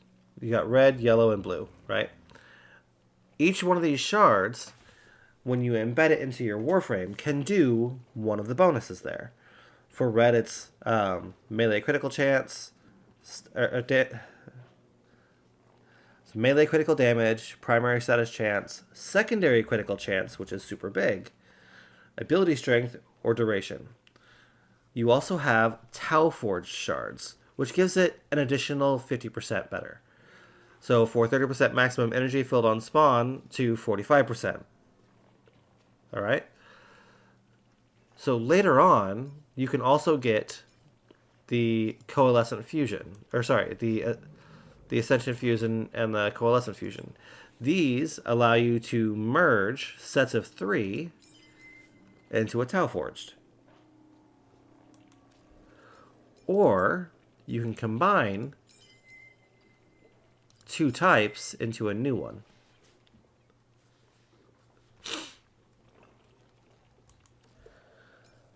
So while I don't have any extra red at the moment, the red and the yellows make these topaz, right? So for topaz shards, these are all set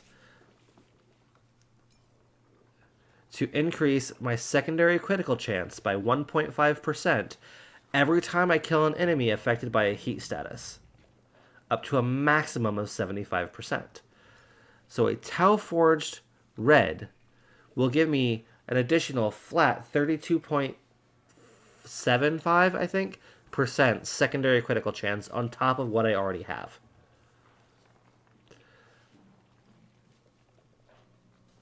But this is going to 75 per shard. Those are at a maximum of 32. So a topaz shard is more than double the effectiveness for my critical chance just by having them. It takes a minute to get there because I have to kill a set number of enemies affected by heat status. But that's easy on any survival mission or any long mission.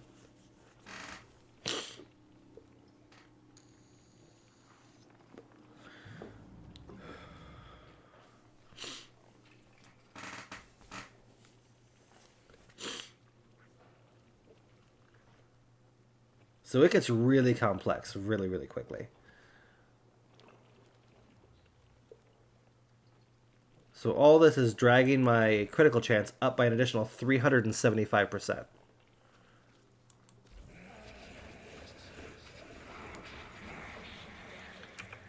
There is actually more still.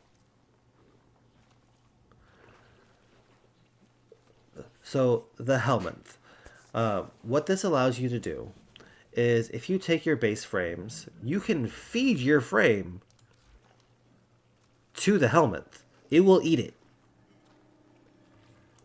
You can't do it to prime frames, but your base frames, when you do, one of the abilities, and it's a set ability, for each of the frames, is consumed and added to your helmet list. You can then take that ability and replace an existing ability for your Warframe.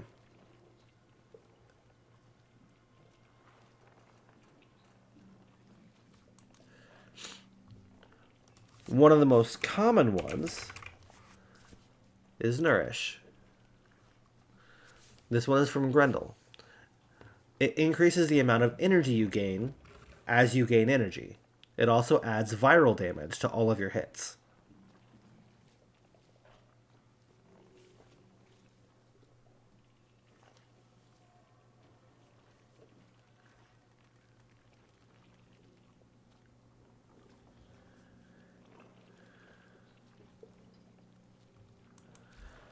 So I have that on in place of her ballistic battery.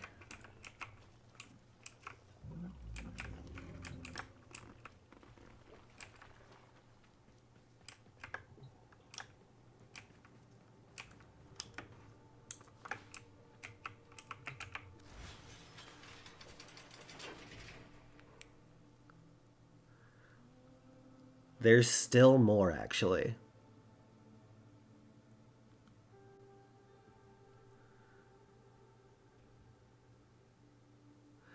So one of the things on the regulators. So I told you how galvanized diffusion gives you that multi-shot, right? It's just like barrel diffusion. However, galvanized diffusion gives you 110 multi-shot. On a kill, stacking up to 4 times, it gives you an additional 30% multi-shot for 20 seconds. And I'm killing constantly. So that's an additional 120% multi-shot, which is even more shots per second.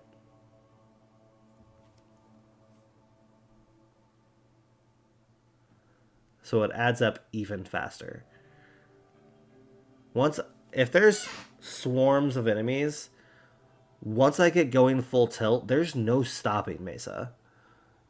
She just fires faster and faster and faster and hits harder and harder and harder every time.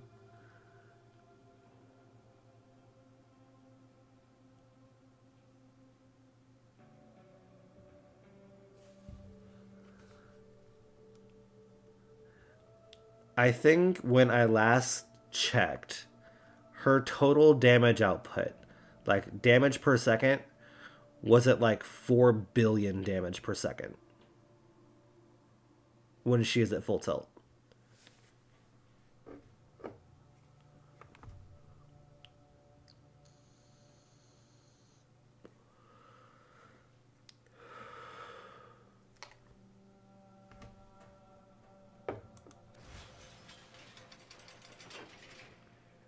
Do you have any questions about my Mesa?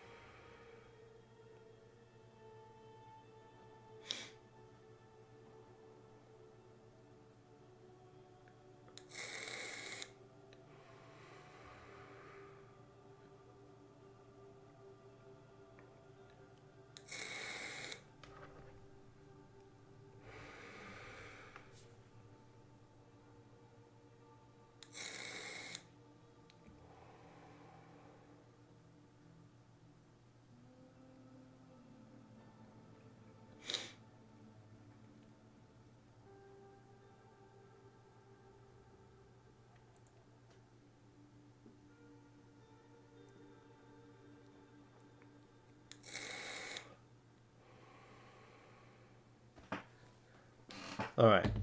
Well, that is all the time I have for tonight, everybody.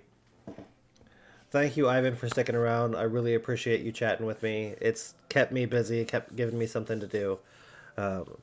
It has been a much extended stream tonight. We're at 4 hours, over 4 hours now. Usually I only stream for 2.